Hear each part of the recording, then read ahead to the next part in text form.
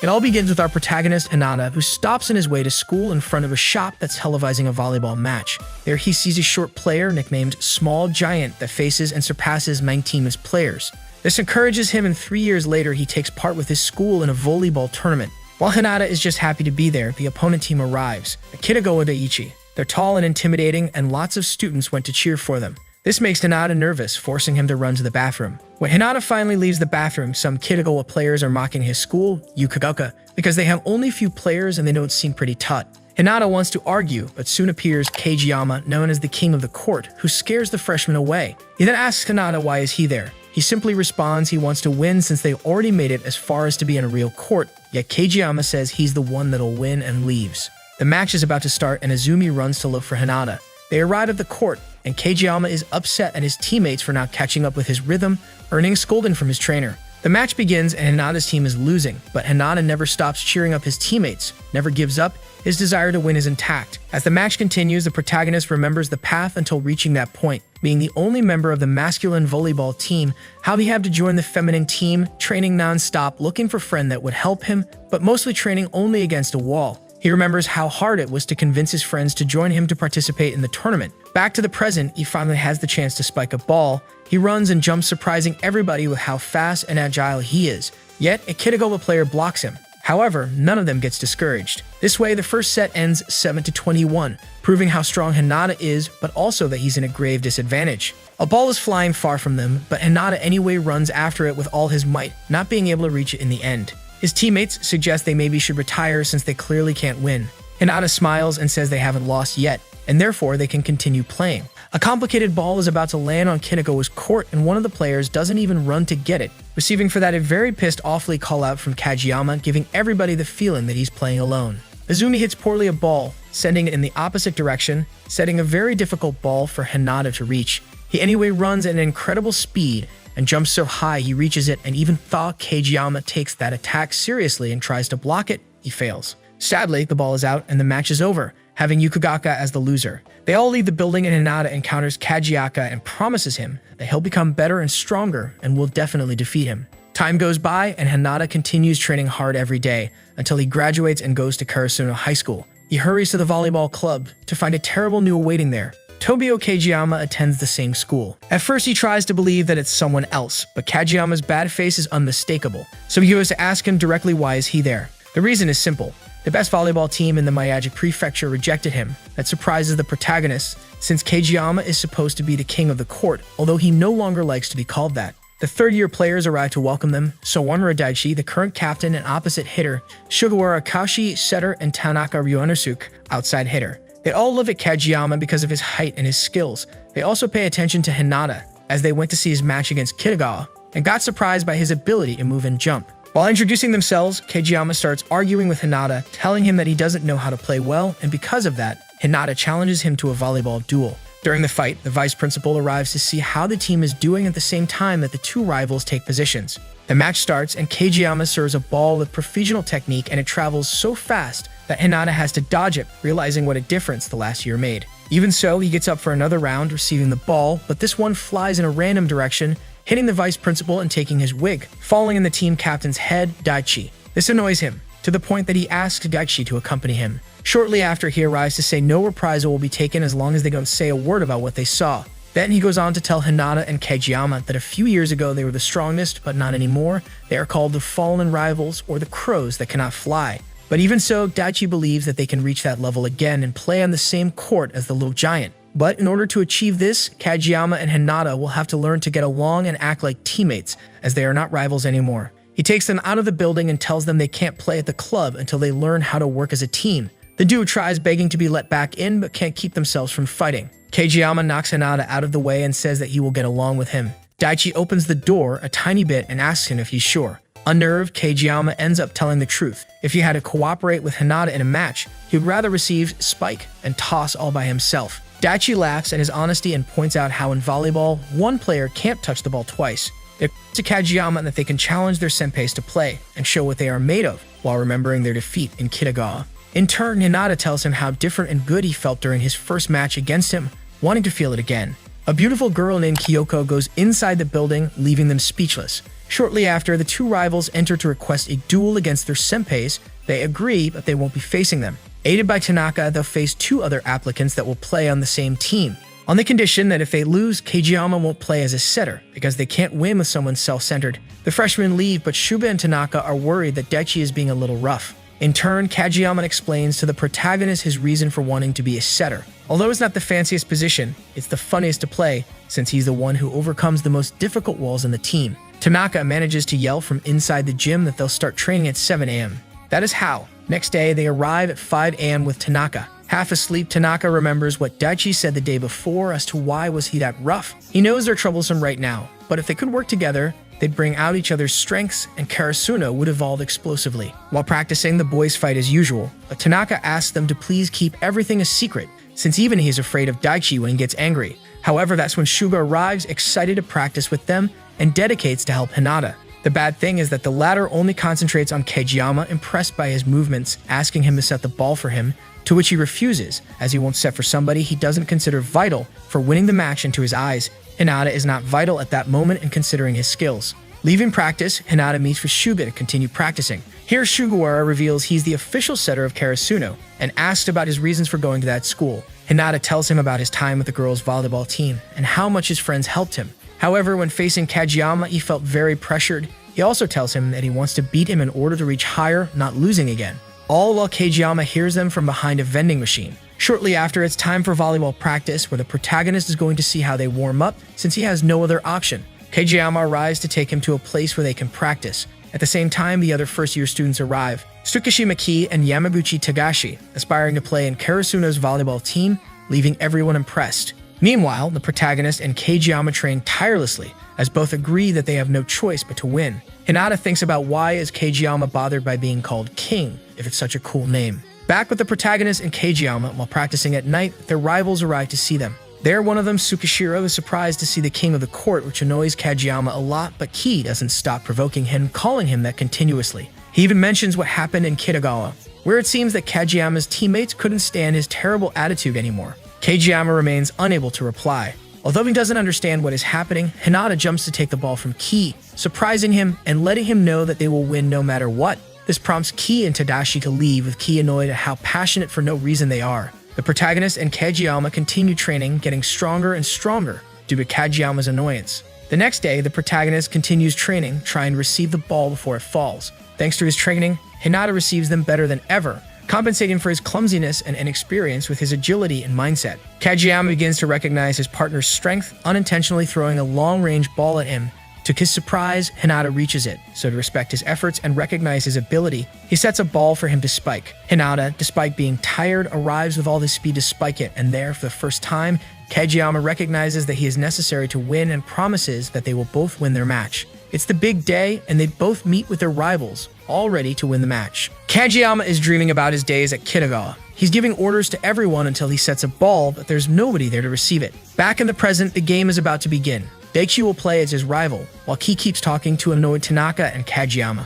But it doesn't work exactly as he expects, as it motivates the boys even more to play, having Tanaka as a great attacker who scores points for them. Even though Hinata is receiving the balls from Kageyama to spike and score point once again, just like in his first match, he faces into a wall that he cannot cross. No matter how hard he tries, Ki is much taller. Because of this, Kageyama plans to shoot from the distance to score, which Daichi avoids since he specializes in defensive skills. Ki takes this opportunity to tell Hinata the truth behind the King nickname. He always gave orders to his Kitagawa classmates like a dictator. It was during one of his matches that he gave too many orders to his teammates and ended up setting it for someone to finish off the ball, but there was no one to do it, making him understand that from then on, they would never follow him. Because of this, he was sent to the bench. Kageyama then speaks up, stating that tossing only to find no one there frightens him. Hinata interrupts and reminds Kageyama that happened in junior high. He feels that Kageyama now tosses just fine, surprising the setter. Tsukishima serves to Tanaka, who sends the ball to Kageyama. The setter doesn't think Hinata can beat Tsukishima one-on-one, so he decides to give the ball to Tanaka. However, Hinata quickly gets behind the setter, exclaiming that he's here now. Even though his spike went out, Hinata isn't discouraged. He tells Kageyama that he'll take any toss, hit any ball, and jump anywhere, so Kageyama has to toss to him. Tanaka approaches the two excitedly, asking them if they know how to do quicks due to their previous attack. Hinata doesn't know what those are since he just hits whatever he wants. Kageyama replies that a quick is impossible for them anyway since they're not coordinated. Hinata gets insulted and yells at him only to garner another taunt from Tsukishima. The blocker tells him that just being reckless won't help since some people just aren't cut out for some things, spiking for instance. Hinata agrees with him, saying that during junior high, he would always get blocked. His jumping power couldn't fight against the blocker's height, but the small giant was different. Despite his small stature, he easily blasted through blockers twice his size. Hinata wants to be like that, so he doesn't care if he's cut out for being a spiker or not. With this body, he'll aim to win as much as he can. Kageyama looks at him, reminded of his own feelings during junior high. Tsukishima rebukes Hinata, but Kageyama steps up to his defense, exclaiming that clearing the path for the spiker is the setter's job. Shocked, Kageyama announces that he will adhere to Hinata's style. He tells the latter to move at his quickest speed and jump at his highest height. Hinata agrees and the match resumes. Taking into account his surroundings, Kageyama tosses the ball to Hinata at the perfect moment and Hinata scores before anyone can react. As Hinata lands, Daichi points out in shock that Hinata had his eyes closed, surprising everyone. Hinata replies that he closed his eyes because Kageyama told him to not watch the ball. The latter's perplexed at Hinata's complete trust in his tosses, but realizes that he can now utilize all of Hinata's skills to his advantage. The next few quicks fail, but this time, Kageyama is blaming himself instead of his teammate and admitting that despite the failures, he's actually having fun. Hinata feels the same way, noting to himself that the feeling of the ball hitting his hand is really the best. Kageyama throws a ball for Hinata to spike, but Ki is in the way. Too late, he yells Yamabuchi to cover the other side. At the last second, Hinata switches gears and runs towards the opposite direction. He thinks to himself that he has to stay ahead even if it's only a second faster. As long as he can outrun his opponents, he will be able to win. As he spikes, he thinks to himself that this is the highest point he can reach. He was never able to see the other side of the wall by himself, but now, he has Kageyama. The match continues and both of them get more and more precise in their attacks, forcing Ki and the others to get serious. Even Tanaka is only able to score thanks to them, managing to win the first set. The game continues with Kai frustrated to see how much they are ahead of them since the combination between Kageyama and Hinata is simply too good for them to face, finally winning the match. This leaves Tanaka speechless, as neither he nor his friends expected the duo to be so good. This is because both compensated and complemented the other, getting the most out of their plays. They go with Ki to shake hands as a good sporting attitude, but he refuses, starting to annoy Hinata, until he finally manages to do it. Daichi arrives to cheer Ki up a bit, and it is at that moment that he sees the protagonist and Kageyama present their club applications, and then asks Kyoko to give them their Karasuno jackets, showing that they are now official members of the team. When the duo goes back to practicing their quick attacks, Professor Tekiya arrives, who will accompany them from now on despite having no experience in volleyball. He has not arrived empty-handed. He has news. He managed to arrange a practice match with Oba Josai, one of the best volleyball teams of the prefecture, under the condition that Kageyama is the setter. Shubin, the team's official setter, agrees as he wants to see how good the combination of Kageyama and the protagonist can be against one of the best teams. Leaving the gym, Kageyama goes to Shuba, promising that next time he will earn his place as setter fairly, as he doesn't want his teammates to distrust him again. At that moment, the others arrive, finding out that the team they will play against is Kageyama's old team, worrying that it could affect him, that he only feels even more motivated to win, willing to give his all. Hinata is also motivated, finally feeling that he is part of an official volleyball team. However, they still have an issue to deal with: the game positions. To do it, they gather all the players of the team, reviewing the positions. The setter, who acts as a central tower and handles the balls to give spikers an opportunity to attack. The spikers are the ones who deal with the offense, attacking the opponent's core. And finally, the central blocker, who deals with the defense and scores for quick attacks. The strange thing is that they place Hinata here, which is a position where height influences a lot, and although he can jump, those who are taller will reach the ball before him. But Daichi doesn't mind because it's just a practice game. Besides, worst case scenario, Hinata only needs to touch the ball to give others a chance. However, Hinata now has a bigger problem, since due to Kageyama pushing him more than he should have now and can't stay calm. In the club's room, he's too nervous to even get dressed, even stealing Tanaka's pants by accident. Daichi points out it's all Kageyama's doing, but he fails to realize it's his fault, not understanding what's happening. This whole situation escalates during night and Hinata can't sleep. Next day on their way to the match, he feels so bad that he ends up on Tanaka, hinting to everyone that it's a lot worse than they thought. The team arrives at the Oba Josai school, with Hinata still feeling bad and Tanaka not doing much to calm him down. We happen to see Kindechi, a former classmate of Kageyama, talking with one of his friends about what it was like to be with Kageyama before. It is at that moment that they meet Karasuno's team, where both Tanaka and Ki provoke and annoy them. When Kindechi sees Kageyama, starts calling him an egocentric king, expecting him to explode like he used to, but he keeps his cool. Once they get to the court, Hinata feels scared due to the large number of players, in addition to how big they are, having to go to the bathroom. There he meets Kindeki once again, who says Kageyama's lifts are horrible because no one can follow them, and on top of that, he gets rid of everything that is not necessary to win. Tanaka arrives to provoke him, eager to show how much Kageyama has changed over the last year. However, when Kindeki says that Kageyama gets rid of what is unnecessary, the protagonist gets even worse. The match begins and Hinata can't help but be nervous, and even Kyoko doesn't help at calming him down. This causes him to make one mistake after another, giving Karasuno a serious disadvantage, causing Oba to be unimpressed by Karasuno's skills. Although everyone tries to keep Hinata calm, in the end it's his turn to serve, which still worries him, remembering that if he makes a mistake, Kageyama will take him out of the game, as he is not necessary to win. So he tries to serve with all his might. The bad thing is that when doing so, he accidentally points at Kageyama's head, hitting him very hard. Because of this, Kageyama gets very upset at Hinata, who is scared to.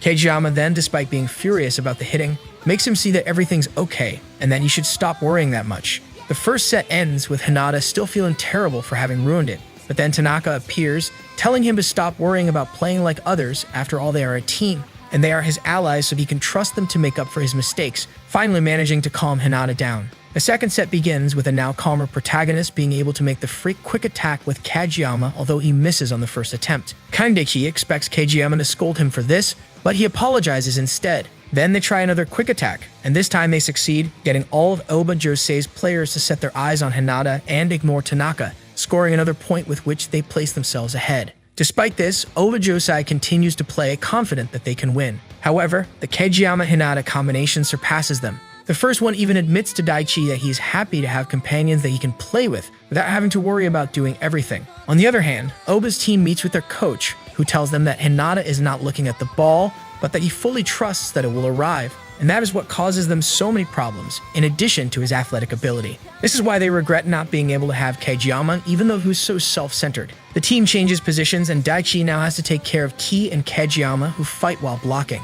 Despite this, they make a wall Oba can't surpass. This way, Karasuno wins the second set, but they can't relax as a player named Oikawa joins the game. Upon seeing Oikawa, Kageyama feels instantly intimidated, since he is the one who taught Hoi to play volleyball. So Hinata assumes that if Kageyama is king, then Oikawa must be the great king, superior to his friend. They confirm this upon seeing him play, witnessing his mastery of the ball as he throws it straight to Ki and scores. He manages this in a blink, since the little time they have played is enough for him to realize that nor Ki or Hinata are good receivers, so he aims at them in order to score. Meanwhile, Hinata notices Ki getting more frustrated by the minute, so he tries to lift his spirits. He gives him the same motivational speech that he gave Tanaka earlier, though it isn't as effective. Trying to fix their defense, Daichi decides to go to the middle himself, so he can better block Oikawa's offensive and manages to keep the ball in the air. Kindeki rushes to the ball, but Hinata arrives first. This gives Karasuno the chance to attack, so Hinata and Kageyama coordinate their star move once more, and as Hinata looks directly into Oikawa's eyes, they surprise him with a blow so devastating that even himself can't stop it, handing over the victory to Karasuno. Once the match is over, the team goes to Takeda, who gives them encouraging words, stating how amazing it is that the team dynamics can change so greatly, making emphasis on Hinata and Kageyama's incredible sync. In the end, his words are a bit too poetic and boring. Meanwhile, in the bathroom, Kindeki remembers when he and the rest of his team decided to leave Kageyama behind because of his unbearable arrogance. In this precise moment, Kageyama enters with the intention of apologizing, but Kindeki tells him not to and promises he will beat him in the next match. Kageyama then promises he will win again as well, but not alone, which takes Kindeki by surprise. While exiting the gym, Daichi worries because even if they won, they still lack something as a team to beat Oikawa, who just happens to be waiting for them. He praises Hinata's spikes, but states that as a whole, the team still has a weak defense, and that if they don't work on that, it won't be long before they are defeated. Daichi knows this, of course, and that the team has a long way to go. Still, he isn't worried because he knows the guardian deity of Karasuno will soon return. Back at their school, the boys are cleaning up the gym while Daichi chats with Takeda about the team. Takeda reveals that he has a new coach in mind since they are going to need a pro to really give the team competitive advantage. After cleaning, Hinata and the rest head back home, not without stopping at their favorite store for a meal. On their way home, they talk about the match, and Kageyama reveals that he knows about a legendary coach known as Yukai, is said to come back from retirement to help them out. This is the same coach that once led Karasuno to nationals. Kageyama also states that even if they have skill, they still need a good libero to improve their defense and an ace spiker who can take 3 blocks by himself, but that Hinata can't fill this role since he is destined to be decoy. Still, they don't worry, since they hear the strange guardian deity of Karasuno will return soon, which piques Hinata's interest. Although, according to Tanaka and the rest, this is not really so good, since this mysterious person was suspended and banned from the club activities for a month. The next day, while Hinata and Kageyama train, an unknown boy appears and perfectly receives Kageyama's ball, sending it exactly where the setter should be. But above all this skill show-off, what surprises Hinata the most is that this boy is shorter than him. At this moment, Daichi sees Asahi and scolds him for standing still in front of the main gate, telling him that everyone is ready to go against Nekoma, which picks Asahi's attention, who is still being scolded by his team captain, who tells him that if he likes volleyball, then he doesn't need any other excuse to play. Meanwhile, at Yukai's store, Takeda arrives to keep trying to convince him to coach the team, to which Yukai finally reveals why he doesn't want to do so. It fills him with nostalgia to go to the gym, reminding him of the times he used to play there. Takeda then tells him about the upcoming match against Nekoma, which triggers more memories for Yukai. At first he doesn't yield, but in the end he agrees to coach the team. At the same time, Tanaka sees how hard has Noe been practicing to the point of having in his arms. Right then and there, Takeda arrives alongside Yukai, presenting him as the grandson of the former coach, surprising everyone when they realize he's actually the owner of their favorite store. Immediately after introducing himself, Yukai makes them play a practice match against the Karasuno Neighborhood Association team, who seem like a bunch of old people who used to play alongside Yukai back in the day, but they are a few players short. Just in time, Asahi walks through the door forced by Yukai, so the match can begin. Still, the Neighborhood Association is missing a setter, so Shuba joins them. Given that, although he would be relieved to have someone as good as Kageyama on his side, he wishes to play with Asahi again, promising his friend he will do everything in his power to win. The match begins with pretty well-balanced teams. The association team is quite good at receiving balls, since they are all volleyball veterans. Suddenly, Hinata delivers one of his star spikes, captivating everyone's attention, including Asahi, who remembers playing with his own friends. It is here in that memory that we see him struggling to score, given that no matter how many times he tries, all his shots are blocked out, which makes him lose his confidence in himself little by little, bringing Karasuno to a defeat. Back from that game, Asahi was upset that no one blamed him for losing, especially Noya, who didn't really believe it was his fault, but was actually pissed off that he had given up in such a selfish way. It was then that Asahi stoked attending the club. Even then, Noya wanted him to play again, but Asahi refused. He didn't want to fail again as a team star. Back to the present, he keeps struggling with self-doubt but wants to keep going anyway. He wants to feel this sensation again, the sense of scoring a point. Upon hearing this, Noya decides to help him by keeping the ball moving, and as soon as he gets the chance, Asahi throws himself into the offensive, but is instantly blocked. Just when the ball is about to reach the ground, Noya turns up to receive it, giving Shuga a chance to regain control. At first, he doubts about giving the ball back to Asahi, since he doesn't seem very confident about his capabilities. Still, he calls out his friend with all his strength and throws the ball at him. This is how Asahi finally remembers that he is not alone, that his friends got his back, and thus manages to score with a great spike. The star is finally back. After this great comeback, Shuba and Noya congratulate Asahi. Tough Noba isn't really satisfied, as he believes his friend was too soft, given that Asasho had been slacking for a while now these last time. Simultaneously, Yukai makes Takeda know that no matter how good Noya is, holding the ball for long is really complicated, so he won't be able to save every last throw, but as long as they all know that they have teammates looking out for them, anything can change. The match continues, and this time is Hinata and Kageyama's turn to shine, performing their star move, which earns them a point without even looking at the ball. This surprises everyone, especially Yukai, who thinks of these boys as real freaks due to their great ability to coordinate their attacks. Following this train of thought, he labels Kageyama a genius and Suba as someone reliable due to his constant efforts and skill as a setter, convincing Yukai to fall completely for the new team. He is also really intrigued by Hinata's agility and jump capability. Then, Takeda takes this opportunity to tell Yukai of Hinata's dream of becoming a legend like the little giant, which makes him eager to play against Asahi. Regardless, when the time comes to receive one of Asahi's balls, Hinata is incapable of stopping it, no matter how far up he jumps, leaving him stunned at Asahi's skill, making him remember the times he would watch the small giant. This distracts him way too much, to the point to thinking that if he maybe had his opponent's strength and height, he could play so much better. This leaves him off guard as he takes a ball straight to his face. Kageyama yells at him for being distracted with such thoughts, which makes Hinata upset since he doesn't understand his feelings. At this point, a professor arrives to tell everyone that it's time to close up the gym. After Takeda convinces him to let the match continue, Kageyama walks to the rival team and reveals he will pass the ball to Hinata in his next attack, asking them to try to stop him. Hinata is clueless to why he would do this, since he is not that good against offensive plays, to which Kageyama replies that he can't be a star on his own, but as long as he is there with him, Hinata is unstoppable. As the rival team starts their offensive, our protagonist dodges the blockers with his insane speed since he has no other option. This makes him realize that even if he doesn't have the strength of height to attack as Asahi does, he still has his speed to leave everyone in the dust, and that he can take advantage of this ability by using Kageyama. This way, Hinata finally feels comfortable in his position within the team. This leaves Yukai intrigued since he can't believe the level of coordination these two have. Now the Neighborhood Association is motivated to play more seriously, using a special attack in which they stop the ball from spinning, making it fall and bounce inconsistently, making its reception hard. As if this wasn't enough, even as Hinata manages to do a good job as decoy and distract the enemy team so that Tanaka spikes, Noya is really fast and stops the attack. In spite of this play resulting in failure for our team, Canada remains mesmerized with Hinata's strength, making everyone notice him. After the game, easily won by the Neighborhood Association, Hinata meets up with Asahi to cheer him up, but in the end, it's Asahi who ends up lifting Hinata's spirits, as he believes that the best player is the one the rivals fear the most, which in this case would be no other than our main character. Once they all finish cleaning up, they get together to say goodbye, having the Karasuno team finally assembled and ready to compete. The next morning, Hinata leaves his house, excited to start training with the recently formed team. He arrives at the gym, where they practice not only receptions, but also spikes, where he shines the most. Once the night arrives, everyone goes to the place they will all be staying at, leaving Hinata really pumped up, for this is his first training camp. In the meantime, Tanaka and Noya are more interested in being around Kyoko, but doesn't plan to stick with the gang for too long, so they try to enjoy her as much as they can during dinner. After eating, it's time to hit the showers, where Tanaka gets to see Hinata all frightened, thinking he's seen a strange little kid in there with them. As it turns out, it is only Noya, who would seem to have lost a couple inches after showering. Out of the blue, Asahi appears, scaring the out of the boys after the shower. The next day, the group goes hiking while Yukai and Takeda stay to talk about Hinata and Kageyama and how they push themselves in their trainings. Regardless, Yukai brings up one divisive topic. He isn't sure who to leave on the team as setter Shuga or Kageyama.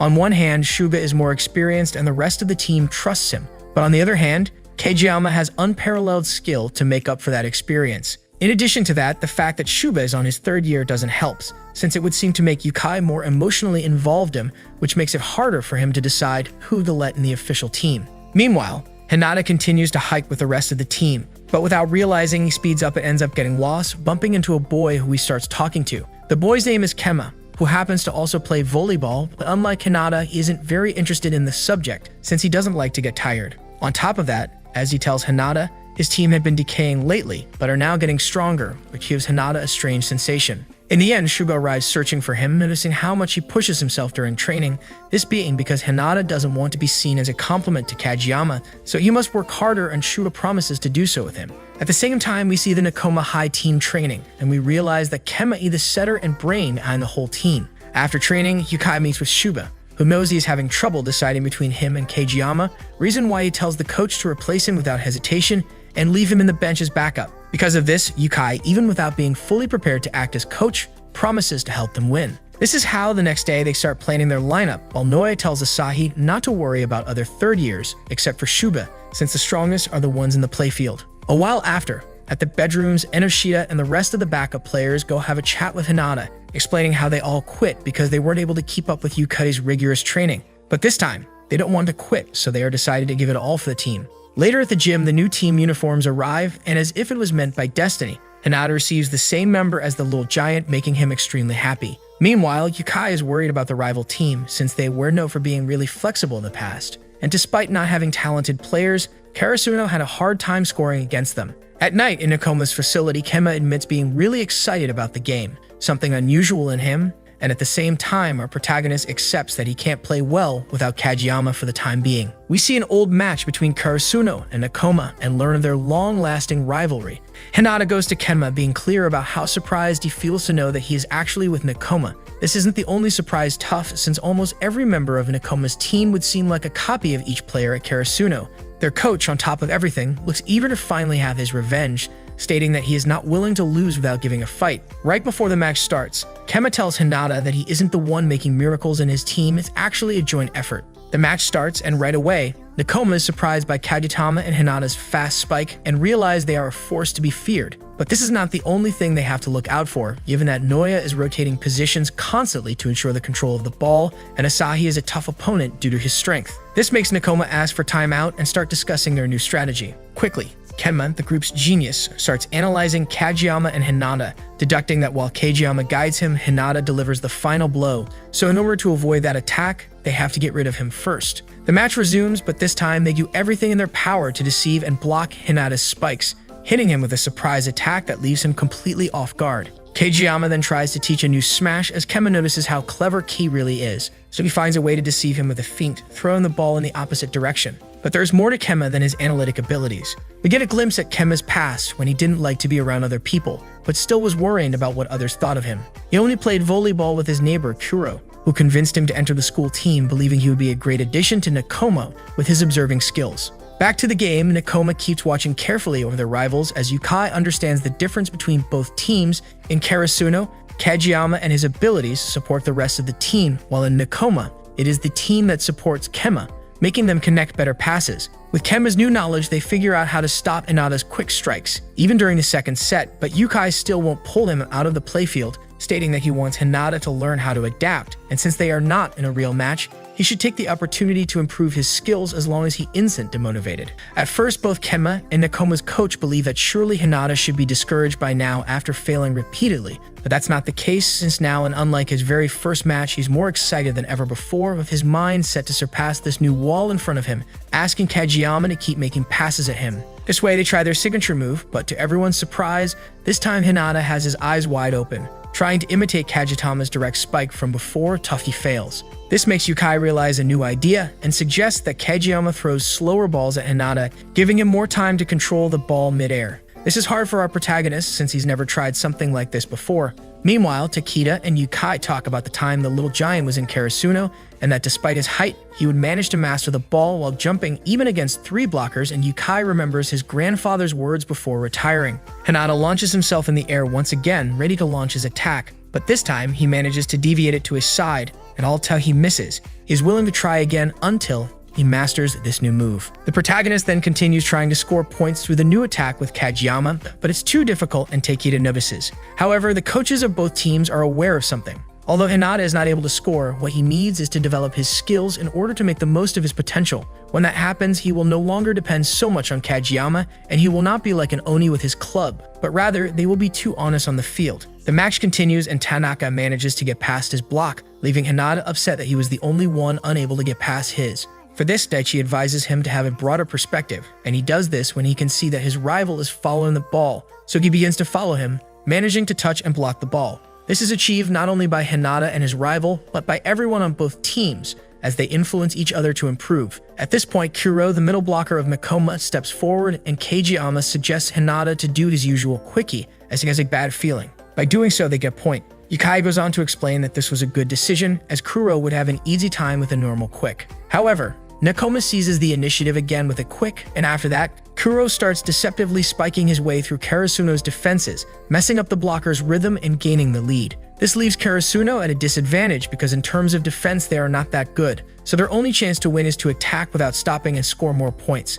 Thus, they begin a ferocious offensive against Nekoma, hitting as many points as they lose, slowly approaching Nekoma, remaining just 1 point behind. They do this because if they come in deuce, they might have a chance to turn the game around. Since Hinata's spike is no good, Kageyama gives the ball to Asahi and Asahi has a chance to spike it.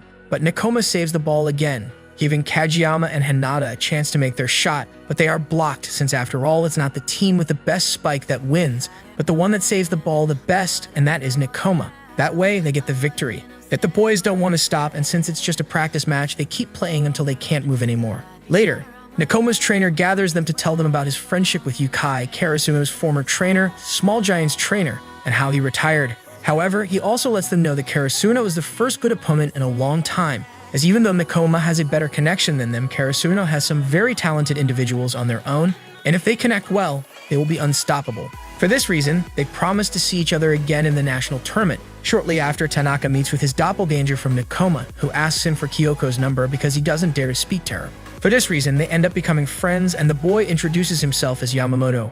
On the other hand, Hinata meets Inuoka, with whom he becomes a very good friend like everyone else on the team, recognizing each other for their abilities. And even one of the Nekoma team recognizes Nore's dangerous prowess. Outside, the players say their goodbyes. While Tanaka and Takatora are crying dramatically, Daichi and Kiryu are shaking hands with fake smiles, both trying to outstrength each other and each promising they will win the next time their teams face each other. Hinata approaches Kemma and reminds him of what he said earlier about how he doesn't really like volleyball. He asks the second year how it felt today, and Kemma replies that it feels the same. Surprised, Hinata announces that next time he'll defeat Kemma and make him say that he feels frustrated about losing and his outlook on volleyball will change. Kemma smiles and agrees, and the teams then part ways. After Nakoma leaves, Kageyama says to Hinata that if today was an official match, they would ended up losing the entire tournament. Overhearing them, Yukai reminds them of the Inter-High and exclaims that when they get back, they're going to go over everything and train. With that said, Karasuno begins to head home. We see Tokonami, the next team of the Inter-High, which will play against Karasuno. Finding out about this and remembering his nickname, the boys think that they won't have much to worry about. While they think about it, the protagonist and his friends continue to train with all their might, trying to improve their reception. During the break, one of them is looking at magazines, and one of the star candidates of the Shiratorizawa school, where Kageyama could not enter, appears. Ushijima. Then, Yukai begins to tell them that there are 4 teams that they should worry about. Wakuteni Minami, that has better defense and coordination. Date Koju, known for having the best blockers and is also responsible for Asahi's and his overwhelming defeat. Oba Josei, and of course, Shiratorizawa with its star Ushijima. At that moment, Takeda arrives with the organization of the Inter-High. Assuming they win, Karasuno will face Date again, but what's troublesome is that Oba Josei in their block, especially for Daichi as he begins to remember the time he was with his friend Aikijiri and how they both promised to see each other again as rivals when actually they are worried about playing with each other. Back to the present, Daichi meets Mikimiya, the captain of the feminine volleyball team, who's gloomy as she believes they'll lose their first match since they haven't been practicing enough. He begins to scold her, making her remember her past confidence, encouraging Mikimiya to continue playing. All the members are remembering old losses and rivals. Kageyama remembers Oikawa willing to beat him as a setter. Asahi says he'll practice and be proud of being Karasuno's ace. Sugawara goes to Hinata to tell him about signals he came up with, and then later announces he'll spike any toss. Meanwhile, during practice, Yukai gives new attack tactics to the boys, who continue to try their best to follow, surping Takeda on how many options they got. However, Yukai isn't going to overwhelm them before a match like this. The quick attacks of the protagonist and Shuba have been improving, and so has Kageyama, who constantly asks Asahi for advice on how to improve. At the end of practice, Daichi treats everyone to some pork buns. Shuba tries to invite Kyoko to eat with them, but she turns him down. After going to the store, Yamaguchi is missing. He goes to see Shimada and asks him to teach him the jump float serve, as he doesn't want to be the only first year who has to stay on the bench. Time goes by in the blink of an eye, and the last day before the first match arrives, and for this, Kyoko prepared something special for them, a Karasuno banner, and if that wasn't enough, she encourages them and asks them to do their best, making everyone who knows her cry with joy, ready to win their first game. The next morning, the first to get up is Hinata, meeting Kageyama, who'll be challenges to a race to the club. Once there, they agree that Kageyama has won 31 times, lost 30, and drawn once, but for Hinata he won 32 times as he still remembers his defeat in his first match, and his promise that he will defeat him. Kageyama hasn't forgotten either, especially not now when they will take the first step towards that goal and become stronger, heading to the Inter-High. The 3 players from third year meet, and Asahi plans to boost their morale a bit by reminding them that it's their last tournament, but Shuba and Daichi don't want to hear it, as it's too melodramatic, so instead concentrate alone in the Inter-High. Shortly after, everyone arrives at the tournament site, where they find that some guys are looking at the order of the matches, making fun of Karasuno since they have been declining for a while. Just in time arrives the team to intimidate them. Not only that, but their black uniform makes them stand out quite a bit, and Asahi helps quite a lot as he is recognized as due to his wild appearance. But Asahi is not the only one being noticed. Kyoko for her beauty, Nishinoya for his libero abilities, and Kageyama for his status as a genius setter. Arriving at the place where the teams meet and at the field, the protagonist is amazed at everything there is. It is at that moment that Date Koju appears. One of them, On, points to Asahi, since he has the habit of marking his targets, recognizing the stars of the team. Although Asahi did his best to appear strong, inside he was scared to Daichi, on the other hand, finds Aikiri, with whom he begins to talk, and although Aikiri knows that his team is not very strong, he promises that they will beat them. Elsewhere, Mikimiya remembers Daichi's words, with which she motivates the others, ready to go out and win. Back with the protagonist, he begins to feel overwhelmed as usual, worrying Kageyama that the same thing will happen again. Asahi advises Hinata, telling him to imagine his worst experience in order to calm his nerves. Hinata remembers how upset Kageyama was with him, instantly relaxing from the shock. Shortly after, it's time to go to the court. At the same time, at the entrance, Obajozai is arriving, drawing a lot of attention as Oikawa is behaving like a Casanova, so one of them goes to look for him. Upon entering, they quickly see Karasuno, but it's not the same team as before. With 2 new players and a coach, Obajozai's coach wonders how much have they changed. Meanwhile, Asahi is keeping an eye on Date, but Noya snaps him out of his observation, reminding him that in order to face them again, they must first focus on the match they have now. It begins with everyone giving their respectives welcomes and preparations. Just before the game, they all meet with Takeda, who encourages them, saying that they can exceed all expectations, because this time, they are much stronger than before. They are the soldiers of old. Once they start playing, the ball goes straight to Kageyama, thinking about who he can pass it to first to boost the team's morale, settling on Tanaka, who quickly scores the first point. The next one is Asahi, who manages to pass the blocking of his rivals, leaving everyone surprised. But the game isn't over yet, and Hinata is anxious for it to be his turn. It's that way that Kageyama launches his star shot, with which everyone can see how the protagonist rises into the air, scoring a point in such an incredible way that everyone turns to see him. Karasuno has returned. The boys' offense doesn't stop, and in fact, they keep getting stronger. This is noticed by Obajozai, that has noticed how their rivals have managed to improve a lot, especially the protagonist and Kageyama having perfected their quick attacks. Not only that, but now with Noya, Asahi, and Yukai, they've become much stronger. Even so, they continue making mistakes because, well, they cannot learn how to receive overnight. However, this is enough to give them a great advantage. Meanwhile, Aikijiri remembers Daichi and how during a match they lost, but unlike his friend, he didn't feel bad, which made him envious of how much did Daichi care. At halftime, while everyone is worried because they can't get past Karasuno, Aikijiri inadvertently says Daichi's words, wanting to boost their morale. The second half begins and Karasuno continues to dominate the match, and we even see Daichi face Aikijiri and beat him. This puts him off a bit, but he quickly sees that his teammates really want to win, remembering his words of encouragement, willing to go with everything they have even if it's just scoring a single point. The same happens with Mikimiya and her team, where one of the girls apologizes for losing so many balls, but Mikimiya lets her know that even so, the game is not over, and both she and Aikijiri are willing to give their all in their games. However, Aikijiri is surprised to see that Karasuno is taking them seriously, despite being such easy rivals. Finally, the game ends with a clear victory for Karasuno. Hinata is thrilled like never before, having tasted victory for the first time. However, Date Koju has also won their game, so they are next to face them. In spite of this, Oikawa doesn't feel very worried, since he is confident that they will win, no matter who their rivals are. On the other hand, we see how Mikimiya is consoling her team after losing the match, and then retires since she only keeps her composure for being the captain. In private, she collapses from frustration. At the same time, Aikiri is wondering about his defeat, remembering all the times he practiced and was interested in volleyball. In the end, just like Mikimiya, he's just happy he was able to play. That is why he quickly goes to Daichi and the others, where he asks him to please win for them too, to which both he and his team promise that it will be so. This way, they both say goodbye, while Aikijiri remains thankful for having been able to play against them. Shortly after, while stretching, Hinata can hear how people were impressed with his skills in the game. This excites and makes everyone on the team happy, because the more Hinata stands out, the more he will blind the defense of the other teams. Since their match begins in a while, everyone goes their own way to wait. Hinata and Kageyama are left talking about their school's defeat against Date, when Shugo arrives to ask them to please open a path to Asahi so he can help them win. Match time arrives and everyone gathers on the court. All the spectators think that Karasuno is destined to lose since Asahi couldn't get past Date's defense before. It is then that Yukai begins to think of a way to cheer them up, but that's when Noe comes out to promise them that he will protect them as a libero, raising everyone's morale with his charisma, and with Noe's help, they all go to the game, more motivated than ever to win. Finally, the match begins. Everyone knows that in order to win, the main issue is to control the first serve that Date will do well.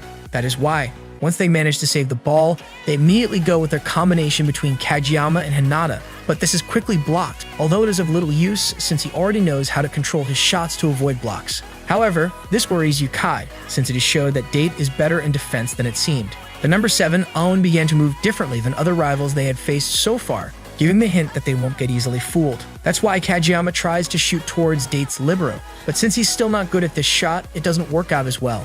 The same happens with Asahi, who tries a play from behind, being blocked again.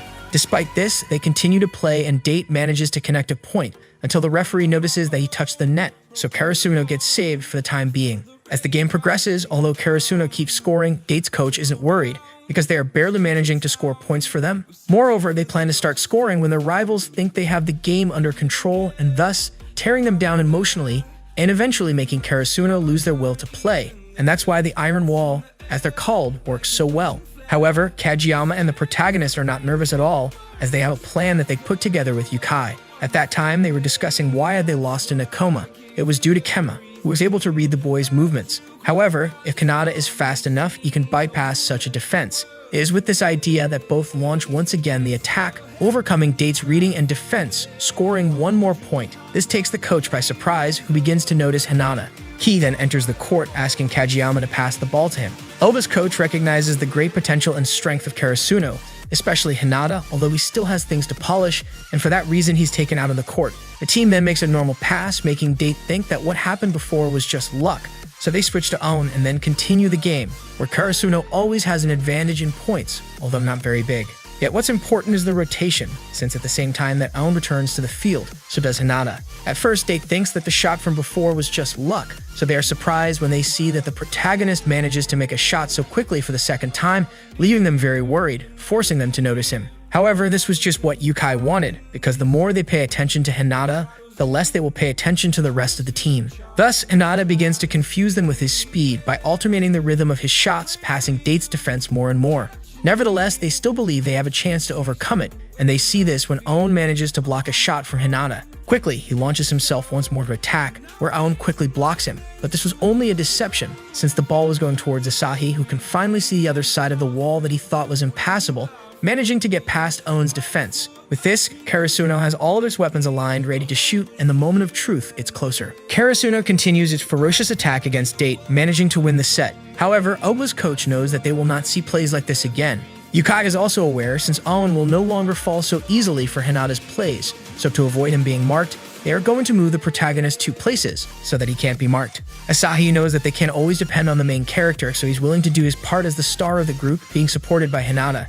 In turn, Ki recognizes before Asahi that while standing out is Hinata's job, he is in charge of getting them out of trouble from behind, being the opposite of the protagonist. An important task, especially when Own has Asahi targeted. The second set begins, and Date is now much more active in its blocks, managing not only to avoid some points, but also to score until they are even with Karasuno. Despite this, Hinata's quick attacks achieve to keep them ahead, but it's becoming more and more predictable for Own. So it all depends on how they overcome the block, since if Date wins this set, it will leave Karasuno in a difficult position. Thus, Asahi lets Ki know that he agrees with what he said before about being the ones to get others out of trouble, convinced that by doing so, they will lead them to victory. Therefore, he tries his shot, ready to break through the iron wall, but it's not as easy as it seems. Hinata continues scoring points with his quick attacks, but Date's constant blocking makes it difficult for them to stay ahead, as they keep up with them very closely. In the end, they are left with a thin advantage, but this does not last long since Date's blocking doesn't depend only on Own, but on his entire team,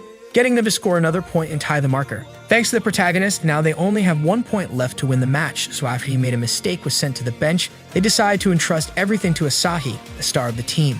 However, Date quickly scores a point, getting Karasuno too close to a deuce.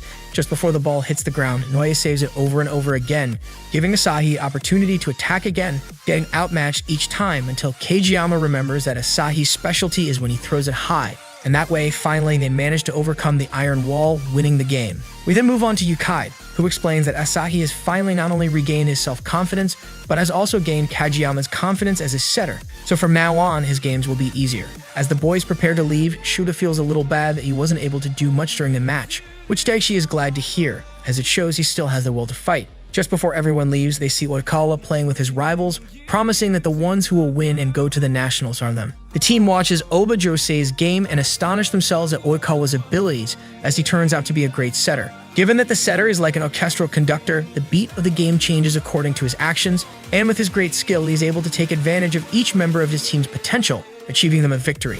This leaves Noya and Hinata really excited, eager to play against Oikawa as soon as possible. Kageyama, on the other hand, seems worried. On their way back, the whole team is about to pass out, completely exhausted due to playing 2 matches. But this is a good thing, for each victory will increase the team morale and allow them to reach greater heights. Back in school, a professor arrives to inform them they are on TV, but before getting a glimpse on themselves in the screen, they learn of Shirota Raizawa's crushing victory against another team, with a devastating 25-6. Once it's time to shine on TV, they get annoyed that not only they never focus on them, the TV segment only showcases Date and Oba, and Oikawa says in an interview he will destroy Karasuno. Later, they go to a meeting with Yukai, where the latter quickly puts up a strategy to face Oikawa, and since he is a really tough opponent, he reminds the team that even if he may seem hard to beat at first, so was Date Kaoyu's team, and they managed to defeat them anyway. This lifts up everyone's spirits. Regardless, after leaving, Kageyama is more pissed off than usual as he is still thinking about Oikawa's interview, where he said he would beat Kajitama as a setter. Hinata sees this and tries to make him forget about it. On the other hand, we see that Oikawa is not as confident as it would seem, for he has a disc with a recorded match between Karasuno and Date in his bag, ready to watch it that same night. At the same time, Yukai inspects some videos of Elba Jose's game, trying to figure something out. In the meantime, Oikawa watches closely his future opponent's match. The next day, everyone arrives and we see some of Oikawa's fans cheer for him. At the same time, Tadashi's coach admits that he still hasn't mastered his effect shot, but that he might have a stroke of luck during the game. Both teams start warming up as Oikawa teases his teammates a bit, while Karasuno gives it all in their training. Just before the match begins, Oikawa tells Kageyama not to hold back, since he's excited to beat the team's genius setter. Hinata enters the conversation and promises they will win. Yukai notices that even if they didn't confront the other team in peak condition, the fact that they defeated them once in the past is enough to make the team feel confident to do it again now. Once they start playing, Kageyama reach Oikawa's level, but the latter takes them all by surprise with a dull touch attack at the very beginning of the game, mocking them, promising that he will do it again. The team gets annoyed, but Daichi gets to calm them all down and tells them they already knew the match wouldn't be easy. Hoba keeps their offensive up, but this time Oikawa shows off his skills as setter, leaving them in a noticeable disadvantage, being that he is the only one controlling the flow of the game. Still, as soon as Karasuno strikes back, they manage not only to get Oikawa's attention, but also to give Kageyama a chance to recreate their double Talca attack, returning the mockery from earlier and showing things are serious from now on. As soon as Kageyama tries to pull off a serve from behind, as Oikawa did, he quickly fails, making a fool of himself. This gives Aba the chance to regain the flow of the game, making Oikawa send the ball straight to Noya, but curving its trajectory. Still, Noya gets to catch it in the nick of time. Yukai realizes this particular attack was meant to make Noya fail, destroying the team's morale in the process. Kendeki, seeing that he won't stop making mistakes, apologizes to Oikawa, but the latter calms him down as he knows he can reach his full potential, even if he isn't as fast as Kageyama. The game continues and Kendachi surpasses Hinata's ability to jump, taking everyone by surprise.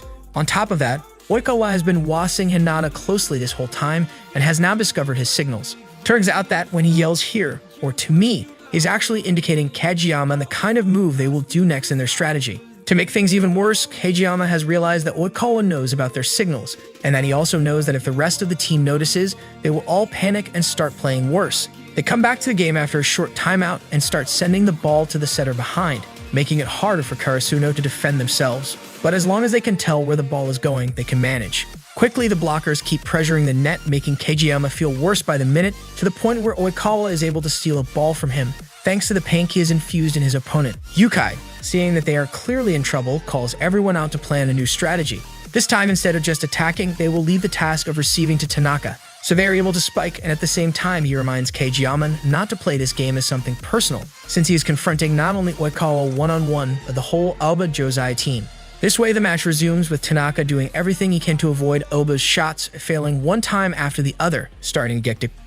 At the sight of this, Hinata tries to think of something to say him, but it's not necessary. Tanaka cheers himself up, ready to keep playing, decided to achieve victory. He keeps receiving, supported by his teammates to stop the ball, advancing towards the net, ready to spike back, given that this ability to keep calm in a moment of crisis is one of the qualities of a star. Tanaka finally scores, vanquishing Oba's defenses. This gives Karasuno the drive they need to get back in the game full force, except for Kageyama, who is more and more nervous by Oikawa's presence. For the latter knows what really happens, he knows why he is nicknamed King, being the most talented and hungry for victory. But he knows these things also to be weaknesses, given that it makes Kageyama want to do everything by himself. This is why he acts as if he were playing alone, unlike Oikawa, who merely knows that the role of setter is one that supports the rest of the team. For this reason, he is capable to defeat Kageyama when the time comes to catch the ball.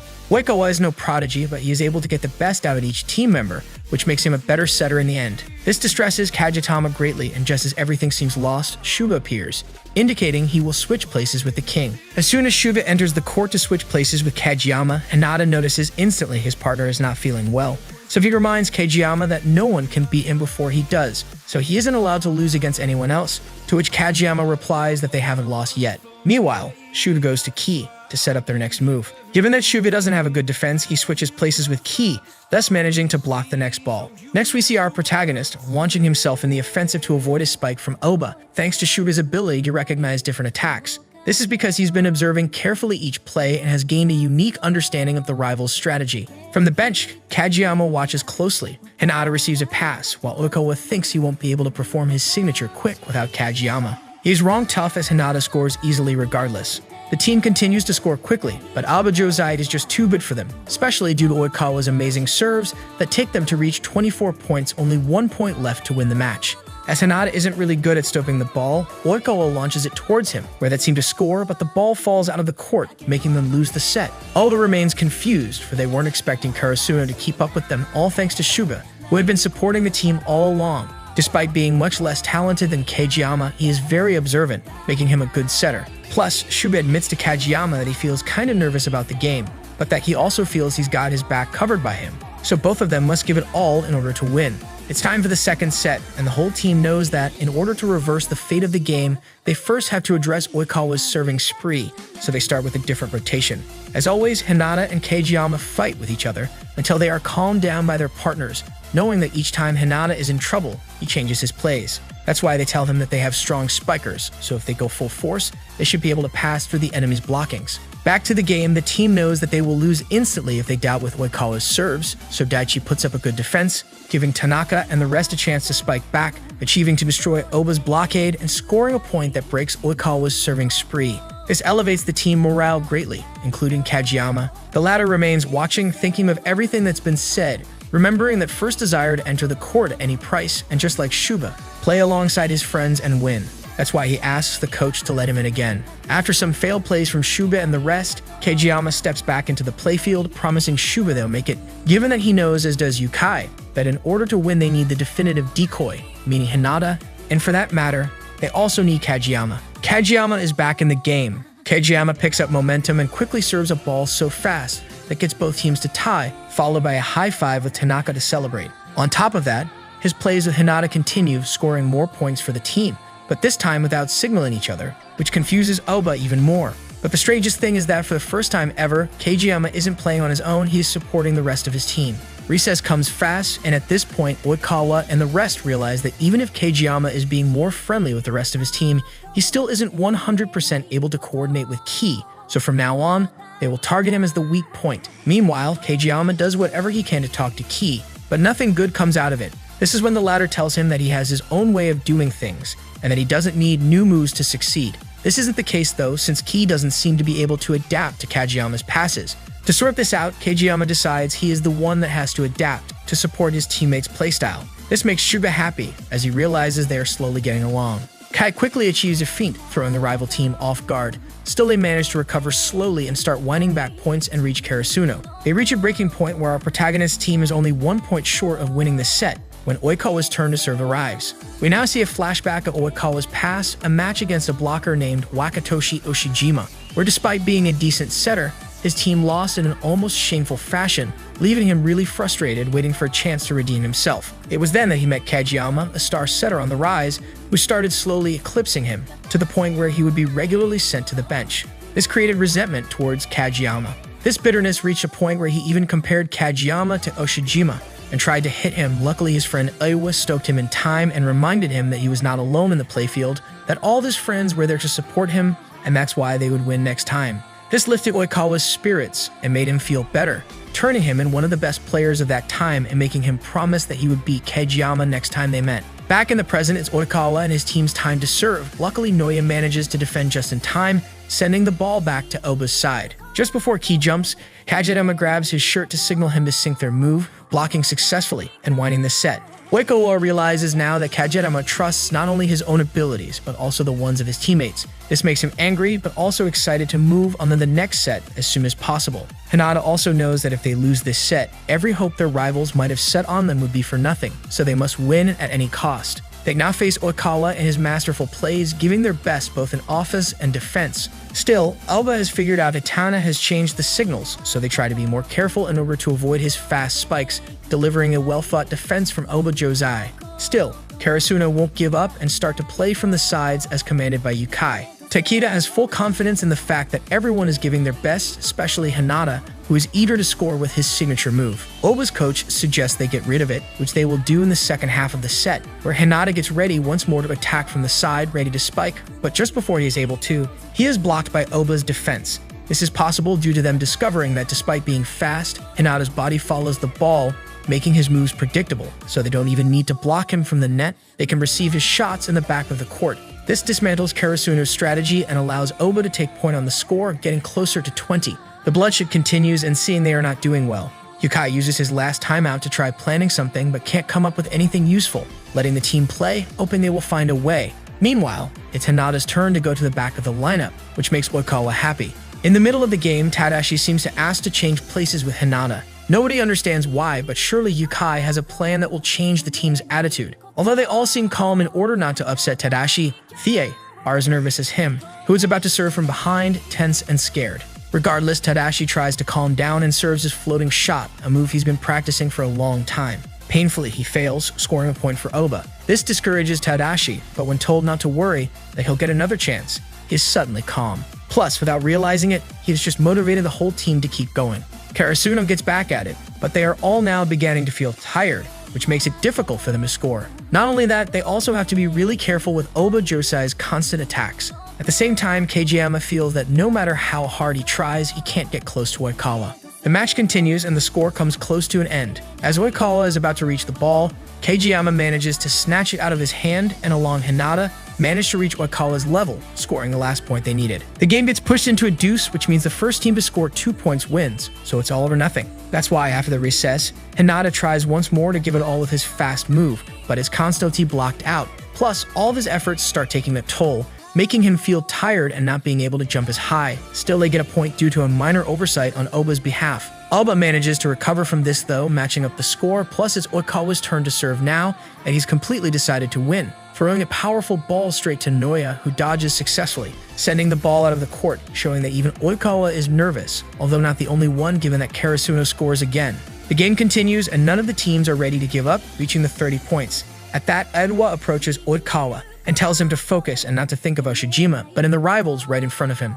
With this in mind, Oikawa finally calms down, sending the same attack he's been practicing since he was a child, giving Kunimi, one of Kajitama's former teammates, the chance to score. Kunimi was really lazy when it came down to playing in the past and never seemed to take the game seriously, but this is really a strategy to preserve energy and use it as a last resource. This pisses off Kageyama given that he had never seen Kunimi smile that way during a game, until the rest of the team remind him he is not alone. Some even believe he is actually scared of the great king Oikawa. But this time, Kageyama is no longer a lonely king. Kageyama and the rest give their all to control the ball, avoiding Oba from scoring further points. It is now Oikawa's turn to serve again, and he knows he will lose to his former friend's rapid evolution. So he launches a strong ball, giving our boys a chance at their freak quick. But on doing so, Hinata is blocked, scoring the winning point on Oba's behalf. This leaves everyone discouraged, especially Hinata and Kageyama.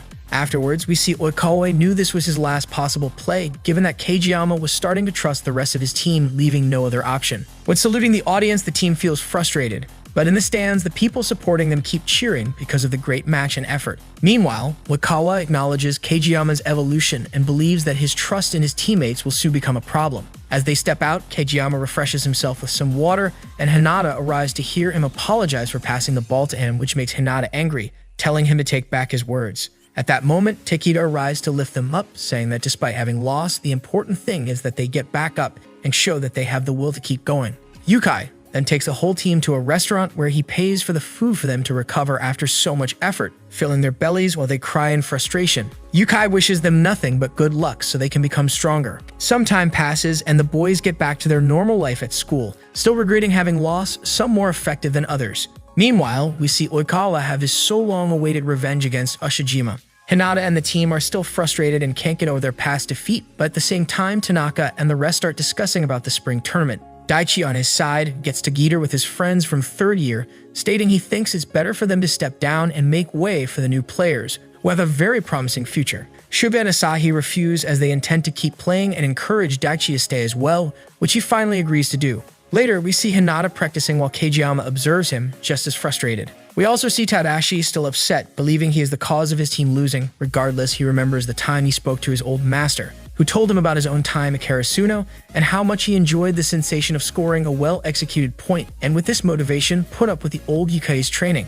Thanks to this, Tabashi feels a lot better and goes hang out with Ki. In the meantime, Takeda speaks to one of the professors about the future of the third years, asking him to talk to them about focusing on their studies and their future, since he's worried about them. Next, we see Yukai speaking to one of his friends about the match between Oba Josei and Shirota Ozawa, where once more, the latter was annihilated by Oshijima's brute force and his team. After all, the last one to drop the ball is the loser. We now see Hinata joining Kageyama at the gym, working on their receptions. At the same time, Takeda talks to the third years about their future and tells them to decide carefully, given that the path they choose will influence whatever happens to them in the next 5 to 10 years. We go back to Hinata, who is still frustrated just thinking about how the winners of the tournament get to play in the Nationals. He starts ranting alongside Kageyama as they run and throw passes at each other until they are exhausted. In the end, Kageyama promises he won't apologize anymore and that they will win next time. Suddenly, Kyoko appears and tells them that she and the players from third year will remain in the team. Yukai then arrives to inform about Oba's defeat by the hand of Shirota Furuzawa, rendering them speechless. They still have a long way to go and new heights to reach. Daichi then stands up to cheer everyone up, saying that from now on, they will be working towards the spring tournament, where they once played long ago and so did the Little Giant. This will also be the last time the third years will get their chance to play in the team, so they will give it all in order to win. With this new goal, they start practicing and both Kageyama and Hinata promise to win together, given that Hinata now knows the view from the other side of the playfield and doesn't want to stop seeing it. Sometime later, we see Hinata remembering his terrible defeat against Oba, but still wanting to see what's beyond the wall, and very well knows he can't do it alone, he can only do it with his friends by his side. We see all of Karasuno facing each other in a practice match. White against red, everybody is giving their best, but Kageyama and Hinata are the best thanks to their unique combination, yet not even them can face Ki's feints. Besides, in the red team there's Tadashi, who's still improving his serve. Noya is also supporting his team with his fast and precise receptions. While looking at them, Yukai understands they're lacking experience as they haven't had enough practice matches. At the same conclusion arrives Takedo, and he talks to different schools, Nakoma among them, and all of them have practice matches very often. Just to hear it, the guys get super excited to get a new chance to face Nakoma, being Hinata the one hyping the most because this time he will break that unbreakable wall. After that announcement, Takeda leaves. At school, Kyoko asks Hinata about somebody who isn't in any club. At the same time, the guys investigate in magazines, finding out that Oikawa has a photo of him, and that Ushijima is in the international tournament, despite being younger than 90 years old. This establishes the goal for everybody, and they go running, motivated by Daichi. Meanwhile, Takeda is reviewing the boys' scores, worried that they won't be able to pass, and although he tries to convince himself that they can make it, the truth is that he has no hope. Back with the team, they are doing an uphill race on the mountain, where Kageyama and Hinata are the ones in the lead, wanting to outdo each other like usual. The bad thing is that they inadvertently end up running to the wrong place, realizing that they were close to Shirota Ozawa, and it's at that moment they meet Ushijima, who tells them if they want to go investigate or keep up with him. It doesn't bother him because they won't get weaker for that. This is how they accompany him on his trot, where they can see that he runs very fast. Arriving at his school, Hinata is amazed by all the things they have, not just volleyball, but also horses, racetracks, and huge grounds, but in the end, when they go to the field, they find that they are playing with college students. Ushijima arrives and he begins to tell them that Oikawa is a good player, but the rest of Oba Josei is not good and does not contribute to the team. For that reason, Hinata rages, staring at him. At that moment, a ball comes out towards them, and just before Ushijima reaches it, Hinata snatches it out of his hands, showing him that it's not as bad as it seems, and the same goes for Kageyama, who along with his friend, promised to get past Oikawa and catch up with him at the Nationals. This leaves Ushijima very excited, who has recognized them as truly dangerous players. Back at the gym, Takeda informs them about the matches they will be having, but also reminds them that the final exams are coming up, and if they don't pass, they will have extra classes, and they won't be able to attend the practices. Upon hearing this, Tanaka and Noya quickly try to flee, not wanting to study, but the truth is that they have no alternative. Everyone, including Kageyama and Hinata, must study and work hard to go to Tokyo, since the vice principal will prioritize they taking extra classes if they fail. The bad thing is that Hinata has never gotten more than 6 in his exams, which gives everyone a bad feeling. Despite this, Daichi motivates them as always because he wants everyone to go to Tokyo. Later, while the boys are about to leave, the third years threaten them so that they can fall asleep in class and try to maintain as much focus as possible. Hinata and Kageyama go with Ki and Tadashi, asking them for help to study, to which they accept after pestering them a bit. The next day, Hinata meets Kyoko, who lets him know that she must work hard as everyone expects a lot from Karasuno's best bait.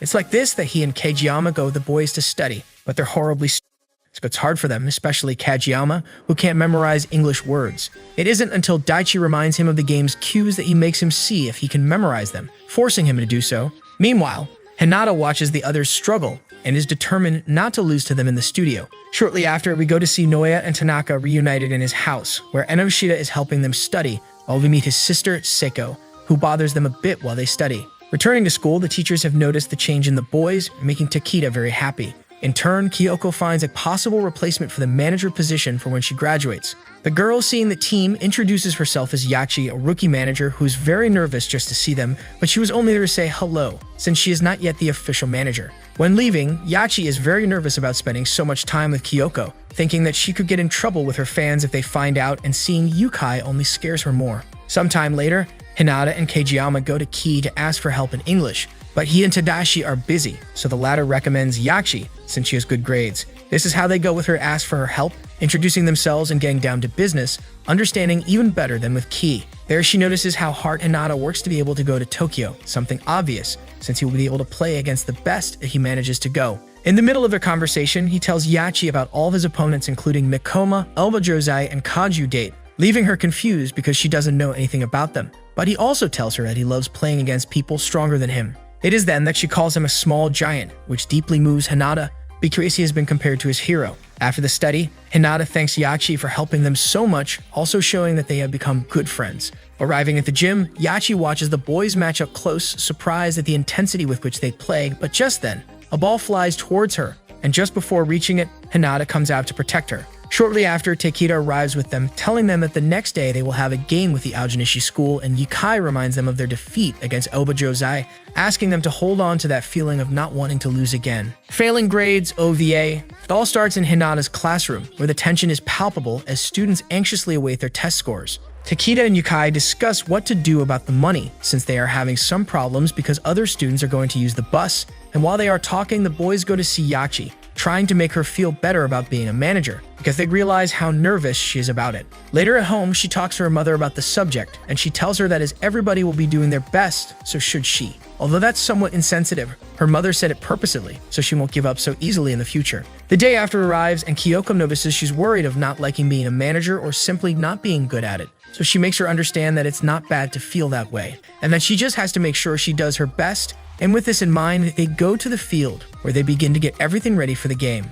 Meanwhile, she meets Hinata and asks him why does he work so hard if it's just a practice match, to which both him and Kageyama agree that they don't need a reason to work hard or to not want to lose. For them, it's something as natural as being hungry. Aojinishi arrives and they quickly greet each other, with Yachi impressed to see the players. Although Kyoko assures her that when they play, they look great, and this is confirmed the moment they go to court. The match kicks off and Yachi watches them intently, impressed to see how intense they are and how high their level of skills is, quickly earning points. The game progresses and Aojinishi begins to focus more on the important players, but they lose sight of Hinata, who flies out as always, giving his best shot. Despite this, he is somewhat dissatisfied and convinced that he can go much higher. For this reason, he doesn't give Aojinishi a break until they finally win the set. After the game, him and Yachi talk excitedly after seeing their plays. At night, we see how Yachi stays thinking about what her mother told her, beginning to convince herself that she wants to be a manager, starting to work on it. Later, Kageyama and Hinata go with her to study, thanking her for helping them, but Hinata accidentally blurts out in front of her mother that they are going to Tokyo.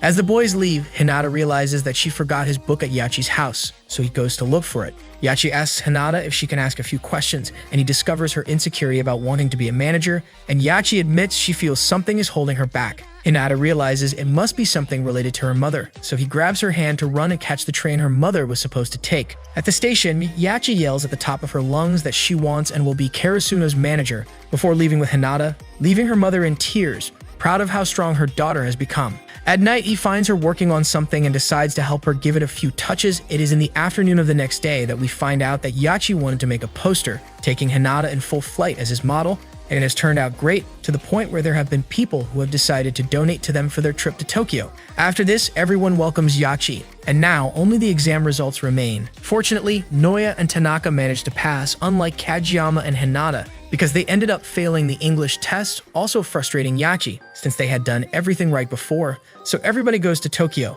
except for Hinata and Kageyama, meeting with Mikoma, also showing off the new manager. Meanwhile, the boys are doing the only makeup examen they have, as Tanaka assured them that once they were done, he would call a savior to take them. This way, they strive to finish the exam quickly and then go out and find Seiko, who quickly takes them to the others, although it seems more like a Fast and Furious movie. Returning with Karasuno, they meet the new member of Nekoma, Lev. At the same time, Hinata is still nervous about getting to the court on time and talks to Seiko about why he started playing volleyball. He tells her about the time he saw the small giant. Seiko tells him she got to know him while she was a student, but back then, more than watching his matches, she saw him and learned that he was extremely intense and wild, because absolutely everything in him screamed that he was the star full of pride and will to win, reminding him of Ushijima. Meanwhile, on the court, the boys watch and try to get through their match against one of the teams, having some problems as their condition is not as good as theirs. We start to meet the other team, including Ubogawe, which specializes in serving Shinzen, which has a great combination of players, Fukurodani that has a rising star, Bokudo, and of course Nekoma, which is very flexible and skillfully connects their plays. Yukai knows that in order to face them, the physical condition of the boys must be on par with that of the others. As the other teams watch, they realize that they are pretty mediocre. But at that moment, the two Karasuno stars arrive ready to play. The practice match begins with the Wonder Duo, where they quickly take the lead thanks to their combination, Kageyama's control, and Hinata's speed, managing to win against Shinzen, being unable to do more than touch Hinata's attack. Upon finishing, he realizes that his special attack gets blocked more strongly every time, and it won't always work. It is then that he sees Lev perform his smash as if it was a whiplash. Later, Kema tells him about him, how he trained him to and how, although it may not seem like it, he thinks highly of him, as his height and innate abilities are no small thing, and even Kema recognizes them. When leaving the room, Hinata is thoughtful about Lev, meeting him and greeting him, where they both start chatting about who has the highest jump, and of course the protagonist tries to prove that it's him. But even with this, Lev is very confident because he is the star of the team, since having certain position doesn't make you a star, but scoring the most points does. This leaves Hinata thinking about whether this is true. The next day, Karasuno continues practicing, and meanwhile, Nekomata begins to analyze what they will do, knowing that they have come to this place to improve. Meanwhile, Hinata continues to watch Lev, still thinking about being the star of the team. Back with Nekomata, he knows that Karasuno has become more stable than before, but he doesn't know if what they are looking for is to become stronger or to evolve. It's time to play against Nekoma once again, knowing Karasuno hasn't won once against them. But things are different now. They will use their aces in their best condition.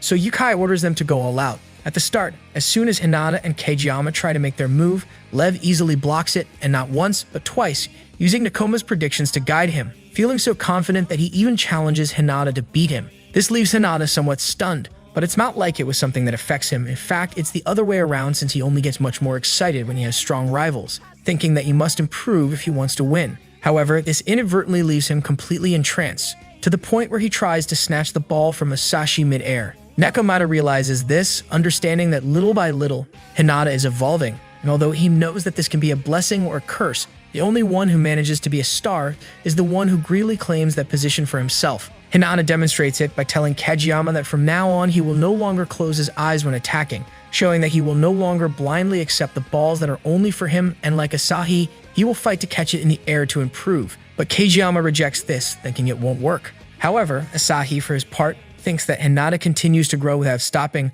to the point where he could swallow him and devour him as a star. When the team gathers around for a briefing, Takeda bluntly claims them to be the weakest of the present teams. This does not sit well with the players at first, but then Takeda questions if they see the other teams just as rivals or sources for them to learn from. This seems to change the team's mind when Takeda points out that they have room to grow. Once off the court, Hinata talks with Shuba and Kageyama about their strategy, wanting to try a normal attack instead of a quick one. Although Hinata might be capable of this, Kageyama knows that if the slightest mistake is done, everything fails, so he is not willing to help. Yukai also knows that they can't upgrade their quick attack in such a short time, but Hinata tells them that just like Tanaka, he can see their movement in slow motion.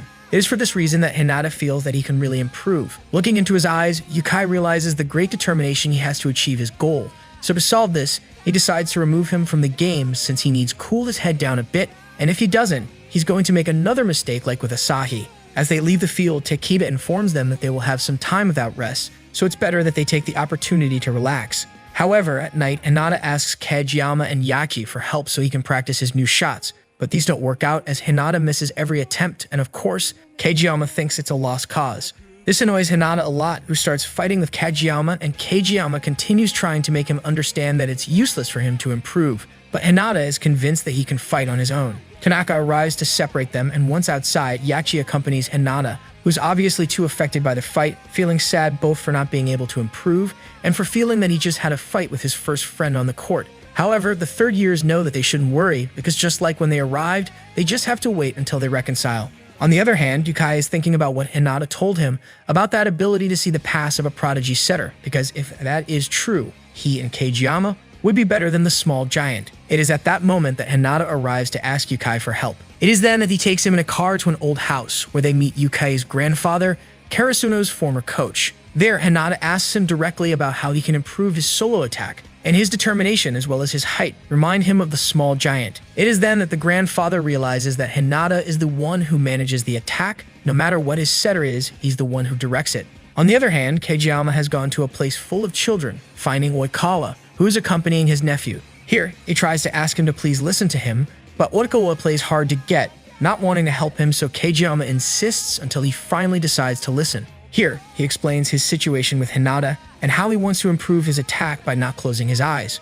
Oikawa quickly realizes that Kageyama is the problem by going back to acting like a dictator, also letting him know that it is not him who is leading the attack, but Hinata. Returning to Hinata, he explains his attack to Yukai's grandfather, and Yukai understands it instantly, both how it works and the key to make it work, and his ability to improve it. However, it's easier to demonstrate, so he sends him to play with him and his boys. In the game, Yukai sets the pace for the children, and as the pace increases, Hinata finds it increasingly difficult to block. This is due to the rhythm, something that greatly influences a game, but more so of an attack of this type, since it is the spiker who directs. Depending on when it starts to move, the attack changes radically, which is why the one who directs it is not the setter, but the spiker, something that until now, Hinata did unconsciously. At this, Yukai comes up with an idea, so he quickly leaves to find Kageyama so they can train. The latter was thinking about Oikawa's words, unable to understand what he meant. At that moment, Yukai arrives to suggest that he use a shot that stops. Back with Hinata, Yukai tells him that in order to improve, he has to learn to control the ball better.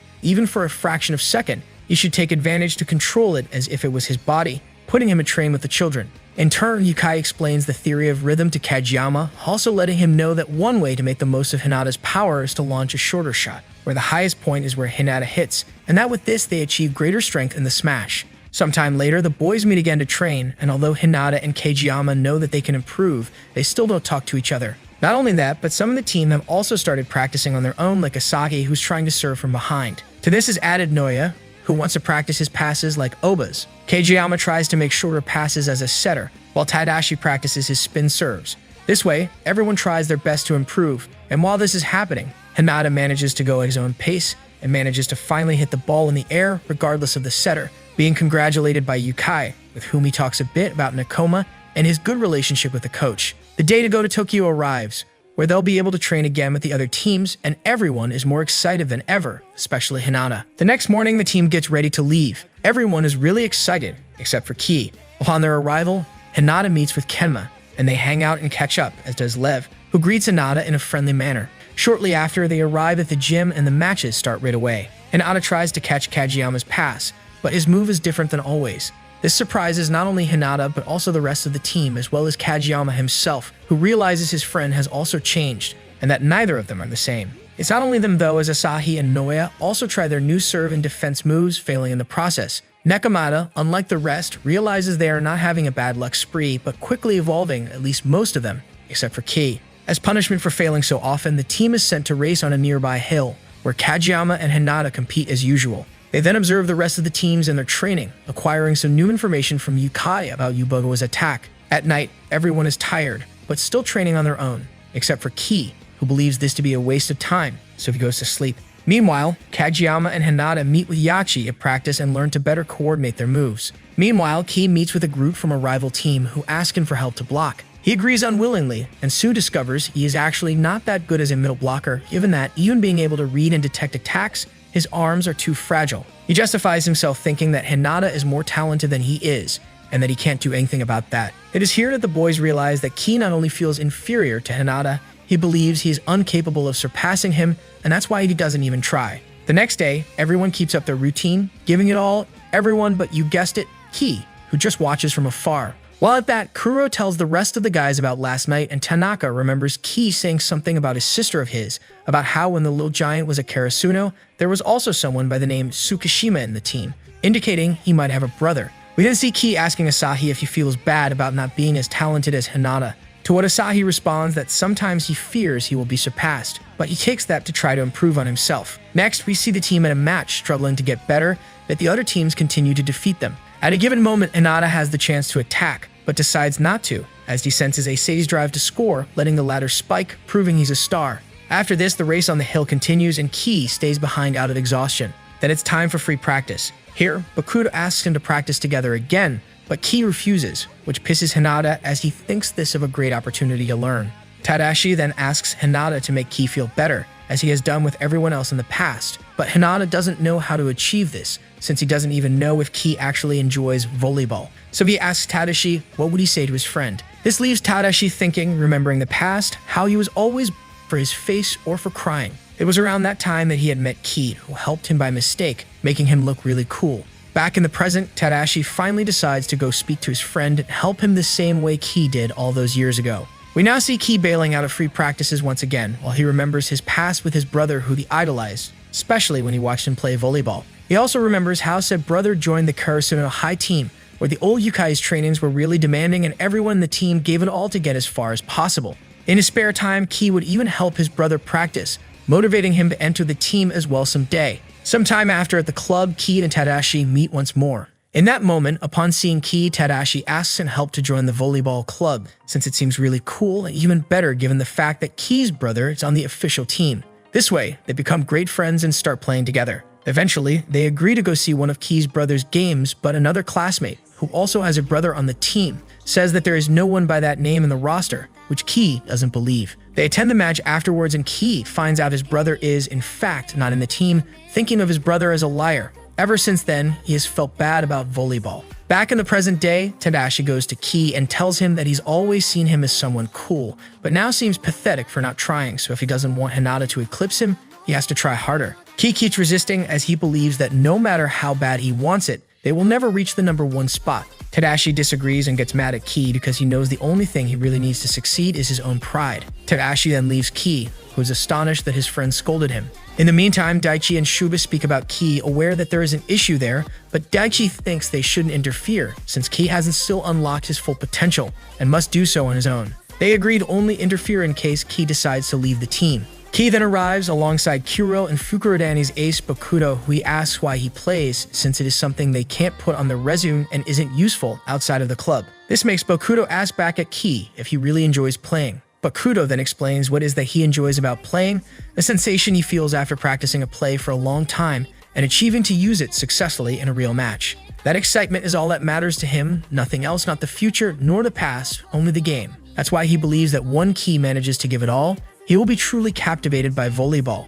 Meanwhile, Tadashi reunites with Hinata and the rest and asks him if he thinks of Ki as a rival. Hinata states that he does, given that they share the same role, and he envies some qualities that Ki has and he himself doesn't, but that is no excuse to give up. In that moment, Yachi also makes a point saying that their rivalry is like day and night, given their styles are very different. The next day, during the matches, we see Karasuno struggling to block until Ki suggests something, and when the play clicks, everyone is impressed, as they notice Ki has not only evolved, but is also differentiating his style from the rest like day and night. Time goes on, and Yachi starts seeing how everyone is improving rapidly, as the gap in the scores between Karasuno and the other team is getting smaller by the day, making them believe that they can improve even more. The downside is that Hinata and Kageyama's attack still isn't improving, and as if that was not enough, they are still not speaking to each other. At a practice match, Kageyama and Hinata try their move once more, yet Hinata keeps failing, until he finally realizes Kageyama is restraining himself. The rest of the team notices this as well, given that although he knows he must do a short throw,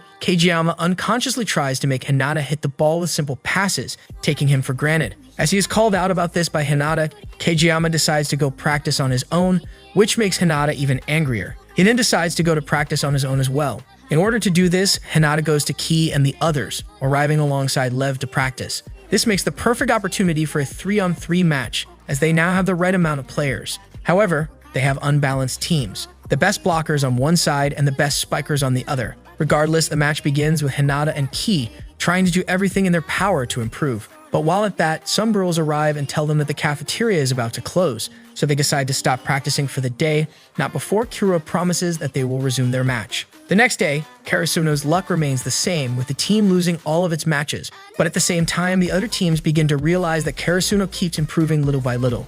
Later that night, the boys keep practicing, including Kageyama, who can't hit the bottles no matter what he does. Upon seeing him, Yukai suggests him not treat the bottles as targets, but to think of them as spikers instead. Hinata, on the other hand, keeps training with Kuro and the rest, where the latter explains that he gives them advice in order to have his revenge one more time, since it is something he really looks forward to, so he needs them to keep winning.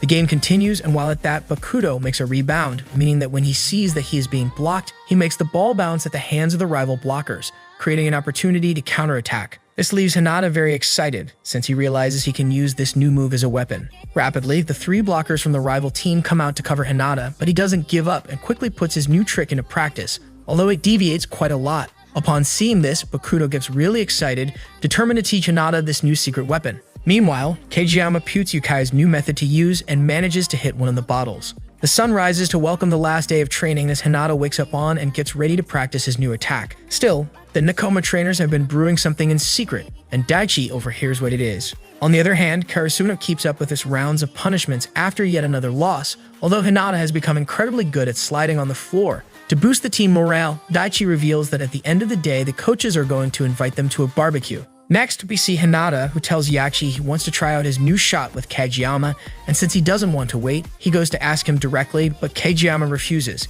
In the middle of their conversation, Yachi realizes that Kageyama really respects Hinata, since he doesn't want to try that shot because although Hinata is confident in his own abilities, Kageyama hesitated for a moment when it came to trying out their new move. This makes Hinata look like the real king instead of Kageyama. In the end, Yukai arrives to remind them of everything they've been learning during their training and motivates them to use these newly acquired knowledge in their next match. Shortly after, we see the coaches having a drink together, where both Yukai and Takeda agree with the fact that each of the boys has been improving on his own, and they compare them to cogs in a machine. For the time being, they are not able to coordinate well, but they know that when they do, the team will no longer be the same. Even Nekomata himself, who is there with them, acknowledges this. It's now time for the last game, where Karasuno will go against Fukurodani. At first, they manage to defend and score quite close to them, but it's difficult for Karasuno because the rival team has a good setter. Also, Bakudo is quite the good spiker. And on top of all this, his natural charisma makes it hard for Karasuno to see him as an enemy, and instead of being intimidating, he boosts the morale of all players.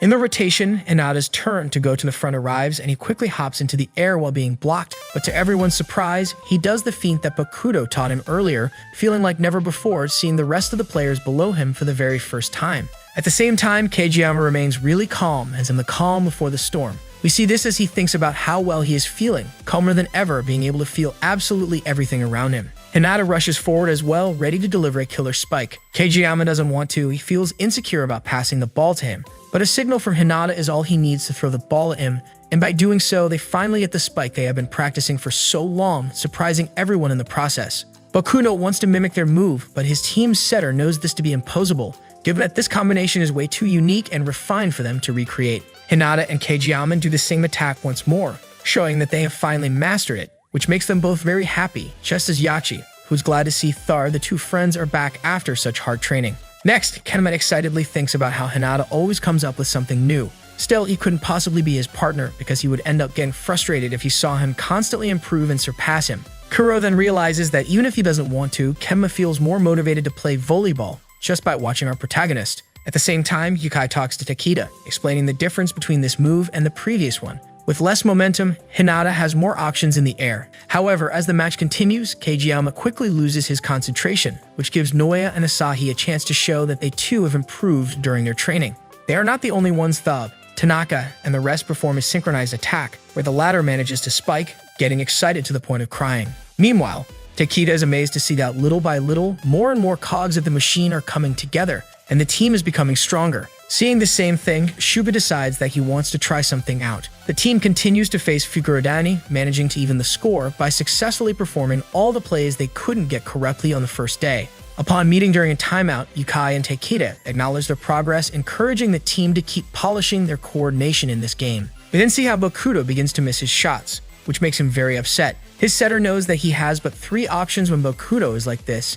He can either pass him the ball so he scores a point, improving his mood. Other option is passing the ball to him, but having Bakudo fail, which would make him even more upset. The final option is to not pass him the ball at all. He ends up deciding to pass him the ball, The moment Karasuno outscores them, Bakuto goes into a depressed state and asks his teammates not to make passes at him anymore. Karasuno takes advantage of this as they attack relentlessly, trying to win for the first time the whole training. Fukurodani keeps playing and Bakuto can't do anything but watch, amazed at the fact that no one is passing him the ball. Even if this seems to give Karasuno the advantage, the truth is that Bakuto is not really the one to watch out for. This takes a high toll on Karasuno as they inadvertently start paying too much attention to him, and Fukurodani takes advantage of the situation to score points, revealing that the real problem is not Bakuto, it is the rest of the team. This way, Fukurodani begins to turn the game around, putting Karasuno against the ropes, and just when it seems that they'll enter a deuce, his teammates pass Bakuto the ball again, giving him the last shot, raising his spirits again. Here, both Yukai and Takeda realize that even though Bakuto is a star, his team uses him as an axis with which to guide their strategy based on how his mood is. On the other hand, Karasuno gets some encouraging words on Takeda's behalf, congratulating them for developing new abilities and stating that now they must work to polish them and make their color black, just as the crows they are. Just before leaving, the boys get one last round of punishment, where Shupa makes them practice spikes. At the same time, Kageyama and Hinata talk about how now they can face other teams. The time has come for the barbecue, where Nekomata and the other coaches congratulate the boys for having trained so hard and say that now is the time to eat and celebrate, as the camp has come to an end. They all throw themselves towards the delicious meat as Noya and his friends protect Kyoko. Yet the one the others are most concerned about is Yachi, who's feeling nervous being surrounded by so many people. Seeing how bad she feels for having eaten a burnt piece of meat,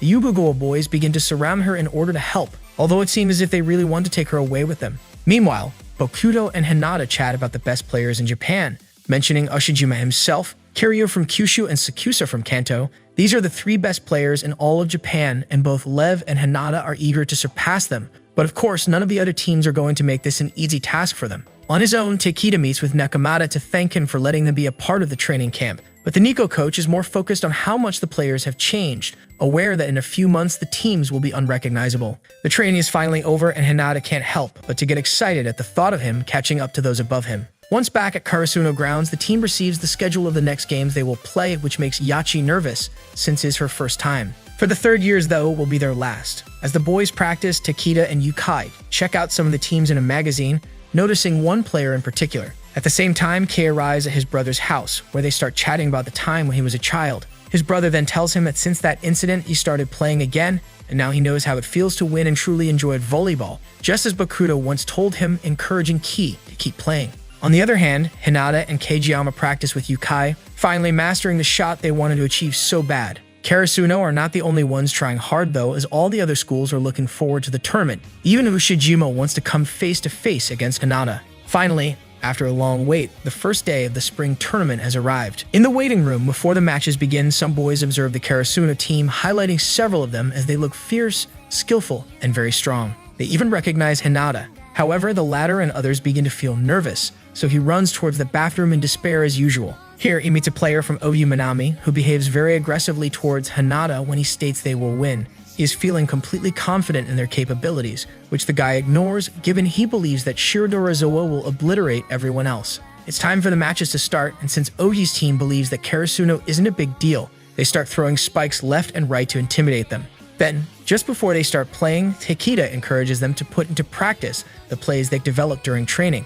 Meanwhile, in the grandstand, Yukai has arrived to watch the game. The match begins, and it's Asahi's turn to serve, but instead of going easy, he effortlessly performs an attack that scores them a point as soon as they start, raising everyone's spirits. As the game progresses, the boys manage to score more and more points, quickly taking the lead. Even Kei begins to read the rivals and block better. And not only that, Daichi and everyone else have also begun to stop hesitating so much about their plays. This is because they got used to playing against teams of a higher level than themselves. While this happens, Tawada, the boy from the bathroom a while ago, begins to remember the past, the time when his captain would always be supportive of him, no matter what, which made him play without giving up. It wasn't until he saw the same captain cry due to losing a match that he decided to give always his all. And now in the present, as he witnesses how Hinata performs his signature spike, he understands that he really wants to beat Ushijima. It's time for a break, and Ogi's coach tries to convince his team to keep doing their best, but everyone has already given up hope. It is then that their old captain appears, and knowing that they are worried about appearances, he lets them know that they must go on,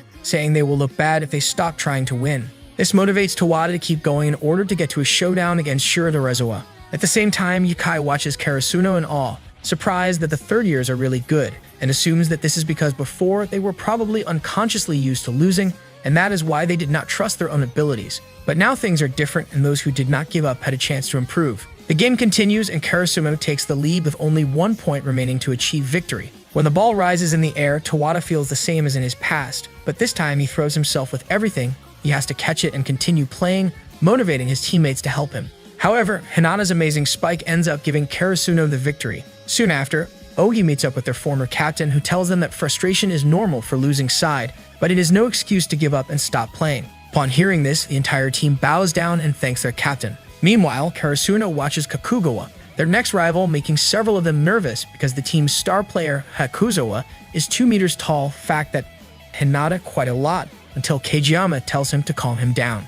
As Yukai watches this, he knows his team is at a certain disadvantage, given that stature is always a good weapon, and Karasuno isn't quite as developed as a team yet. Still, Yukai is intrigued to see how will the boys manage. Hakuzawa starts practicing, and just seeing him finish off makes the whole team nervous, but they overcome their fear. They are there to win and will leave with a victory. The match starts, Hinata and the others try to block or attack, but Hakuzawa is too tall, managing to stop, block, or return all the balls.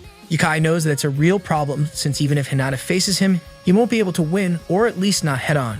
At the same time, Kageyama has found that the ball now fits better in his hands. Kakugawa continues to play, but they keep passing it to Hakuzawa, who is the only one scoring points and passing blocks. No matter what they do, Karasuno can't block or get past the defense, so they call a timeout. While Kakugawa believes they're safe from any attack, Karasuno's men are trying to see how to pass Hakuzawa, but Noya has noticed something vital. This is why they go out to play again and start a new attack with Hinata. According to Noya, Hakuzawa can't throw the ball where he wants. Since he is equal to Lev, he has nothing more than his height as he started playing recently. So the best option is to stop throwing straight attacks, and doing so, they manage to overcome Hakuzawa's barrier, and what's even more impressive, Kageyama feels great today, so he decides to try the new finisher with Hinata. Everyone is surprised by such a fast attack, especially Hakuzawa, because someone who measures only 1.62 is surpassing him. Due to this, his team sends him to the back to protect him from the smashes, but Karasuno still cannot let his guard down. However, this also means that they don't have to worry about being blocked, as in the air game, they have the advantage. The boys continue playing, launching more and more attacks with which they end up winning the set.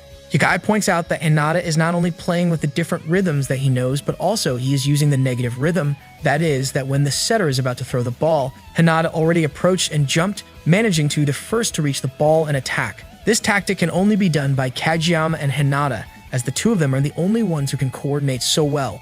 In the second set, Hakuzawa knows that the only thing he can do is continue taking advantage of his height, since he is a rookie, and despite this, he continues to play and becomes stronger, shooting and stealing the ball whenever he can, but Karasuno is not far behind. They're only 1 point away from victory. The match goes on, and Karasuno finds a way to block Hakuzawa's shot by using a soft block, causing the ball to bounce.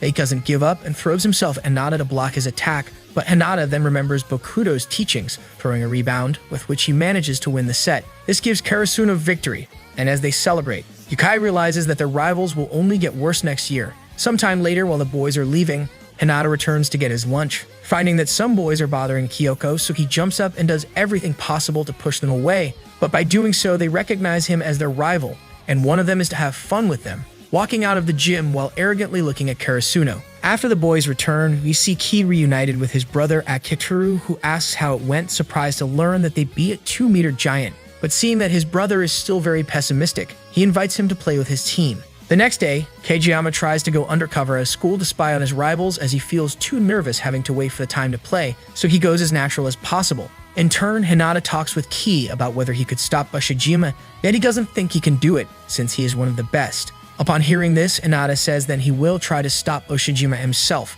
but Ki gets upset, and for that reason he agrees to go with Akitoru to train. Kageyama then arrives at the gym, where he tells Hinata and the others about what he saw. Turns out he went to watch Oikawa play and met new teammates from a college team, but this didn't stop him from getting the best of them as if they were close friends, understanding what Ushijima wanted to tell them. Seeing this, Kageyama was terrified but also very excited, really wanting to play and beat him not alone, but as a team with his friends. In turn, Ki is playing with his brother's team, where one of them makes fun of how weak he is, since he can't stop his blocks, upsetting him. We then go to see Oba Josei, where Kyotani Kentaro arrives, also nicknamed Crazy Dog, because in middle school he was someone extremely aggressive, but his ability was much higher than his year. Eventually, because of this attitude, he stopped going, but now he's back and even he feels that he should be careful when he talks to Oikawa. The next day, at Karasuno's court, he goes to his coach to ask him how to improve his blocking while being so weak. This is why they arrange a training session with practice matches, meeting with Fukurodani, and agreeing to practice blocks with Bokuto and the others. This because Yukai gave him the advice that in order to block, it is best to learn not only to read the ball and the opponent's intention, but also to control the rhythm, but he cannot show it to them. The other boys begin to practice, showing a clear improvement in their skills because now they can earn more points than before, and even Tadashi has begun to improve his serve with effect. Eventually, in the last few days, Hinata comes to Kema, looking at him in such a determined way that he is surprised and ends up missing the block. This leaves Kema wanting for the first time to play seriously with Hinata, but not a practice match, but one where it only ends when you lose, hinting that the garbage dump fight between Nakoma and Karasuno will take place. On the other hand, Kei continues to practice with his brother's team, where he has improved a lot in reading his opponents and also in the rhythm to block. The day of the qualifiers arrives, and there the boys meet Jozenji, the team that Hinata had found earlier, who are very confident, but Kageyama and Hinata are no different and want to play right there.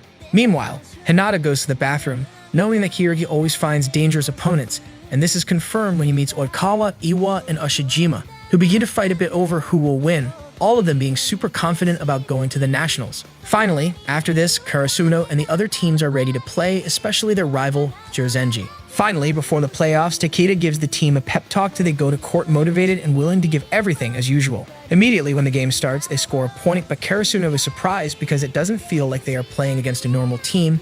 Jozenji is very simple and unpredictable, because that is its weapon and it serves them well, managing to connect a couple of points without the boys being able to do anything to defend. However, it's not just Jozenji who has unpredictable players. Hinata and Noya demonstrate this by stopping a ball in midair and then retaking the lead with the overwhelming speed of Hinata and Kageyama, hinting that they won't be easy opponents either. Allen and his friend arrive to see the show. As the game progresses, Karasuno gains a small lead, though Jozenji follows close behind as they are used to play 2x2. But that's not all. This is possible, since the third years know that it's precisely because they enjoy playing. At one point, Kageyama tries to block a smash and succeeds, but that block was with his face, leaving him with a on his nose, so they are forced to take him out until he gets better.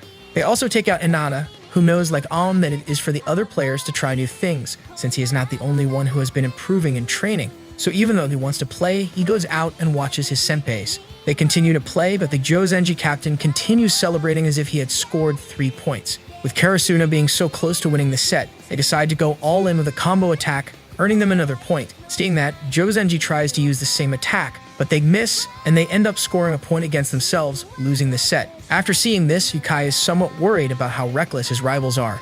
At the break, their coach scolds them because they gave the set to Karasuno, but the boys don't mind, since this could be the last time they play. This is understood when we see a fragment of the team's past, where one of them knew that at some point it would stop being fun, so Terushima, the leader, would make them have fun. Then we see how they come out to play the second set. Jozenji keeps trying to score, and Kageyama and Hinata come out to play with them again, determined to show what they're made of, although in the end, they end up missing the shot until Daichi saves them. It's then when he begins to coordinate his team, teaching why he deserves to be a captain, improving his game, and taking the lead. This causes Terushima to remember one of its friends becoming annoyed. In the end, the boys get the lead again.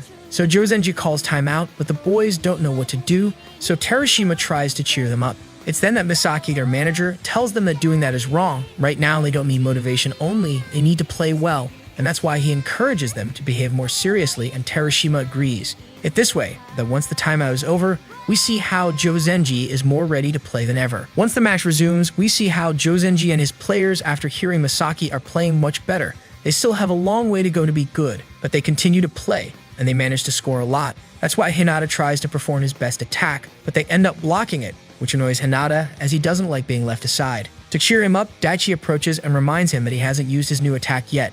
Thus, Hinata once again coordinates with Kageyama, receiving a pass, but this time he doesn't make a spike, instead does a feint, scoring the next to last point they need to win. Finding themselves in such difficult position, Jozenji launches once again a combined attack, but this time it looks very different. This time, Terushima manages to touch the ball, but to his bad luck, he misses and gives the point to Karasuno, losing the match, which upsets Terushima as he can't keep playing. Misaki receives praisals from the coach for having brought out the best of his team, and after meeting with him, he expresses that despite his defeat, he loves his style. In turn, Allen, after seeing Hinata, realizes that his attack is evolving, so he promises that when they play, her will stop it. But Hinata also promises that her will pass it once more, showing us the little friendship they have. After this, the team goes out to see their rivals the next day. Wakutani. They get to witness the family of a team member cheering on them from the stands. Later at the gym, Karasuno gathers and Yukai lets them know that their next opponents are just as good as Nakoma, but this doesn't scare them as they are determined to win anyway. The next day, they see the family from earlier again cheering for Wakutani, and although everyone is calm, Yukai worries that this team might be bad for them. After seeing how Yachi and the others gather in the stands, the match begins. At first, Karasuno doesn't have much of a problem with Wakutani as Hinata's spikes quickly put them in the lead. The bad thing is that this does not surprise those of Wakutani who adopt a defensive position. It's then that Yukai reveals that his fear is due to the fact that they are a team that instead of attacking, goes at their own pace and think things through, similar to Nakoma and Alba Josai, which makes them natural enemies of Karasuno. Daichi realizes this and tells Hinata he has been investigated, which enhances his fighting spirit, while saying that Daichi Aldo says Hinata is outstaging the rest of the team, which is heard by Tanaka, who is completely unpleased. Outside of the court, Takeda silently praises Daichi for motivating Tanaka and Hinata in a way they change their behavior as it seems to unease Nakashima Takeru. However, having seen Takeru's technique, Yukai determines he's the closest to the small giant in the entire prefecture. In addition, his spikes are different from Hinata's since he uses angles, and that greatly changes the range in which the blocker can act, something that Kei notices and dislikes. The team, though, is still not bothered by it because even though they are marking Hinata so much, they still have more options, so Yukai has nothing to tell them as they still have the star of the team, which only Own and his Iron Wall could stop. However, Nakashima does not give up and lifts the morale of his team once more. It's then everyone realizes that if the last game was fun, this is about captains. The match continues and the ball rises strongly in the air, where Karasuno tries to do everything possible so that it doesn't touch the ground, finally getting it to Wakutani's side and count them a point. However, to Karasuno's bad luck, it seems that Daichi has been. While Jozenji is talking about how important Daichi is for the team, we see him injured on the ground. When he gets up, he seems to be fine, but the crash against Tanaka left him with a broken tooth, so he is sent to the infirmary, as it's the fastest way for him to return to the game. Just before leaving, he tasks Asahi with guiding the team because if they lose, this will be the last time the captain will play with them. However, they are not going to be left without a leader. For that, they bring Enoshita, who, although wants to think that it is the same as training, knows that it's very different because it doesn't feel good at all, playing after Daichi, but all of his friends are counting on him, so he does his best, making Tanaka feel better, because the important thing is that he didn't get hurt. Seeing him, Seiko implies that she is not afraid, as she knows that Enoshita is the boss of the second years because he is the best when it comes to raising the spirits of others, and he also controls the spikers and the craziest ones of the team, so he is a good option to replace Daichi. As soon as the game resumes, they immediately lose a point due to Enoshita since he is not at Daichi's level, but now he has no excuse to run away, so he encourages Karasuno with all his might. Then we go to see a fragment from the past where Yukai told them to think about who would succeed Daichi, choosing Enoshita.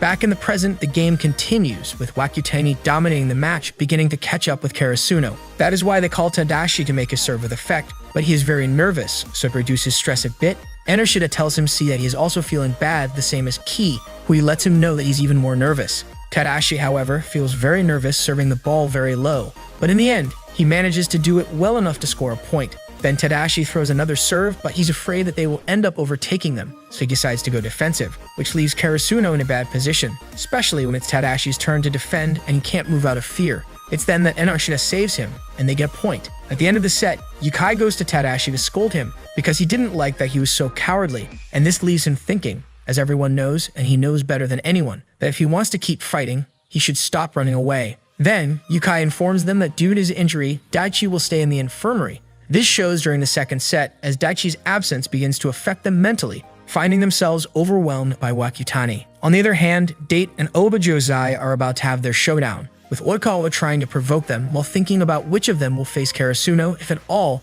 remembering that the ones who lose are the ones who drop the ball. Then we go to see how Karasuno has lost the set, which leaves Enoshita very depressed until his teammates cheer him up. While this is happening, they talk and tell Hinata that Nakashima's moves are the same as the small giants, but warn him not to imitate them since he doesn't have that skill level. Despite this, he tries to do one of the attack techniques, but it goes wrong and they end up giving up a point. Regardless, they can continue using the weapons they already have to play, getting to the same level as Wakutani. However, something that takes Nakashima by surprise is that Hinata has incredible agility and maneuverability, as he manages to save the ball faster than anyone else. Enoshita is not at Daichi's level, which frustrates him and costs the team points, but Tanaka tells him he shouldn't feel bad about this, since it's obvious that he's not Daichi, and he won't be able to replace him that fast. This encourages him to suggest a strategy. When they deflect the ball, he will go after it, throwing it to them to finish off. They immediately put this plan into motion and Enoshita successfully pulls it off, giving his friends a chance to score. It's like this that the ball goes to Hinata, who quickly realizes that he is blocked, so to avoid it,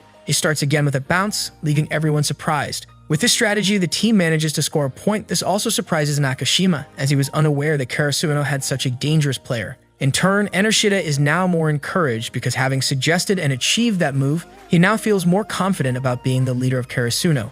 This too begins to affect Tadashi. During the game, Nakashima tries to do his best to show who is the small giant in the match, but even without Daichi, Karasuno is a really tough opponent as they manage to outplay them by 5 points. Even so, Nakashima doesn't get to knowing that he must continue if he wants to win. It's Asahi's turn to serve, but he does it wrong and they lose a point. Although he's not the only one, Wakutani does the same, leaving them 1 point away from winning the set. Then, while Karasuno has the ball, Hinata is undecided whether to act or not, but decides to go for a spike, getting scared at the end, losing control of the ball, thus winning the set and the game. However, Hinata is still frustrated as he was unable to beat Nakashima in a head-to-head. Later, we see Daichi is better. He had returned a long time ago, but he knew that if he left then, he could ruin the rhythm of the team. Hearing this, Enoshita leaves, excited that he was finally able to give it his all and didn't run away like the last time. Meanwhile, Nakashima realizes that Hinata managed to see his attack and tried to stop it, but despite having beaten him in the confrontation, he feels upset at not being able to play against him again. In turn, Tadashi was left thinking about the match, so he leaves to do something. While that happens, the boys go to the stands to watch the Date versus Oba match and find out who their rivals will be. Upon arrival, they are met by some of Date's students, who introduce them to their new secret weapon, and Karasuno is in awe when he sees Date's new pass. This is Kobanagawa, the big bone setter. However, this one is new, so he doesn't control the ball very well, so most of his passes and sets are very high or wide, making it difficult for the team to move and control the ball. Oikawa takes advantage of this, but since they also have problems due to the passes, the difference in points is narrowing. That's why he tries to go for a smash, running into On's iron wall. Just when he is about to launch a diagonal shot, Koga appears to stop him, thus demonstrating that they have a new wall, this time stronger, through which not even Oikawa can pass. However, Koga keeps trying to make aggressive plays, which is not very good at, but this makes everyone realize that when he gets used to it and improves, he will be a tough opponent.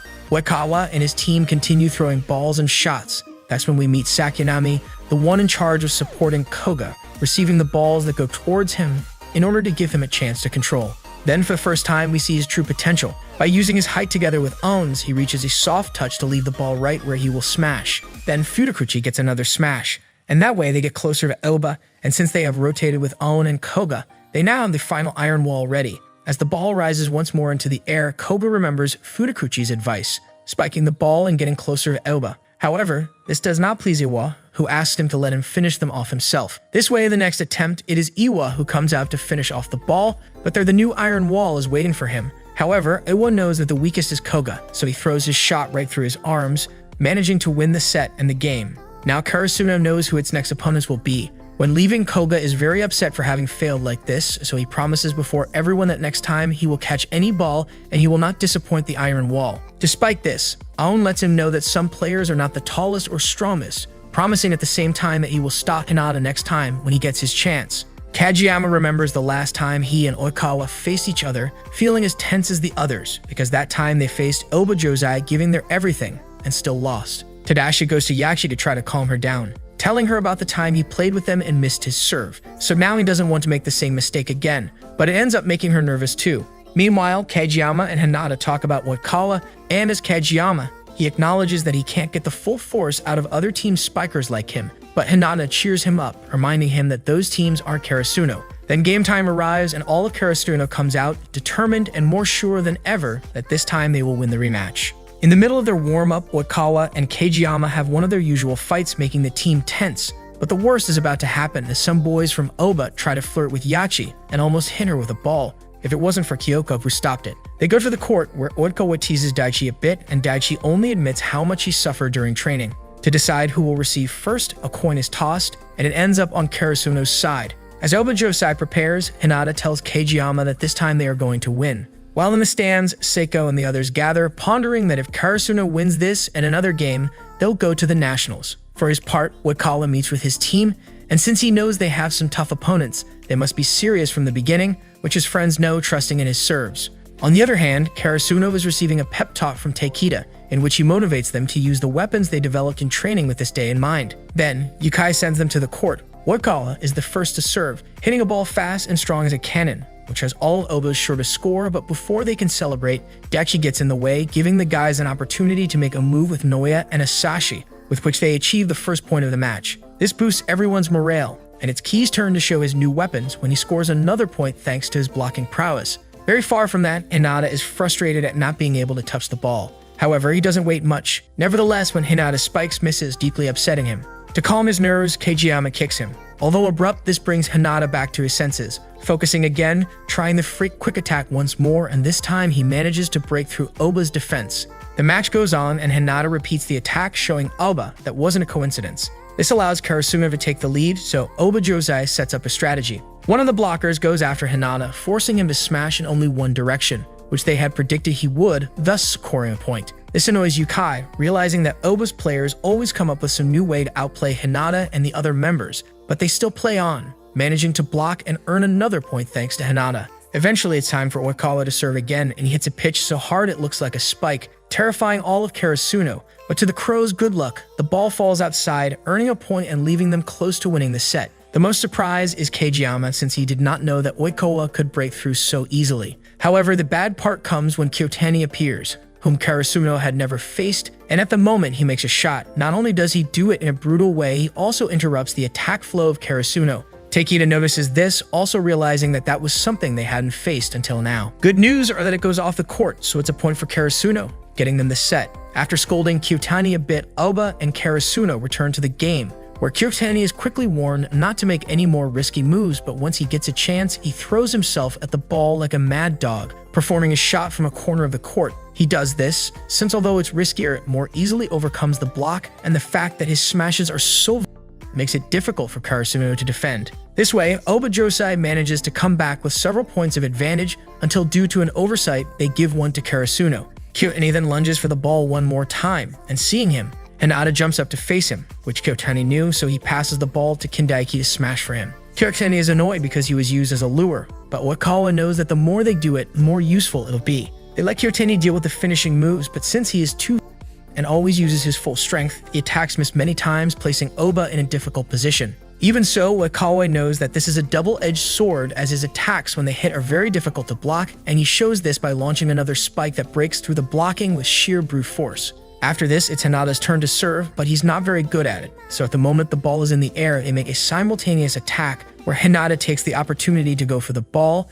ending up blocked by Oikawa, who taunts Kageyama. Kageyama is sent to the bench because they are planning a strategic change with Shuga. Unlike their first match, where they had to do it by force, being cornered, now they'll do it to win. Before being able to put Shuga on the field, Oikawa serves more focused than ever, making a serve as strong as before, with which both teams come back to reality. Yet, Oikawa misses the serve, and when Kyotani tries to finish off, but gets blocked by Tanaka. Then Shuba enters to serve, trying to score, but fails, so Hinata comes out to score a point, managing to close the gap between Karasuno and Oba. At a certain point, they all agree to make a simultaneous attack, and it's Kageyama who gets the shot, of which even Hinata is jealous. This tactic was possible thanks to the strategy of adding another setter to the game, plus the rotation, which had a lot of influence since Ki couldn't block so well being so far behind. After some attempts to score by Karasuno, all of Oba continues passing the ball to Kyotani, who's scoring better and better. Yet Karasuno seems unbothered, and suddenly Shuba changes again with Ki. The match goes on, with Kyotani scoring with so much precision,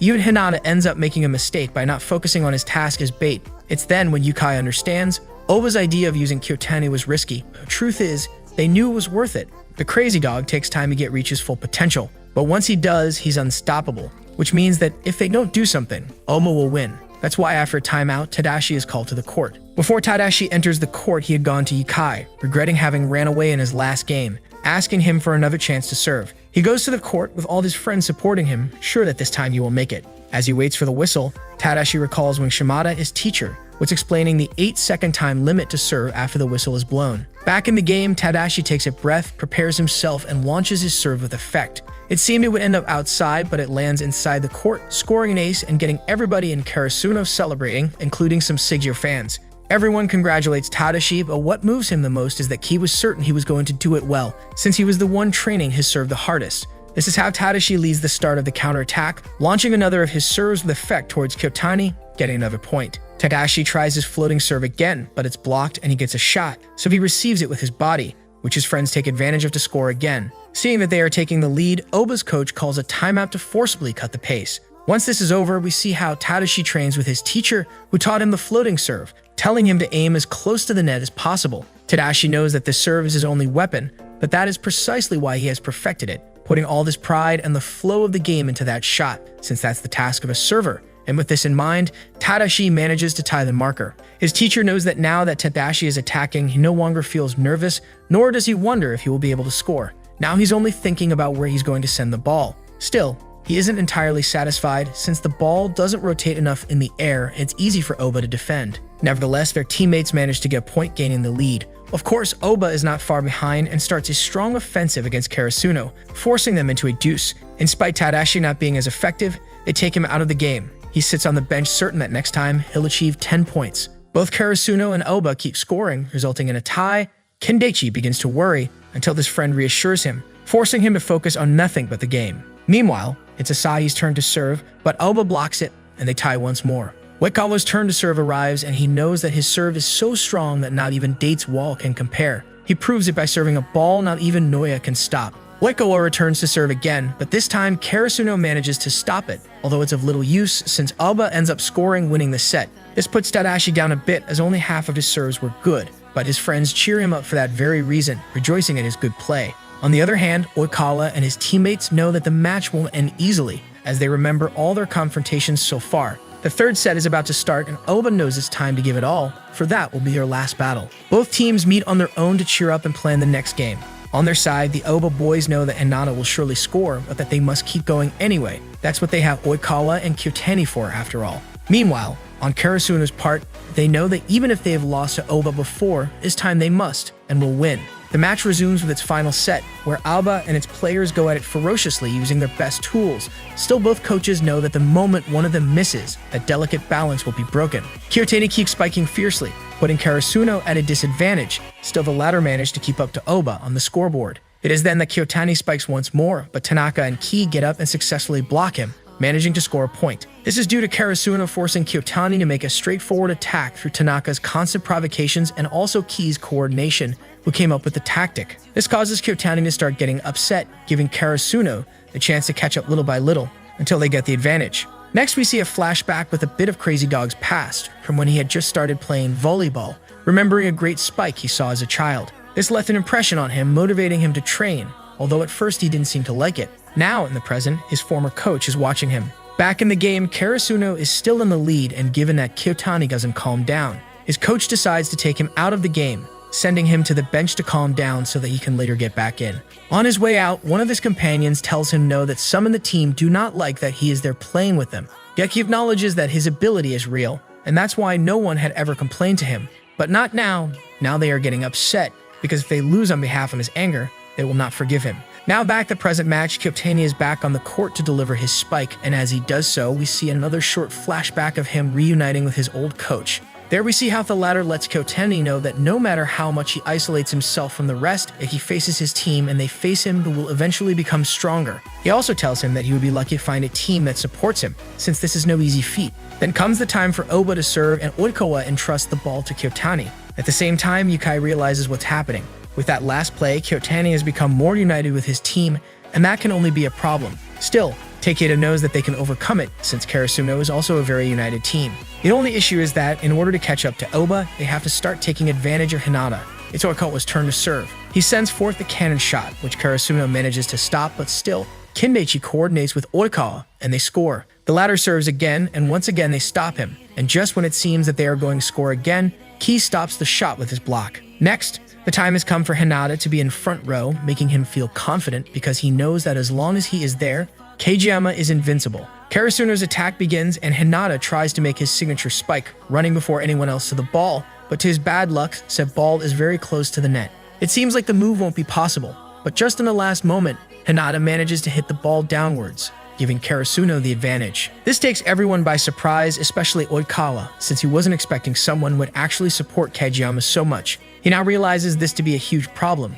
given that Karasuno has managed to outdo them on the scoreboard. However, Aoba Josei is not far behind. Thanks to the efforts of Kyotani and the others, they managed to take the lead again, which worries Yukai as Kyotani has shown great ability to control his body, having spiked with his left hand. Karasuno doesn't give up though, as they manage to avoid a comeback from Aoba, managing to defend themselves and make even on the scoreboard. Still, when Kyotani advances, he launches one of his great spikes, with which he manages to reach 20 points before Karasuno. Still, our boys don't get discouraged, and they manage to even the score once again after stopping a serve from Kyotani and sending the ball away. Tadashi then enters the court and prepares to serve after everyone encourages him. He launches his effect shot, sending it straight towards Kyotani, but the shot curves upwards, and when it is about to score them a point, an Aoba player catches it, giving them the chance to score a point. After Tadashi is sent back to the bench, it's Oikawa's turn to serve. The latter knows, as does the rest of his team, that if they go into deuce, they won't have the mental strength to keep playing, so it's now or never. For this reason, he serves his strongest ball, but Daichi catches up to him and remembers his training, managing to stop Oikawa's shot, giving Asahi opportunity to strike back and shorten the score by 1 point. After this play, they ask for a timeout. Yukai tries to keep the boys calm, and in order to make sure they win, he sends in Shuba so they can carry out their strategy, having 2 point guards. Meanwhile, Kageyama notices Hinata's great concentration. Shuka serves and Aoba manages to defend said shot, but when the time comes, Kageyama and Hinata manage to stop their rivals' comeback, scoring the last point they need to enter a deuce. Aoba continues to have an offensive approach against Karasuno, but Shuba keeps saving the team, enabling a combined counterattack. Just as Hinata jumps up, Kageyama makes a feint, awarding Karasuno a point that puts the team ahead. Seeing that Kageyama has surpassed him, Oikawa remembers his coach's words, that even if he found himself against better players than himself, unable to surpass them, there is no excuse to stop training. Oikawa realizes this is a good opportunity for him to improve, something that his teammates notice. Both teams take one last timeout where everyone is encouraged to win, determined to excel. The match continues and Shuga serves again. When Oikawa runs to save the ball, he signals Kindeki from the other side of the field and passes him the ball, enabling him to spike. Luckily, Tanaka manages to receive the ball, sending it back to Oba's side. It is then that an all-out battle breaks out. Neither team is willing to lose, releasing all their best plays against each other.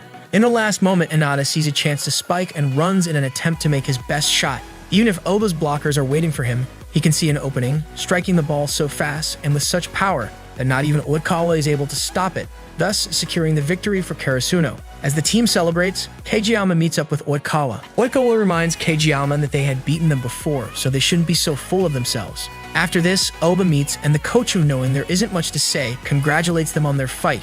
While all the guys are sad, Kindeki is frustrated since he couldn't score the last shot he made. On the other hand, Karasuno is celebrating his victory, with the coach and the others happy they won the rematch.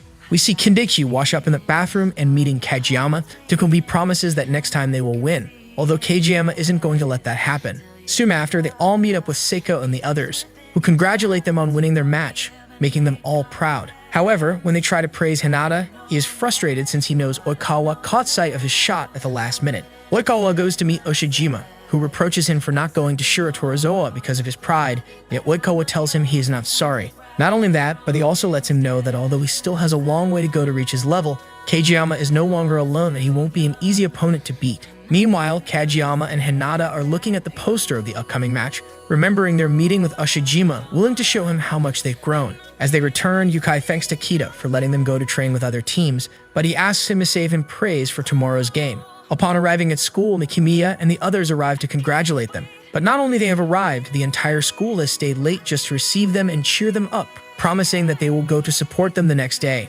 Mikimiya remembers the sports news channel will be on soon. There they announce Karasuno's victory despite Seijo was the favorite for the match. Tanaka and Noya get upset as they focus more on Oikawa and Aoba than in them, but that is quickly disregarded as Shiratorizawa is mentioned as the winner of their match, making it to the last round, also pointing out how Oshijima made it to the nationals despite being a minor. Seeing this, Karasuno gathers and Yukai states that nobody believes they can win, but so they thought about Seijo and they won, and that's why they're all determined to surpass the current undefeated champion. Shortly after, everybody leaves except for Hinata and Kageyama, who stay with Yachi since they're too anxious to just leave and not train. Seeing that, Miyachi remembers the occasion when they both fought, but that's not what surprises her. It's that if it were not for their efforts, she would not have felt her heart as warm and excited during the match, because she was able to witness the results of the effort of the entire team. Hinata and Kageyama also thank her, because it was thanks to her that they were able to practice and improve. Kyoko appears and tells them to go rest, while she thanks Yachi for helping the boys. As they leave, Hinata admits he's nervous, but at the same time very excited, promising Kageyama that they will win the next day. The day arrives and Karasuno arrives at the court, where Ushijima is waiting. He faces Hinata and Kageyama, challenging them. This, far from making them nervous, only ignites the entire team that walks towards the last match of the spring tournament. We see Hinata once again going down his usual road and arriving at the gym, where he keeps thinking about how the view would be like on the other side of the net. While at that, Kageyama arrives to pick him up and takes Hinata to the rest of the team. They finally arrive at the place where their last match will be held. Mikimiya goes to Daichi to give him a lucky charm, just before entering. Meanwhile, Tanaka and Noya are impressed by how many people have gathered for the final. In order to relieve Tanaka's stress, Mega says to the team that if they do well, they will surely get some girls' attention, including Kyoko, which gets Tanaka pumped. We then see Hinata bumping into his old volleyball friends who, upon seeing him surrounded by so many people, are happy that he is no longer playing alone, although they are a little scared at the sight of Kageyama. The rest of the team is ready to go out into the playfield, but on their way they meet an old man who has been supporting for a while, although not always. Some other times he would make fun of them, and for this reason, the third years want to win at any cost, so he can't laugh at them anymore. But the Karasuno team members are not the only ones arriving at the court. The cheerleading team is also here, and their conductor and members are making a lot of noise to support them. Seiko suddenly appears to point them to someone he finds suspicious, but it just turns out to be Key's brother, who's undercover because we doesn't want to disturb him. The whole Karasuno team is really nervous, which discourages them a bit, but that's not all. Shiratorizawa's cheers are much better, stronger, and louder. In that precise moment, the Shiratorizawa team appears and Karasuno immediately feels pressured. We next see a short flashback of a meeting Karasuno had before the match, where they had a brief with all the information they needed provided by the managers in order to help them. Here, Yukai exposes that Shiratorizawa is an incomplete team, unlike the ones they have faced so far. This is because, while every team has been using technique, timing, and teamwork to make their plays, Shiratorizawa focuses mainly on using their brute force, as does Ushijima, who always receives the passes ready to spike. This surprises everyone when they see how Ushijima practices his shots, as does the rest of his team, because even if they are not as good as him, they are all still great players. For this reason, Yukai tells Kageyama and Hinata to win that first clash, launching their quick spike with a downwards feint, which they do, leaving all the spectators in awe, as well as Shiratorizawa. The latter, although quite surprised, manage to remain calm because they are confident in their own strength,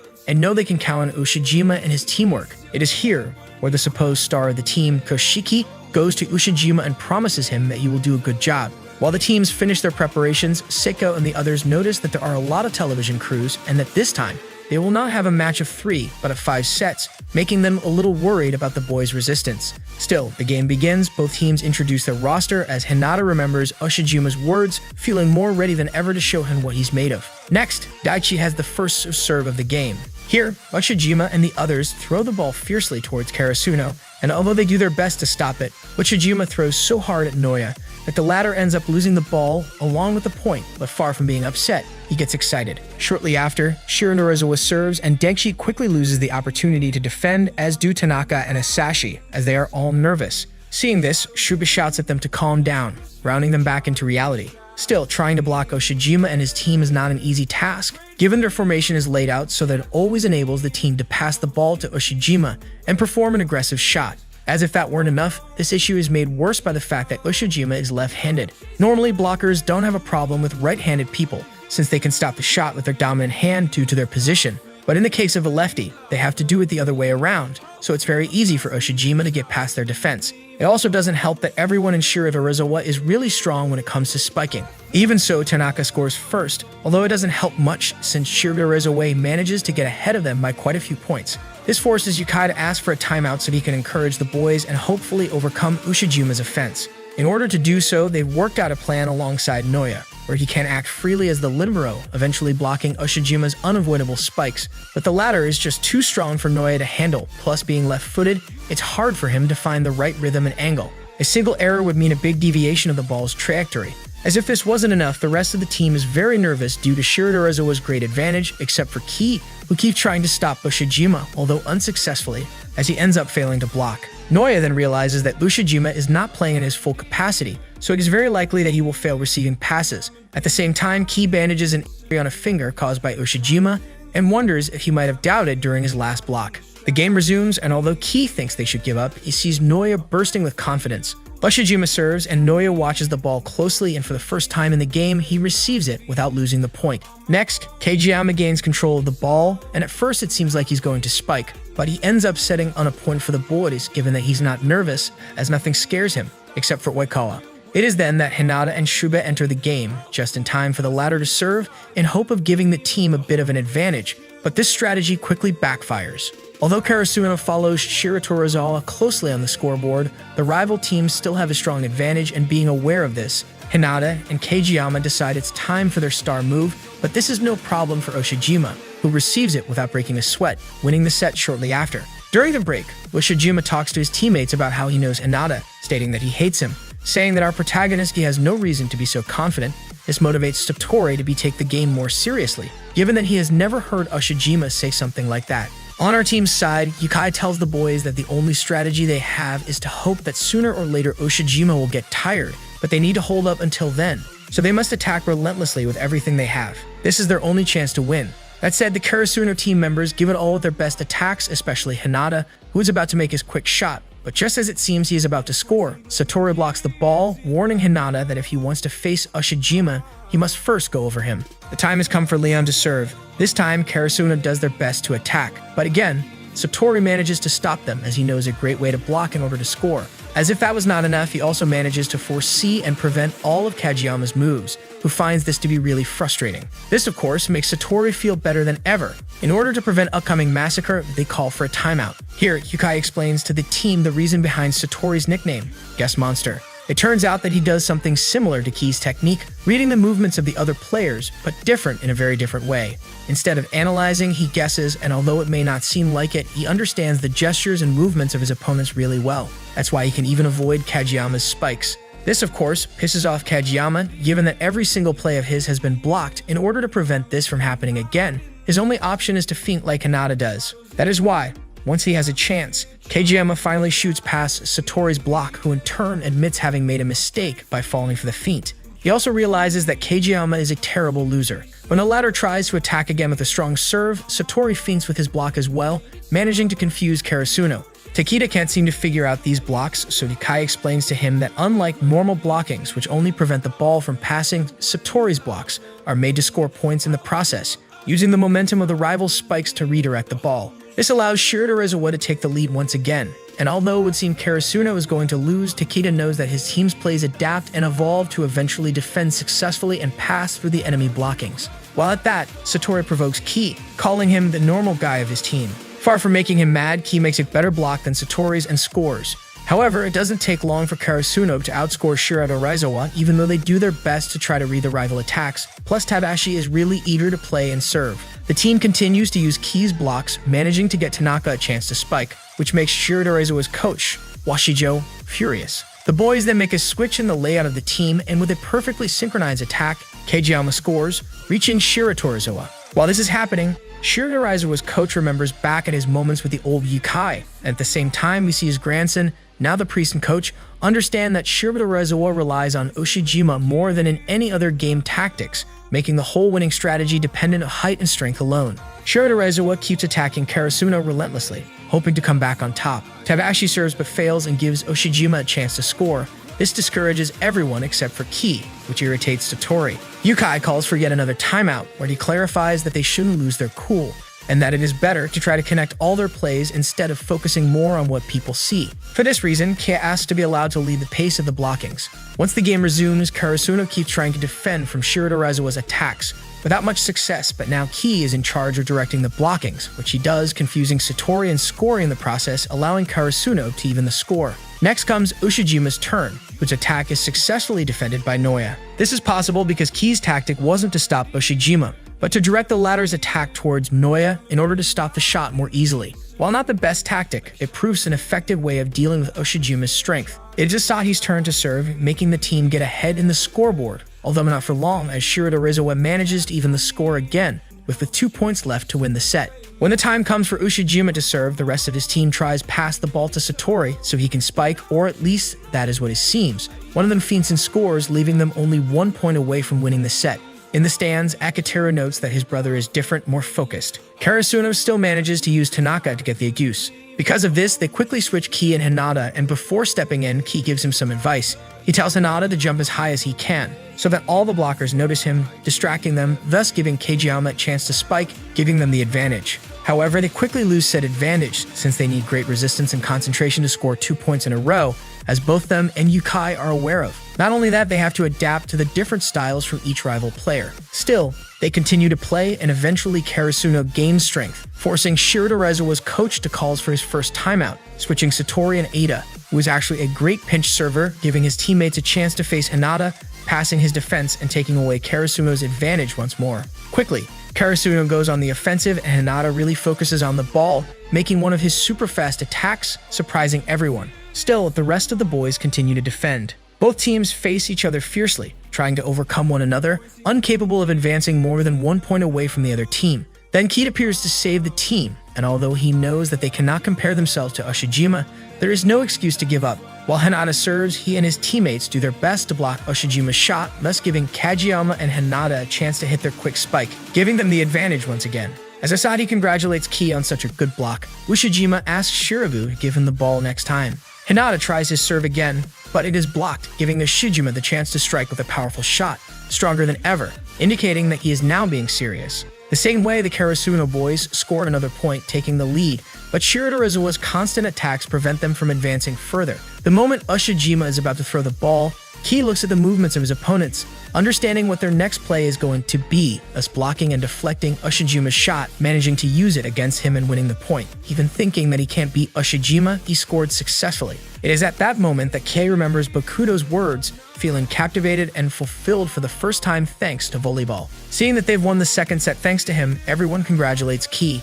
Even Seiko and the rest are surprised to hear the explanation of what happened. As Akiteru tells them, Ki pays attention to everything, from gestures to plays, thinking very far into the future. This is how he is able to block like that. Meanwhile, Kei tells the rest of the team not to get too excited. It's only one set, the match has just started. On Shiratorizawa's side, Shirabu is scolded by the coach, who tells him to take things more seriously. The next set begins, and Shiratorizawa goes hard on the offensive, as if they hadn't lost at all. Shirabu is doing a great job as setter, successfully connecting a ton of plays. Next, get a glimpse at his past. Back when he had just started playing, there had always been setters who stood out like Otakawa, but it wasn't until he met Ushijima that he was captivated by another player's strength, wanting to play on his team really bad, going to where powerful people gathered, as in his mind, that is the best way to play volleyball. Back in the present, Ushijima overcomes Noya's defense, winning the third set, which really annoys Noya, as he knows that he is the only one capable of receiving those attacks. Both teams retire to rest before the fourth set, and Ushijima mocks Hinata for having such a lousy technique,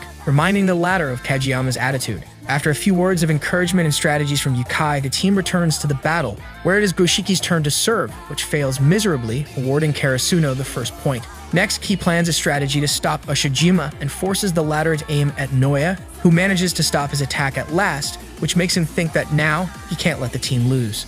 This allows the boys to pick up the pace and thereby score more points. Shiratorizawa's coach scolds Goshiki, who doesn't seem very affected. He knows that he is a star, which makes him feel better, managing to get past Kageyama and Hinata's defense. After a little discussion between Satori and Ki, Karasuno tries to make a synchronized attack, but just as they perform their moves, Shiratorizawa realizes their strategy, blocking the shot and sending it to Karasuno's side, scoring thanks to a tiny opening.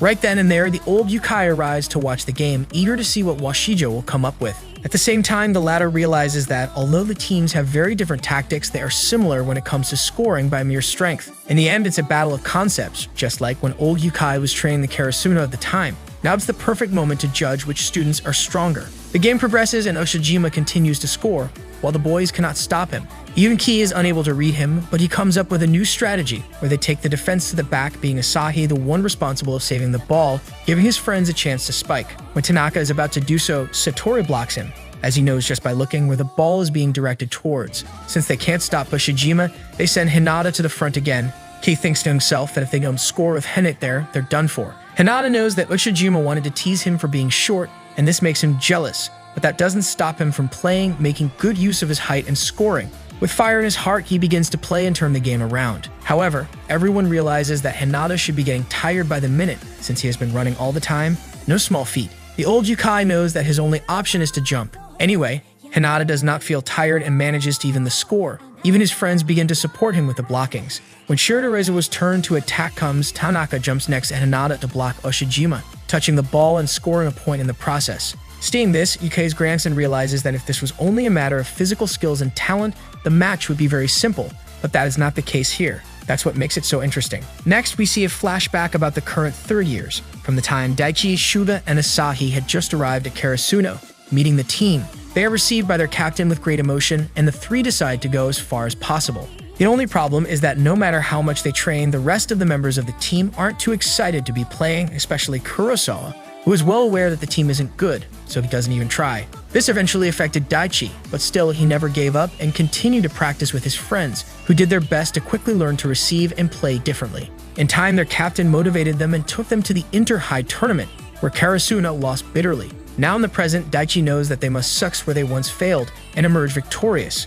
With this mindset, they attack, but unfortunately, they can't get close even with Hinata up front, since the enemy has too much attention on the ladder, preventing him from making good plays. Still, Hinata and Kageyama manage to score. On the downside, playing for so long at this intensity is something that is tiring the team quickly, so Yukai decides to take Hinata out of the game. This is where Ki and Tadashi come in. As soon as Shiratorizawa launches its shot, Ki blocks it successfully as always. Not only that, he also has a new movement ready to score. Tadashi then prepares to serve, launching a good shot, but failing to score. That's when Ushijima comes out to spike through Karasuno's block. Even if he is very strong, everyone knows that if Ushijima continues to play like this, he will eventually get tired. Ki and Kageyama try to make a spike together, but they fail to coordinate, and just when it looks like they are going to lose the point, Kei miraculously saves the ball. However, Satori realizes that this wasn't Ki's fault, but Kageyama's, who is beginning to get tired, given that he is the one that moves the ball the most, trying to control it. With only 1 point left, the team tries to go all out and attack, but that's when Ushijima takes the ball and moves towards the blockade. In that precise moment, he sends the ball straight to the front instead of spiking, because he knows that the center is being neglected and Karasuno won't see it coming. This causes the teams to go into deuce once more, starting to attack non-stop, giving Shiratorizawa the upper hand. To prevent Shiratorizawa from getting more points, Ki and Kageyama perform a cross-block, managing to stop Shiratorizawa's attacks. This motivates even the old man in the stands, who notices that the school has changed, supporting them with all his might. Hearing the cheers of the ex-coach, the entire group gets pumped, and after Shuga and Hinata enter, they go on the offensive once more. Hinata coordinates with Kageyama as usual to get a spike, but Satori and the others have learned how to block him. But just when it looks like they're going to score, Karasuno stops them, leaving Satori upset. The boys continue to attack, and it is then that Hinata remembers the old coach Yukai's words. In order to play well, he doesn't need to handle the ball that much, only control it. Motivated once more, he manages to get past Shiratorizawa's block, and that way get the team the last point to win the set. This leaves everyone surprised and excited. Having been able to win against Shiratorizawa, even Kageyama is happy, as this means they can continue playing. Before starting the fifth set, Yukai tries to encourage Shuba, because he wants Kageyama to reserve him for the moment he's necessary. Thing is, Shuba is too nervous to concentrate until Kyoko approaches and takes his hands, making him forget everything. The set starts, it only requires 15 points to win, so it was supposed to end quickly, but everyone is worried because Shuba is the setter. Because although they know he's good, the pressure is too much for him, still, he tries to stay calm. It's when the ball is in the air that he calls Noya to change with him and act as setter, because this is the new weapon he had been practicing. The whole team goes for a synchronized attack, where Shuba is the one who finishes off and gets the advantage. However, in spite of this, Satori remembers when he was just starting to play on the team, and no one wanted to practice with him as they never knew what he was thinking. It was for this reason that he went to ask Washijo to let him continue playing his way, and he accepted. Both before and now, Satori aims to break his rivals' hearts. We then see how Ushijima and Satori talk about Ushijima's father and how he wanted to train him in volleyball because he wanted his son to be a star. However, his father had divorced a long time ago, so he keeps her mother's last name. However, as a child, his father taught him that the star is the one who makes the passes, and Ushijima wanted to imitate him. Back in the present, since Karasuno has the advantage, they call timeout, and Kageyama admits that even he couldn't make such a play since he can't coordinate that well with Noya. On Shiratorizawa's side, they prepare to go out and play once more, resting as much as they can. Once the match resumes, Ushijima quickly goes on the offensive, where no matter how hard they try to block him, he ends up bypassing Karasuno's defense, while remembering his father's words, who was proud that he liked volleyball. This motivates him a lot, motivating the team too. They become stronger on his offensive, managing to not only catch up with Karasuno, but gain the advantage in the marker once again with just Ushijima. However, Karasuno has Ki, who manages to read and slightly deflect Oshijima's balls.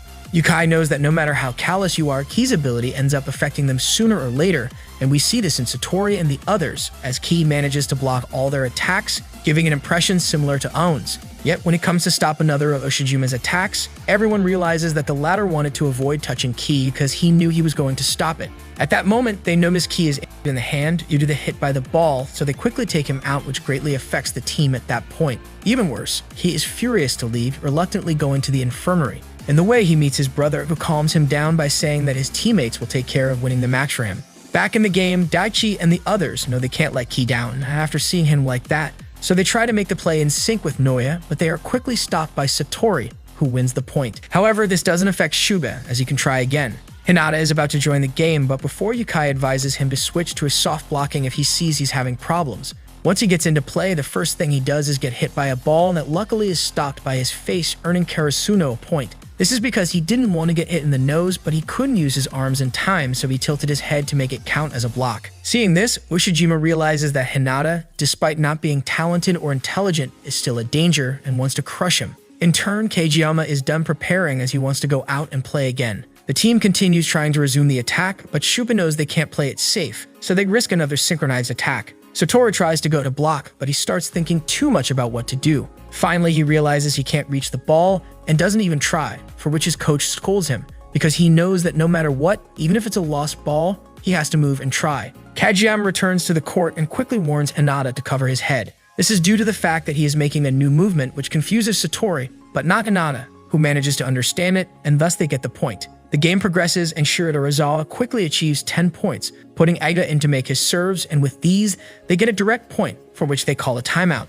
Both schools begin to cheer their players with all their might, which raises Karasuno's spirit. Just as Ushijima is about to score again, Hinata reaches out to stop him, getting them another point. Goshiki, seeing this, tries to cheer up his friend, but is surprised that one of the first ones blocked him. He isn't the only one, though. Yukai is also impressed, since neither he nor anyone expected this kind of blocking or rather reception. The moment arrives when Tadashi must serve, and he launches his serve with effect, which gives them another point, and this way they will reach Shirota Razawa. That is because it begins to affect them psychologically, especially Goshiki, who begins to fear that for real, they can beat them, and even more when they lose points and Karasuno surpasses them. That's why Ushijima cheers them up in a cold but effective way, because that is how the star of the present should be and the one of the future. Tadashi serves again, and this time Shirota Razawa receives it, and they manage to take the lead once more, although Karasuno manages to catch up again, evening the score and getting into deuce. Everyone knows that this can't be extended any further, because if they do, the people from Karasuno will end up tired and unfocused. Karasuno does its best to try and stop the ball, dashing everywhere to prevent it from connecting with the ground. Yukai cheers them up, because volleyball is a game where they must always look ahead. This motivates the boys. Kai returns to the match. Upon returning, we see what happened in the infirmary. Kyoko managed to see how Ki was so focused he wasn't even thinking about his. He was only thinking about what he would do when he returned to the game. After explaining his issue to Yukai, he allows him to continue playing and immediately goes to Hinata to wait his turn. Meanwhile, the third years attempt an offensive against Shirota Razawa, somewhat happy that no one is paying attention to them, and once they manage to catch up with them, Ki is called to the court. He approaches Kageyama and the two agree that they shouldn't hold back. At the same time, Ushijima coordinates with Shirabu for his next move, making everyone nervous by how calm he is. It's Asahi's turn to serve, and he does it with at full power, yet his opponents catch it easily. This gives Ushijima a chance to make his spike, which Ki quickly realizes and goes to block even when his fingers still. This surprises everyone, as during his other matches he never showed himself so passionate. The game continues and Ki does his best to block Ushijima, and once they have a good defense against him, he coordinates with Kageyama to make a wide attack, and when it seems that Satori is going to catch it, they score, being only 1 point away from victory. Then Shirota Razawa calls a timeout, where everyone begins to realize that even though Shirota Razawa is strong and reliable, Karasuno is new and reckless, and that makes puts on the same level. Ushijima, on the other hand, knows like Shirabu that he isn't as useful as before, since he has been jumping all the time, even he gets tired. On the other hand, Daichi is encouraging Karasuno because he knows that even if they can't one-on-one, they are 6, and they can win against Shirota Razawa. The game resumes and it's Asahi's turn to serve again, but his shot misses, causing Shirota Razawa to take the lead, but they quickly even things up, missing another shot. However, in the stands, people know Karasuno is a great team, as they are willing to get the risk of making such a strong and dangerous serve. Ushijima launches the attack, and although Hinata tries to block him, he stops midway, confusing him and performs spike, showing that exhaustion is nothing to him. While Ushijima continues to attack, Washijo, upon seeing Hinata, gets reminded of himself and therefore rejects him with all his might. Unfortunately, Hinata can't jump due to exhaustion. Nevertheless, he continues thinking about his next move. At the same time, the boys keep the score level, and when it seems that they are going to score, Dechi tries to move and his legs don't respond. That's why Noya throws himself forward, giving Asahi the opportunity to smash and give hope back to the team. Now the only option left for them is to attack from behind, since they can no longer make changes.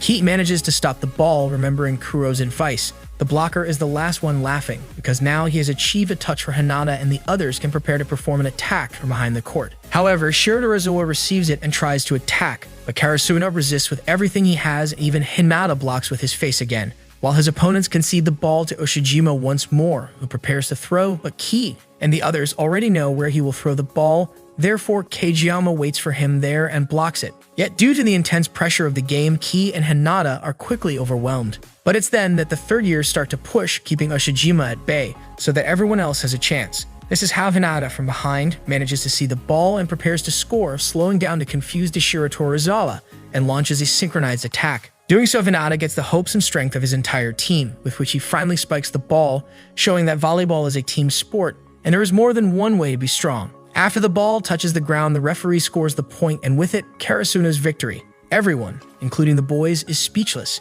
Even Kyoko cries, moved and happy. Quickly, they line up and greet each other. Upon seeing Hinata, Washijo is surprised that they are the same height, but he also knows that the further he advances, the more difficult his path will be. At the same time in the stands, Oikawa is observing and analyzing the match, realizing that although Hinata and Kageyama made a good team, everything was possible thanks to the fact that Ki was able to block with great precision, and for this reason, he cannot stay still and let them run so freely. Once they finish greeting, Shirabu opens up to Rion about how neither he nor anyone else expected them to lose, so several of them begin to cry in frustration. But they cheer up when the coach, in his own way, tells them that they will have another opportunity to play. While Satori and Ushijima stretch, they talk about how surprised they were to see Hinata in action, and Ushijima childishly wants to make clear that he was stronger than Hinata. Then he goes to see Kageyama and Hinata to promise them that next time they will win. Meanwhile, Ki is in the bathroom washing up, not being able to stop thinking about Ushijima's intensity, feeling pathetic for having been barely able to save a shot, thing that Tadashi Sanrule argues, making him see that he should focus on the award ceremony and furthermore,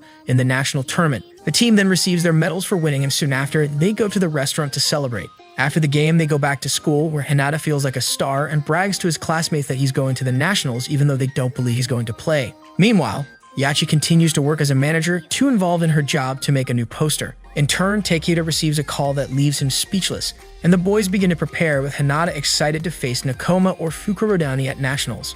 Arriving at the gym, everyone begins to mark the jump to see who will be on the poster, and to everyone's surprise, Hinata is in second place below Kageyama, and speaking of him, Takeda arrives on time, letting everyone know that Kageyama has been invited to an intensive training camp. We see Nakoma, which is waiting for the women's volleyball team to finish playing because it's their turn. Yet another of the teams arrives to annoy Kuro and the others, but although they succeed, both are convinced of their victory in the game that follows. When they go to the court, everyone notices there's a great anticipation, and it's just normal, since they will be facing Fukurodani, and with it Bokuto. His teammates think they should encourage him with something, but it's not necessary, since he seems very focused. The game begins, and immediately, Kema gives them a point, but on the next move, Fukurodani retaliates with Bokuto, scoring and making the people on the stand cheer for them. However, when trying to score again, one of Nakoma's men stops him, knowing where the ball was going to end up. However, this far from annoying Bokuto excites him more than ever, so he tries to shoot a straight shot through Kema, which passes through him. Kema and the others realize that Bokuto is making better straight shots than usual, something very rare for him, since he usually prefers diagonal shots. But this is all part of Kema's strategy, because alongside Kuro, they manage to avoid Bokuto's smash, frustrating him. It's then that the star of the team, Lev, appears to help and improve the score. Although everyone has their hopes placed on him, the truth is that he's still as bad and terrible as ever, costing the boys points. For this, the coach calls time out to ask Kema to take care of Lev, and to scare him, tells him that he is not as good as Hinata. After hearing this, Lev goes out to play again, stronger than before, managing to score. But that doesn't matter since he keeps being blocked, which makes Kema's word even more annoying. When Fukurodani starts his offense, Nakoma's defense gets placed far away, preventing them from scoring and even scoring points during the defense. On the other hand, in Fukurodani, Bokuto, when he does something well during a match, reaches a point where he forgets everything else. This way, Bokuto remembers when he talked to Hinata, And as he gets closer to the ball, he also remembers that a requirement to be a star is to hit all the balls, thus scoring and putting them back in the lead and winning the match. This greatly frustrates Lev, as he believes that everyone else failed because of him, but Kuro helps him feel better, telling him that it's more satisfying when teamwork goes well, and that with time he will improve. In turn, Kema receives a message from Hinata, saying they will go to the Nationals to then be called to his next match. This time, they will face Nohibi, a school with a very annoying captain. He doesn't stop provoking Nakoma and especially Lev, saying that he can't score or even block, distracting him so much that he can't play well. This upsets Kema. Already in the game, Nohibi takes the lead, and when it looks like Nakoma is going to lose a ball, Yaku lunges for it, giving Lev a chance to show what he's made of. Yet, unfortunately, Yaku appears to be...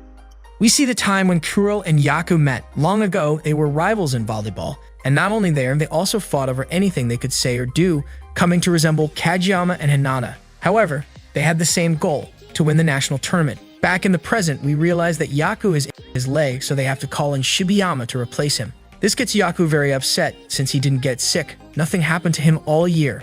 Arriving at the court, Shibayama is quickly pointed out by Nohibi's captain Subu, and this scares him to the point that he cannot move. For this, they ask for a timeout, and that's when Kema says they have a chance to win, and since he doesn't care about anything but analyzing it means it's true, and that is better than any motivational speech. Therefore, Kema tells Shibayama to switch with Kuro in the next set. The match resumes, and the boys try to have a good defense without Yaku, but it's too difficult to play without him. Yet Kuro manages to realize Nohibi's strategy and gets in the way of the captain, seeing that he is going to throw at Lev. This buys them time and a margin of action wide enough to recover and let Shibayama calm down. In the end, the two teams go into deuce. Kuguri then smashes to put Nohibi in the lead, as his ability is perfect for this moment. Everyone in Nakoma tries their best to get past their opponents, especially Lev, who manages to block well, while trying not to listen to Subu and his taunts. As the game progresses, Nakoma slowly outplays Nohibi, using Lev's clumsiness to their advantage whenever they have the chance. Since Kuro isn't as good on defense as Yaku, Kema proposed to use a synchronized attack from behind,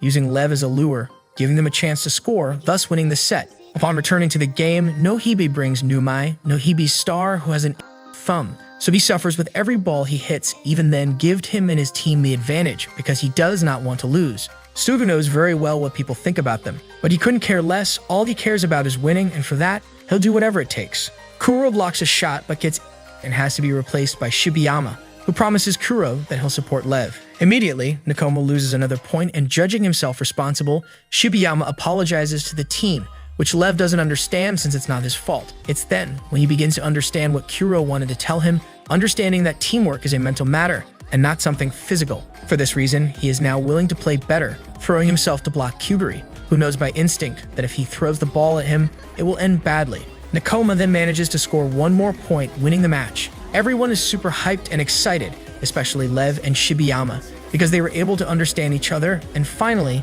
know what the other was going to do, feeling just like Kuro said they would feel, especially Lev, as he was able to control Kuguri's shot from the other side of the net. As they celebrate, Nohibi walks out with Kuguri frustrated that he couldn't score. Once out of the court, we see how Subu, although he feels bad about losing, reunites with his friends to keep improving. The match ends with Nakoma advancing to the Nationals. We finally return to Hinata, who after being told by Kyoko that they have to be measured, starts a jumping competition with Kageyama again. The bet this time 3 curry buns. Arriving at the medical exams, Hinata is excited as he has grown 1.4 centimeters, unlike Kageyama and Tadashi, who have already reached 180, while Ki is finally at 190 centimeters, making everyone jealous. Then they all go to the court, where they practice their jumps, Kageyama being the one who reaches the top, being Hinata the only one who almost reaches him. It's then that Takeda arrives to warn them about Kageyama's intensive training. After hearing this, everyone is shocked because they know that this training is the same as Ushijima does, and to be playing with someone they invited is already something incredible. That's why everyone starts to support and congratulate Kageyama, but at the same time, they wonder why Noya wasn't invited, although they quickly understand that it's because of his immaturity. However, Kageyama is not the only one who has been invited to something. He was also called by Jozenji's coach, as he wants to improve the strength of the entire prefecture, training with several of the best from each school. In both cases, no one invited Hinata, which makes him very angry and frustrated as he feels that the others are leaving him behind. That's why, once outside the gym, he tries to avoid Ki and Tadashi so as not to hear them talk about it. On his way, he feels how his friends are getting further and further away from him. Time passes, and slowly the day of Kageyama's camp comes, which has some problems trying to read Takeda's instructions on where the gym is located. On the other hand, Hinata is with Ki at the Shiratorizawa school, where the best have come to train. As soon as everyone realizes that he hasn't been invited, Ki gets furious because he can't understand what was he thinking to do something as reckless as that. Takeda calls him out to scold him, scaring him a lot. However, Hinata doesn't want to leave because he wants to learn from the other first years. Luckily for him, Coach Washijo says he doesn't mind having another ball boy. Kageyama arrives at the camp and meets Itachimeya's Kumisakusa, one of the top 3 spikers in all of Japan, who recognizes him from the team that defeated Shiratorizawa. But when Kageyama introduces himself, Sakusa appears to be uninterested. Back to Karasuno, Yukai is surprised to see the list of boys who have gone to train that really are the best of the best, worrying a lot about Hinata. Washijo makes sure to let Hinata know that he doesn't see anything special in him, not that Kageyama, so if he doesn't want to be a ball boy, he better leave. On Kageyama's side, he meets with all of his training partners, where Coach Hibarita encourages them to show the world that volleyball is more interesting than it seems. Back in Shiratorizawa, Hinata goes with the team and introduces himself, willing to show Washijo and the others his worth. We return to Karasuno. Yukai puts to train on the spot while asking Takeda for permission to leave because he has things to do, and his grandfather hasn't been feeling well lately. Also, he has to rush to Shiratorizawa to scold a certain shorty. Back with Hinata, Washijo tells them that the important thing is to do something different than usual, that they should take everything that makes them improve no matter what it is. They start practicing in pairs, but Hinata remains. Immediately, they begin to play, practicing shots, which Hinata wants to try too. But since he is a ball boy, he only suffers from the coaches yelling and scolding, something that surprises the others, because Hinata is a good spiker, so they assume he's just upset because he beat them. Hinata then continues to pick up and return the balls he finds, but as he does that, he watches very carefully what the other players are doing, paying attention to each movement. Once everyone is done, we see how Kindaichi stares at him, realizing that he's not the same as he was a while ago. In turn, we see how Ushijima and Satori reunite, ready to go to training with the boys the next day. When Hinata is left alone, he begins to practice solo shots, finding it very difficult. But he can't stop. He feels everyone is leaving him far behind. Ki tells him they must leave, and although Hinata wants to apologize, Ki only pesters him by saying he should go home and cry because he wasn't allowed to play. Sometime later, Yukai meets with Hinata, something bad because he can't do anything other than be a ball boy, but he lets him know that he should not underestimate said position. The next day, he meets once more at school, but this time with Takeda, who scolds him for doing something crazy like this. Then, on the way out, he runs into his teammates, who try to cheer him up so he can bring himself a new move or something. Hinata then returns to training, where he continues to be a ball boy, but this time, we also see how he tries to catch the balls, surprised at how Goshiki does it. At that moment, Ushijima and the others from Shiratorizawa appear, and upon seeing Hinata, Satori wants to beat him immediately, but they are surprised to see him as a ball boy. Meanwhile, Washijo gives advice to all the other players on how to block or how to improve their movement, all while Hinata can only watch from the scoreboard. Satori approaches him to ask him why is he not playing with them, and when he finds out that he snuck in, he takes Ushijima out to tell him, seriously asking why is he there if not to play. In Karasuno, the boys continue to train in their free time, practicing serves and their movements. Yukai knows that in the next game, they can't afford to leave anyone behind, and of course, Hinata knows this better than anyone. So the best option they have is to let him find a way to become stronger, something complicated because he doesn't know how. Back with Hinata, he finishes putting his things away, but he locks himself in the cleaning room, very frustrated, trying to think why he has gone to that place if he isn't going to train. He knows that he must find a way to improve, but doesn't know how, and just when it seems like nothing comes to mind, he walks out, having something in mind. Seeing Hinata's great determination to move forward pisses off both Satori and Ushijima. Hinata realizes that he has no say on the field, so the only thing he can do is observe more carefully. This way, being at the top, he gets to see the game better, beginning to analyze what each player does. For example, those who receive. This gives him an opportunity to learn more because even during other games, he never looks at the players, only the ball. This allows him to realize that to know where the finisher is aiming, he must pay attention to his posture, being surprised to see Ushijima. Then, when he goes down and is closer, he sees how one of the players separates his feet a little from the ground, something that his friend Tama had taught him a long time ago, split step. It's called, and it's the maneuver with which one moves to shorten the distance to the ball and reach it. Realizing this, he manages to catch a ball from Ushijima, albeit getting a little. Continuing to watch the game closely, Hinata realizes that until now he was just chasing the ball, but in volleyball, the court is full of information. This is why, when everyone leaves, he asks for those who stay to play with him, flattering Goshiki to convince him and so trying to polish what he has learned. Seeing him, Ushijima and Satori are still upset, but they know that whatever it is, Hinata will get something good out of this experience. As the game starts, Hinata tries to split step, having some trouble due to pacing. However, it comes a point where he not only manages to move, but also knows where the ball will go when Goshiki throws it. This excites him, as he realizes he can still improve. When leaving, Hinata knows that he should go eat because his muscles need to be repaired to be stronger, so he has to wait until he gets home. Before that, he calls Yukai to ask him what he should eat and do to rest his body. After he gives him instructions, Hinata runs home, ready to start his real training the next day. Back to Karasuno, the guys are training with Tokonami, as Yukai commissioned them to be able to make the same moves, no matter who they play against. But when they try, the boys have many failures, so in the end they lose the match and have to do a round of punishments. In Shiratorizawa, Hinata is moving very differently from the first day, getting to know where the ball will go. This is noticed by Washijo's assistant, who knows that little by little, Hinata will become even better with the ball, and over time, his instincts will become intuition.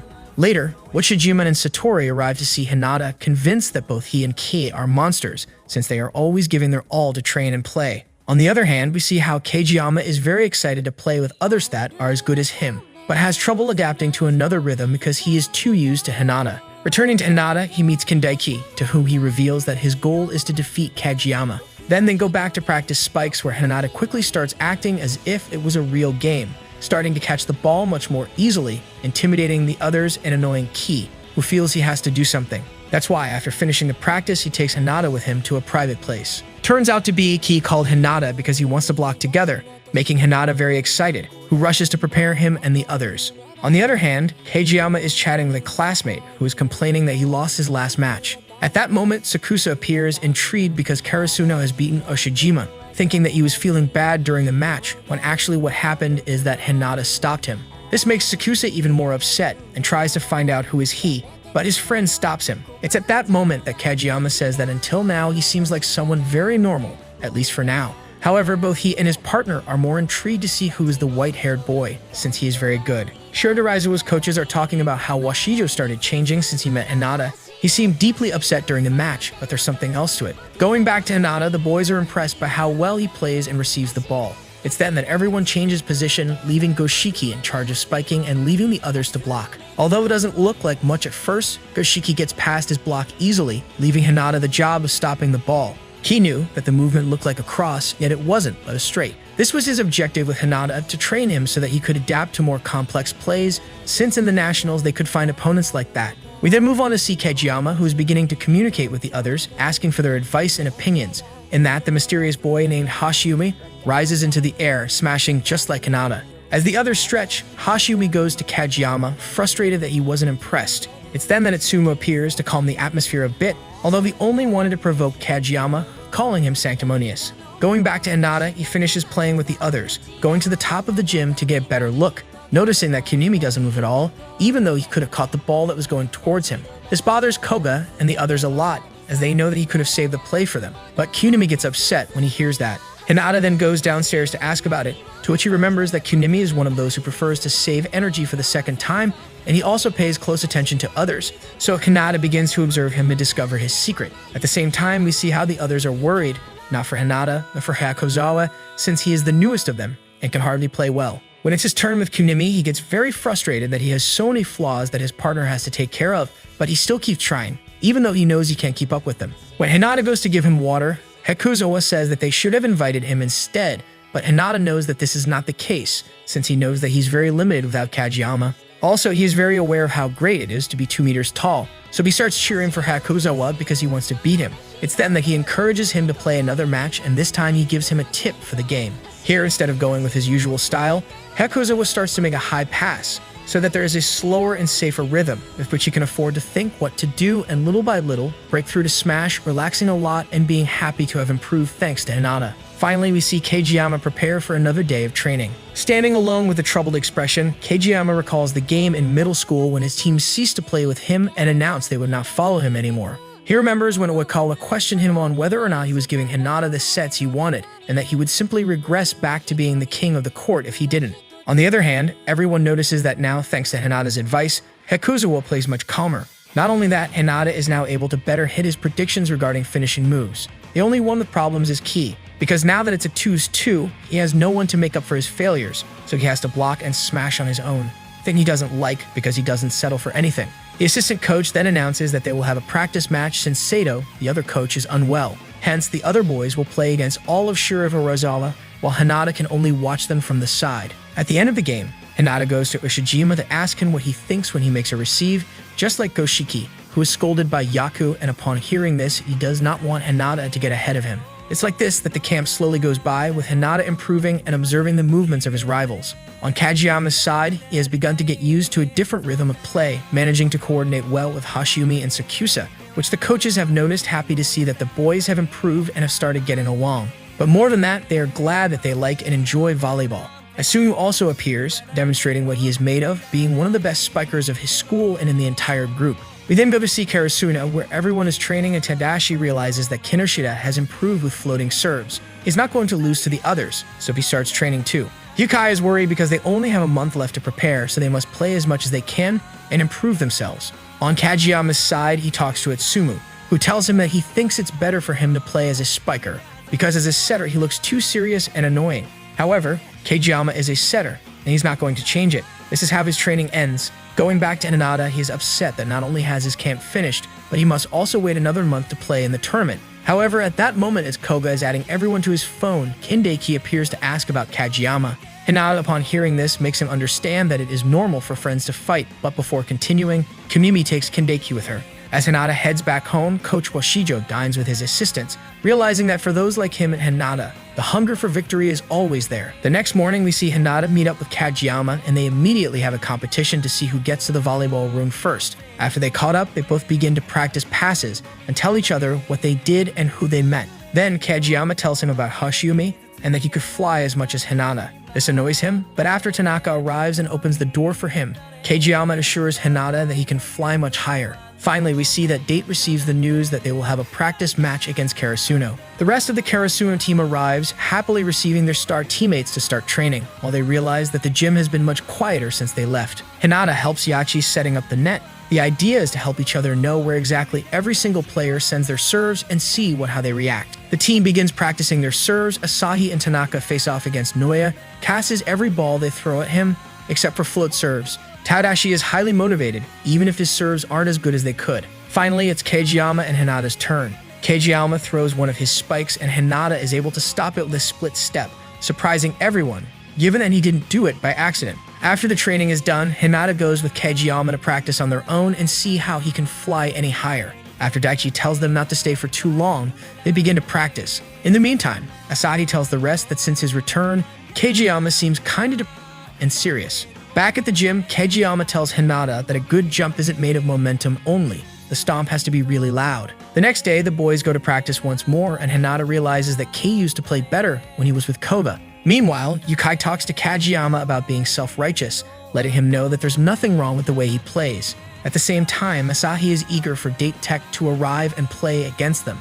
It is then that the Date roster arrives, and after everyone quickly greets each other, Kageyama feels angry over the thought that Koga is a better setter than him. Karasuno meets with Yukai, who advises them to familiarize themselves with Date's blocking. That way, they will be calmer during the Nationals. The match starts, and right after the starting formation is set up, Karasuno starts their attack. Hinata rushes in apparently to do a super fast spike, but it ends up being a bluff. Even so, Aon and the others manage to jump in time to block annoying Kageyama as he wanted to pass that block on his first try. This is possible thanks to Date's strategy to unite all three blockers in the middle, a risky tactic, but effective when combined with an accurate reading of the rival blockade, similar to Key's ability. Also, with this tactic, their team can go for the ball with more ease and focus on its trajectory. Until now, Karasuno and its opponents had used a different method, splitting up across the net to cover more area. It is at this point that Kageyama gets the ball, and by doing so, he manages to feel the intense pressure that Aon and the others put on him, making it that no matter where he throws the ball in the end,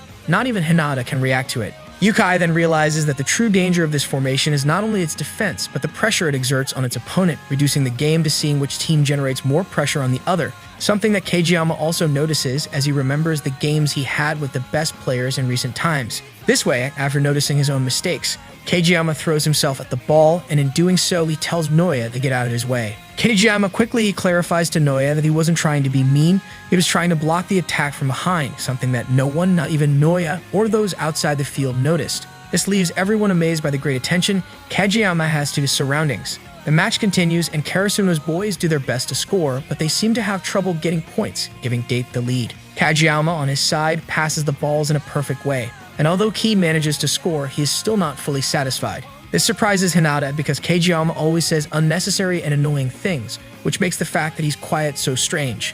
Date quickly takes the lead. Right then, students from the latter team's school arrive to watch the game, cheering for Date to win. Asahi tries to score, but just like the others, is having a lot of trouble achieving it. During the game, Asahi calls out Ki about a mistake that ends up in the latter not scoring, starting a fight between the two. But this isn't the worst. When Asahi fails to score a point, the team goes out of the field during a timeout, and Kageyama gets enraged, ordering Asahi to score. He then proceeds to explode with annoyance because he knows his passes are good, so the rest must score more. It is so that the selfish king returns, but upon noticing this, Kageyama tries to apologize. It is then that Hinata lets him know that being a king is not a bad thing, and even if it were, if people don't like what he says, they can simply not listen to him, to which the others agree and promise Kageyama to improve their game. This way, the tension in the ranks is relieved, and although Takedo wants to stop them, Yukai knows that it is best for them to continue playing. Kageyama's talent is something extraordinary, so they shouldn't complain about it. When it's time for Ki to spike, Kageyama makes it clear that he's not going to get down to his level,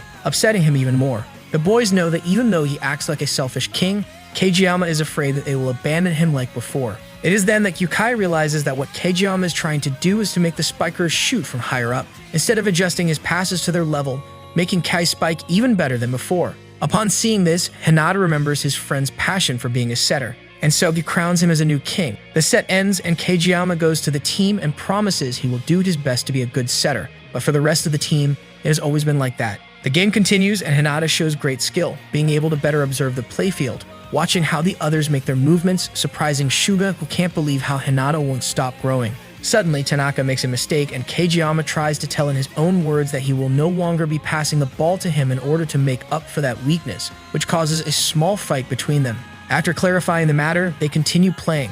Asahi fails again, but his friends support him. Date Tech notices this, realizing that they can actually beat their rivals. So when Hinata starts his quick spike, Aon and the others stop it without breaking a sweat. This makes Yukai and the others realize that the next year, their worst enemy might as well be Date Tech High. The match continues, and although Karasuno is the one leading, Yukai approaches Hinata and Kageyama. They know that their best option is to lose, starting the game again, where this time when smashing, Hinata does not jump, which confuses Date's men, but it is at that moment that he runs with the others, jumping at the last moment and spiking ball. The next play then is that Kageyama manages to make a pass from a long range, giving his friends a chance to smash, thus winning the set. This was possible because until then, Hinata had always been using his super quick attack, but this made him predictable, and by the time they learned to block it, he no longer a threat. So it's better to do a synchronized attack like that or change his spiking pace.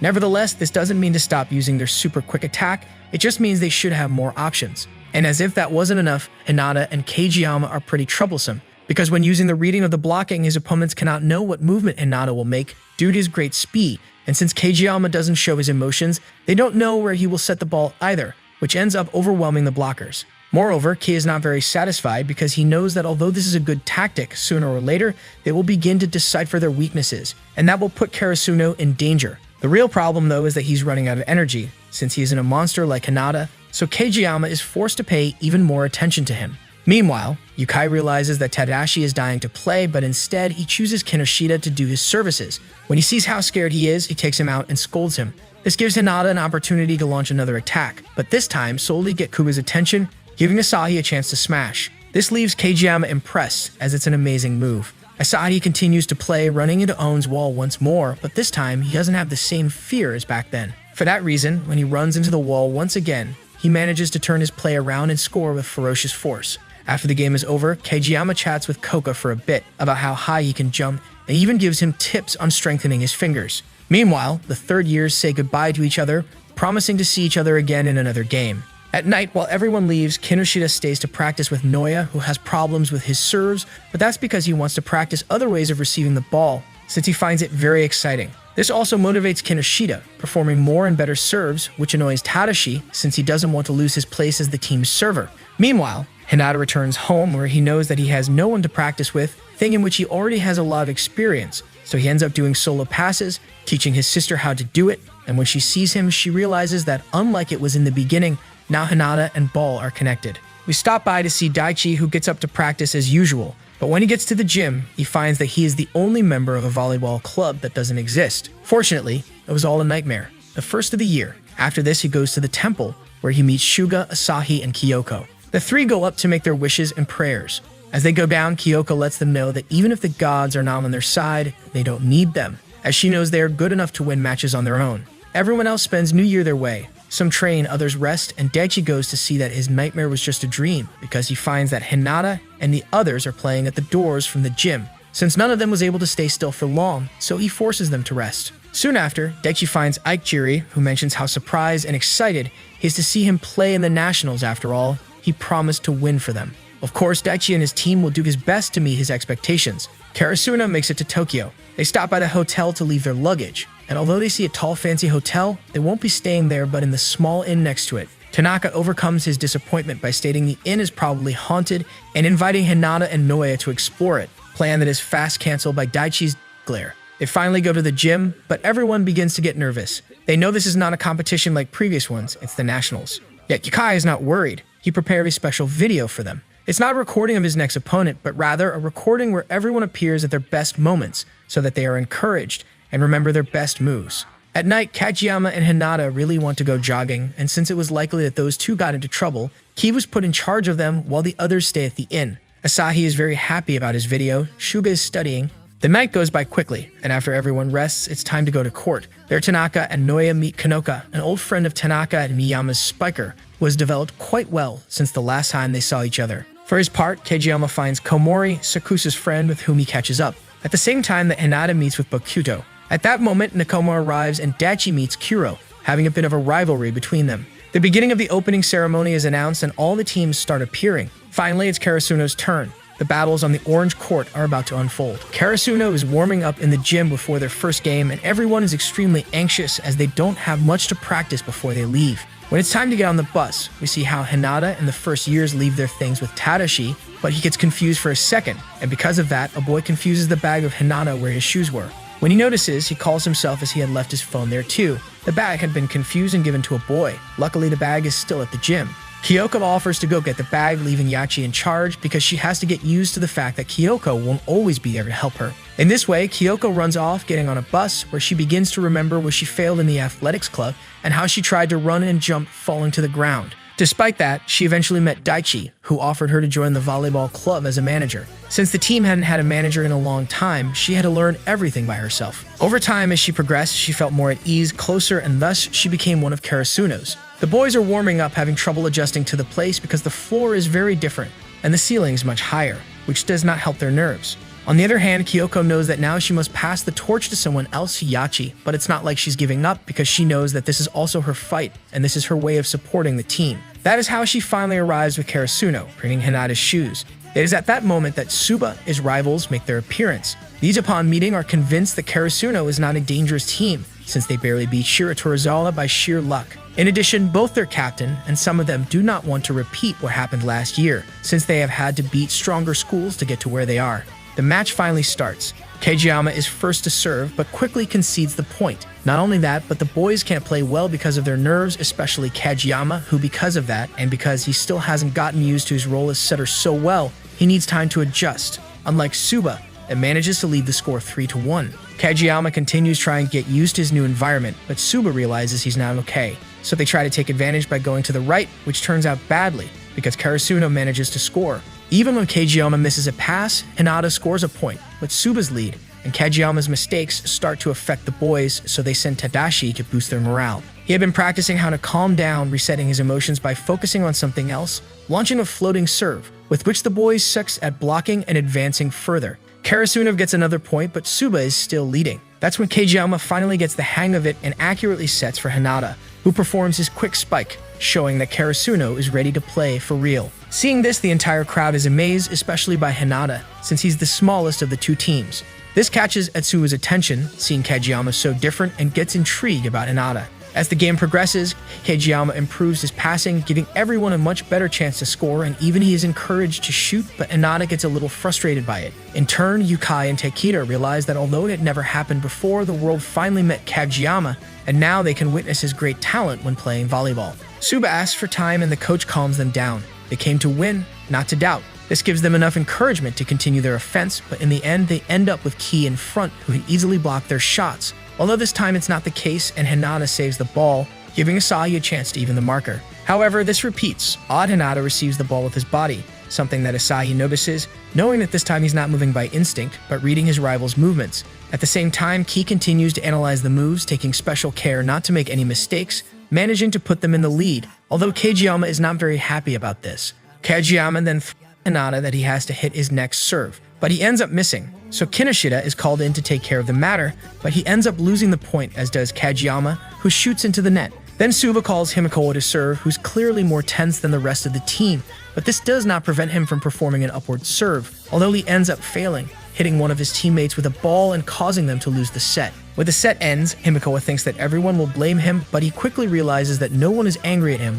Moreover, he's called to the court again, telling him that he should take advantage of the few opportunities he has to be useful. Once he calms down, Himikoa again tries to serve up, directing the ball to the ceiling. The trainer knows that the ball is not that strong, nor that fast, but it's still useful. Although Daichi catches his, he can't stop it.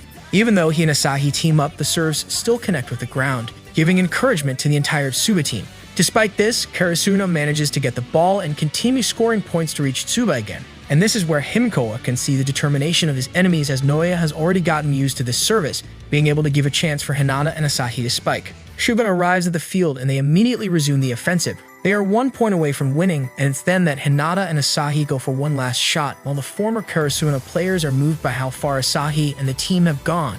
He scores and wins the match. We Fukurovadevani, and even though they are doing well, Bokudo is having a little trouble because he wants to stand out, and he can't do that on the secondary court where they are. Meanwhile, Karasuno leaves the match happy they won. At that moment, Daichi finally realizes that his former friends were in the stands, and when they go down, they find them and introduce them to everyone, like Kurosawa and Tashiro, former team captains. They catch up with the third years, surprised that Kageyama is such a good setter, but they are also interested in Hinata, since he is someone incredible for his size. Even the boys present him as someone unpredictable and as an unstoppable force, which has given Karasuno the opportunity to stand out and reach the nationals. After this meeting, and after the boys encourage them to win, they all go to see the Nakoma game. Hinata sees one that reminds him of Bokudo, so he buys it. And speaking of him, he gets very and quickly loses the will to play, leaving the rest of the work to his entire team, leaving everyone confused because they didn't expect Fukurodang to be so good without his star. However, when Akashi notices that he's getting restless, he starts giving him reasons to cheer, like this is center court, where unlike the other one, everyone pays attention to them, so it's better for all to observe them.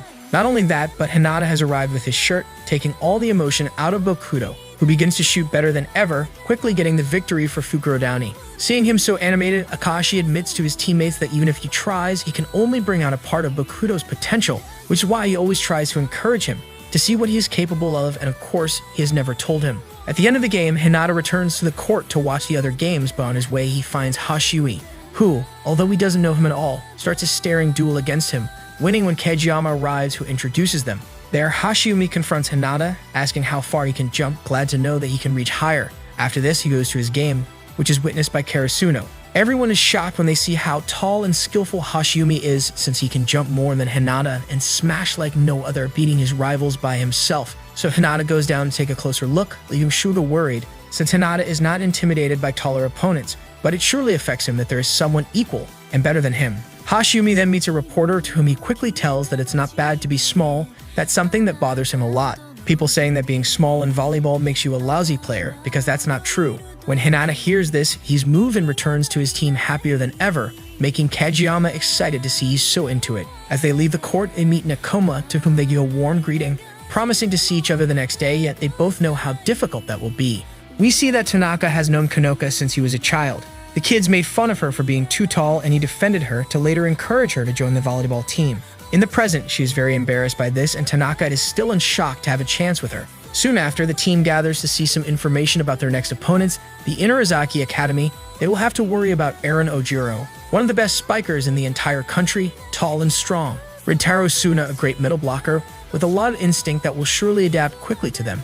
And Atsumu, the main problem with whom Kageyama spent time at the training camp, and whose moves he knows well. As if that was not enough, Atsumu specializes in serves which are similar to what Asahi and Tadashi can do. This whole issue leaves them in a difficult position of not knowing which one to watch out for. Despite this, Hinata and Kageyama remain as confident as ever. Unlike Daichi, who is somewhat afraid, yet Asahi calms him down, stating that he has a hunch that they'll win.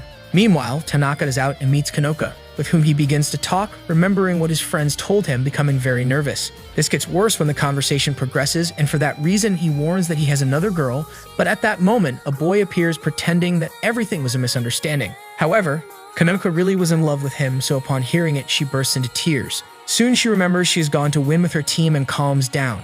The next day, while the boys are practicing finishing moves, they see the combination of Atsumu and his brother Osamu. We then move on to watch Shinsu Kita, the captain, give an interview, confident that he and his team will win the match. Kanoka is talking to her friend, who is giving her some advice on what to do with Tanaka, saying that she should insist. This reminds her of when they were kids and she couldn't serve, but Tanaka encouraged her to do so and improve. Back in the present, the two meet again, where the misunderstanding from last night is quickly cleared up. Kanoka asks him to see her play as she has improved a lot since they were children. Kageyama and Hinata are practicing serves while Hinata remembers Hashiui's jumps, feeling on fire. It's at that moment that Atsumu appears to see how the members of the rival team are. Kageyama assures they are good players, and that he better take care of himself. Karasuno prepares to play, and this time almost no one feels bad about competing. Even Hinata feels better and more excited than usual. The teams finally come out onto the court, where we can see the large cheerleading band that Inarizaki has, putting Karasuno down a bit. What's worse is that when they warm up, Atsumu and Osamu show great smashing skills, and once the match starts, Atsumu silences everyone in the stands. He makes a very fierce serve to later order the girls in the crowd to be quiet since they bother him. It's Asahi's turn to serve, but he's too nervous. Unlike Kanana, who forgets to hit the ball in the middle of his great shot. Seeing this, Atsumu realizes that he is no different from the players on his team. He is just as troublesome. Kageyama has noticed that during the last match, Hinata had a revelation, and he has realized that he can jump even higher, which complicates setting for him, but makes it more interesting. It's Rintaro's turn to serve, directing the ball into a troublesome spot for Karasuno. But as soon as they loose the ball, Atsumu adjusts their trajectory with a single touch, feeding it to Iran to score with a hard spike. This is why both Karasuno and the other teams know that they are one of their best challengers. This doesn't scare Karasuno, so they perform an offensive, where Hinata confuses them with his speed, jumping at the last moment to do his freak quick spike, surprising everyone including Kageyama, who almost falls for Hinata's feint. Yet the most excited is Atsumu, finally being able to see the star moved by Hinata and Kageyama. Hinata and company are not affected by the crowd jeering them. As soon as the game resumes, we see how Atsumu makes a very wide first step, with which he controls a large part of the field and gives the opportunity for a good shot. It's obvious that Kageyama and Atsumu are the best. They both hate to lose. Inarizaki's cheerleaders change the rhythm of their music, and it's Tanaka's turn to serve, watched by Kanoka from the stands. Tanaka misses the shot, but he's not the only one. Everyone else is being affected, and Yukai knows this because Inarizaki's gang is confusing them with the rhythm. Since with that, they easily lose focus and can't play properly. This is why Seiko arrives along with a lot of helpers and instruments. This way, following the advice of the former players on the team, they begin playing music, drowning out Inarizaki's noise. At the same time, Nohibi's captain Sugu has arrived to watch the game from above, surprised to see Inarizaki's band since he doesn't even want to play against them. When he serves, Inarizaki returns it quickly, but Hinata manages to stop it, albeit by accident, and as soon as he has a chance to smash. After this, everyone on the field realizes that Kageyama is not someone easy to face, since his great range of vision, added to his incredible presence, make him a very skilled setter. It's Atsuru's turn to serve, and although everyone knows that he has two serves, they have discovered that he has a bad habit of counting when he is going to do one of the two. Maya makes a floating serve, but Osamu knows that even if they know what it is, his brother won't miss, as shown when Noya fails to defend him. On the second attempt, they manage to return the ball, but when Atsumu has it in his hands, he arranges and analyzes everything on the court, calculating the trajectory and the perfect moment to pass it to his brother, who makes a great shot. But it is not just any spike, it's one very similar to that of Kageyama and Hinata. Seeing this, Kageyama and the others are shocked.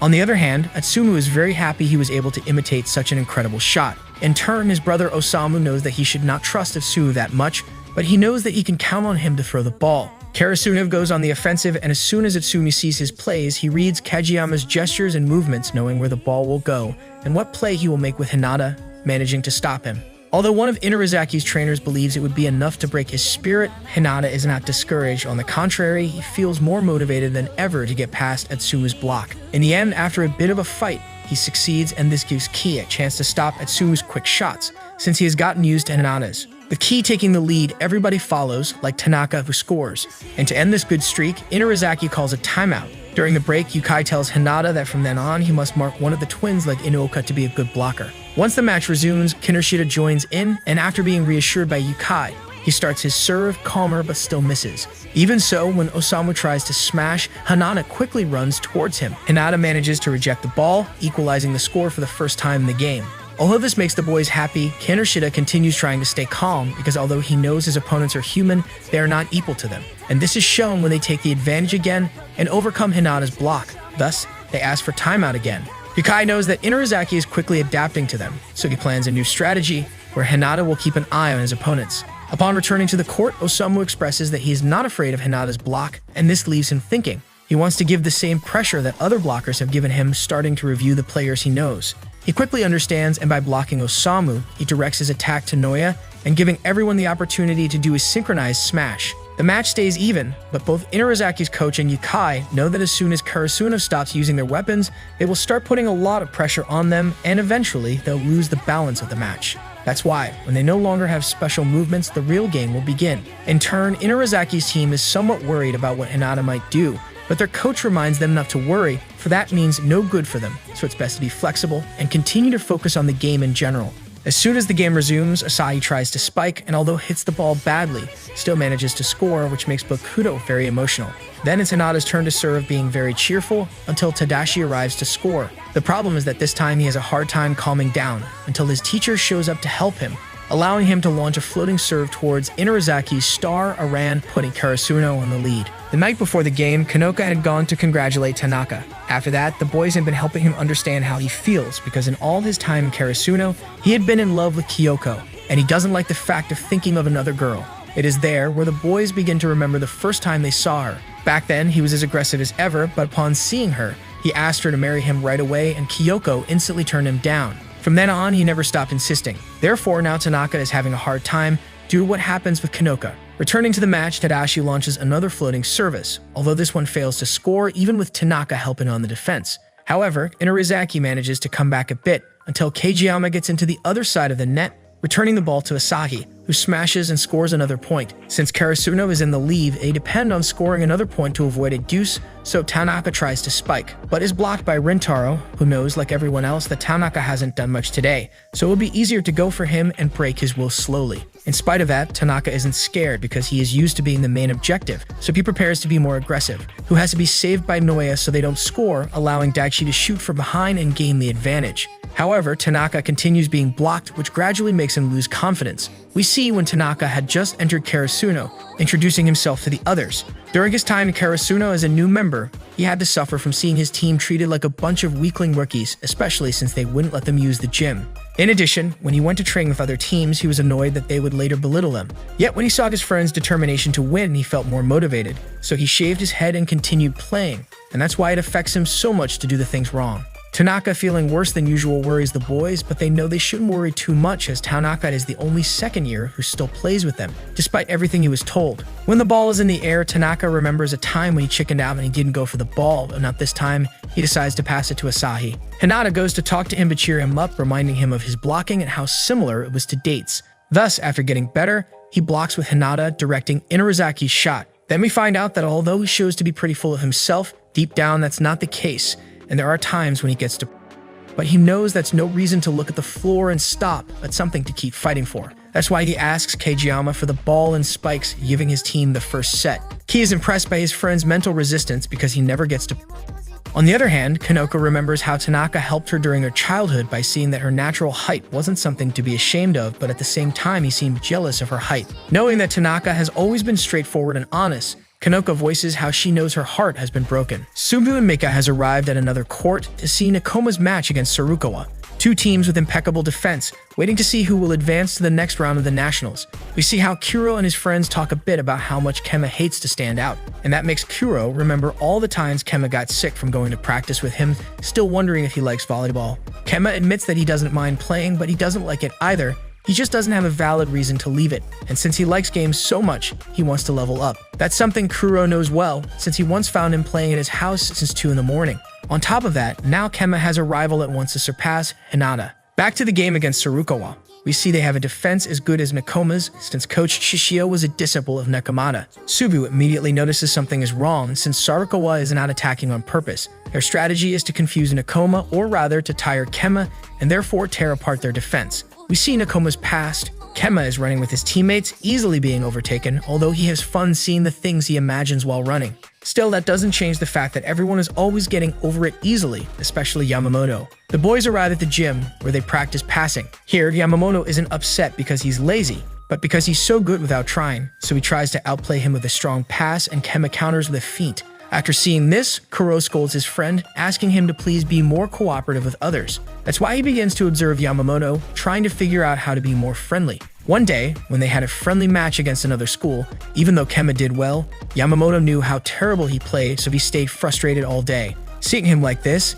Kema tried to think of something to cheer him up, telling him to just relax, but it wasn't that easy for him. So instead, Kema advises him to just reflect on what he did wrong. They both end up fighting over who is right, so to calm them down, one of their friends throws water at them. In the end, this helped the boys get along, and it's then Yamamoto realizes what a great setter Kema is, thanking him for being his partner and not his enemy. Although Kema and the others continue with their great defense, but Sarvikoa continues with its strategy of wearing Kema down and thus breaking all of Nakoma. Despite this, Nekomata is very confident about his defense, since Kema is outstanding at analyzing his opponents. Yet Kema is getting more and more tired. As Lev approaches the net, Kema sets to Fukunaga further down the court. Fukunaga is able to score, but right away informs Kema the set felt low. Itaru Shiramin performs a setter dump that gets past Lev, but Kema is able to dive to save it. Kema is showing great exhaustion at this point, but continues to run to different points on the court in order to make a set. After Lev is able to narrowly make a receive, Kema hurries to make the set but trips and falls as he does. Kai attempts to get the ball back over, but is unable to as it goes into the net, putting the score at 23-21 with Sarukawa keeping the lead. Coach Shishio recalls lessons from Nekomata about how the team should study their opponents in order to take control of the match and how small things can lead to great results. It's with this idea that he uses his players to wear Kema out and slowly make him end up so tired that he can't even move, having to rely on his teammates to avoid losing a point. But he and the others continue to play, managing to even the score. Sarukawa realizes that they are adjusting to them, but they continue to push Kema to his limit. It's at that moment that Kema takes out his talent, managing to see where the players will go to block, passing the ball to his friends through a place they don't expect, making them tie again. This was possible since Kema and the others realized that their opponent's plan was to wear him down. Kema doesn't want to play with such intensity, but he knows that they can win. If they pretend to make mistakes out of tiredness, it will confuse them and allow them to analyze the game better. This way, they can now overwhelm their opponents, and even when they know where they're going to throw the pass, they can send it to the other side. Seeing this, the Sarukawa boys begin to fret, not knowing if Kema has been manipulating them from the start. This causes them to call a timeout, seeing that they have entered deuce. Although Nakoma has managed to sow the seed of doubt in them, the truth is that their coach manages to keep Sarukawa playing, more motivated than ever. For this reason, they continue to push Nakoma, which despite being physically worn out, continue playing carefully, scoring as much as the monkeys do. Nevertheless, Sarukawa's constant pressure irritates Kema, who begins to lose his focus. As if that was not enough, he feels discouraged as he doesn't feel he has the guts, unlike the others. Yamamoto realizes this. He knows that Kema thinks so, but he also knows that that's not true. Even though he is the last of his group, he knows that Kema has guts, since he always strives to reach the end of his training. Kema steps into position and sends a jump set to Fukunaga. His actions surprised many who did not believe that he would use this technique with an off-receive. As predicted, Fukunaga is able to land the spike and Mikoma is declared the winner of the match. Kema promptly collapses from exhaustion as the team celebrates their victory. Fukunaga compliments the setter for his toss and helps him stand so they can leave the court. As the two coaches greet each other and thank each other for the game, Nakoma thanks Kema for working hard. And this is where everyone discovers that he has guts, that he wants to work hard for his friends. However, Kuro knows that there's one opponent that Kema gets really aggressive against, one that they are truly looking forward to defeat, Karasuno. We now see Karasuno's second set, where Noya finds himself at the receiving end of all of Atsu's serves and powerful shots. During the second set, opponents typically avoid targeting Noya, so being bested by another player is undoubtedly a fresh blow to his pride. Yet, Atsu shows no compassion. Sumu perceives that his strategy revolves around mentally unsettling their opponents. Atsu aims not only to surpass Noya, but also to undermine the confidence of the entire team. It is in this crucial moment that Noya attempts one of his signature float serves but falls short once again. The smallest miscalculation alters the trajectory of the ball entirely. To maintain his composure, Noya begins performing push-ups. Later, he makes another attempt at catching the ball, resulting in a less than ideal reception. Asahi and the rest of the team try to execute his spike only for Inarizaki to regain control of the ball. Swiftly, Rintaro seizes the opportunity and scores a point. However, in an unexpected turn, Rintaro acknowledges Key's valiant efforts to baffle him, a gesture that deeply irritates Key. Meanwhile, among the crowd, an elderly observer elaborates on Rintaro's technique. He explains that Rintaro's prowess lies not solely in his arm's strength for spiking, but in his use of the entire torso.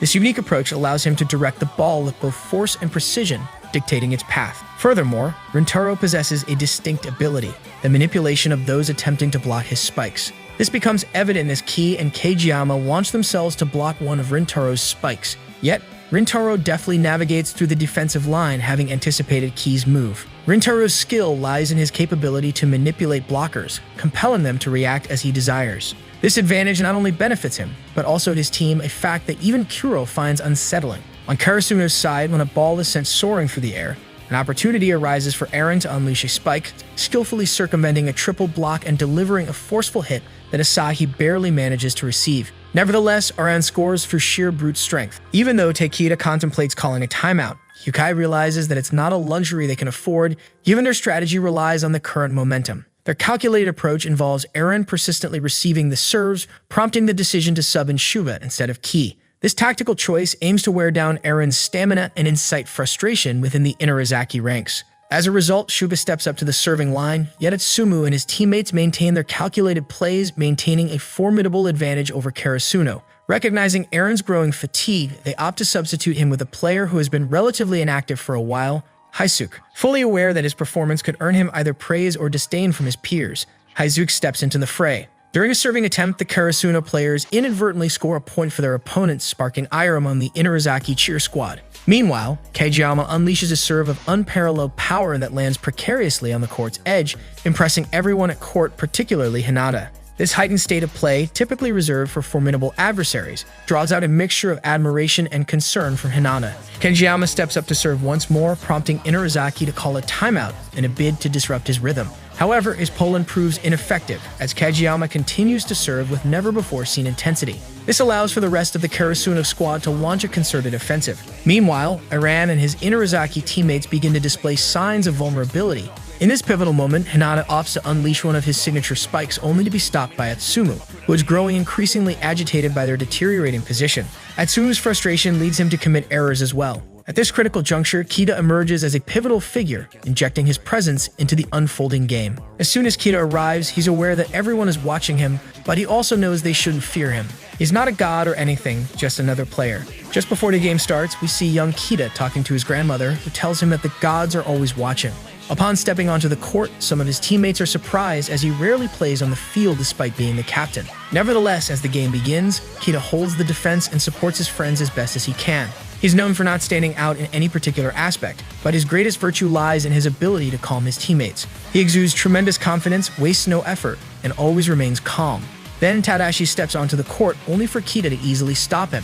We glimpse a moment from the past when the latter asked Atsumu to leave the game because he was unwell, a gesture born out of genuine concern for his well-being. This is how he lives his life, not out of a personal desire or due to his grandmother's teachings about the gods, but because he prefers to maintain order, repetition, and everything normal. Over time, however, he became an integral part of the Inarizaki team, a development that brought him so much joy that he cried with emotion. Shortly thereafter, Eren helped him realize that it's not as straightforward as he thought. Happiness can be experienced if one allows it, and Kida agreed with that sentiment. Back to the present, despite his reserved demeanor, Rintaro recognizes that Kida exerts significant pressure on their opponents. There's no aspect of him that can be ridiculed, not even by Rintaro himself. While Rintaro, Atsumu, and Eren focus on wearing down their opponents, Kida perpetuates that state of mind in them. He remains calm and keeps his friends focused, a role only he can fulfill.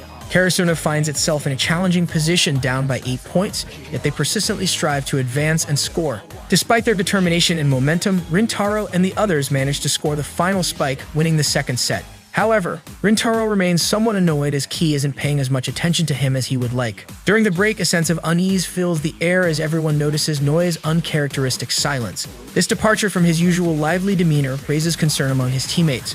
Asahi takes it upon himself to uplift Noe's spirits, but he fights with his own anxieties, making the effort fall somewhat flat. On the Inarizaki side, Kida becomes acutely aware of Itsumu's recent foolish antics and attempt to emulate Hinata's unorthodox style. After a reproachful scolding, Kida narrows Itsumu's focus to delivering float serves.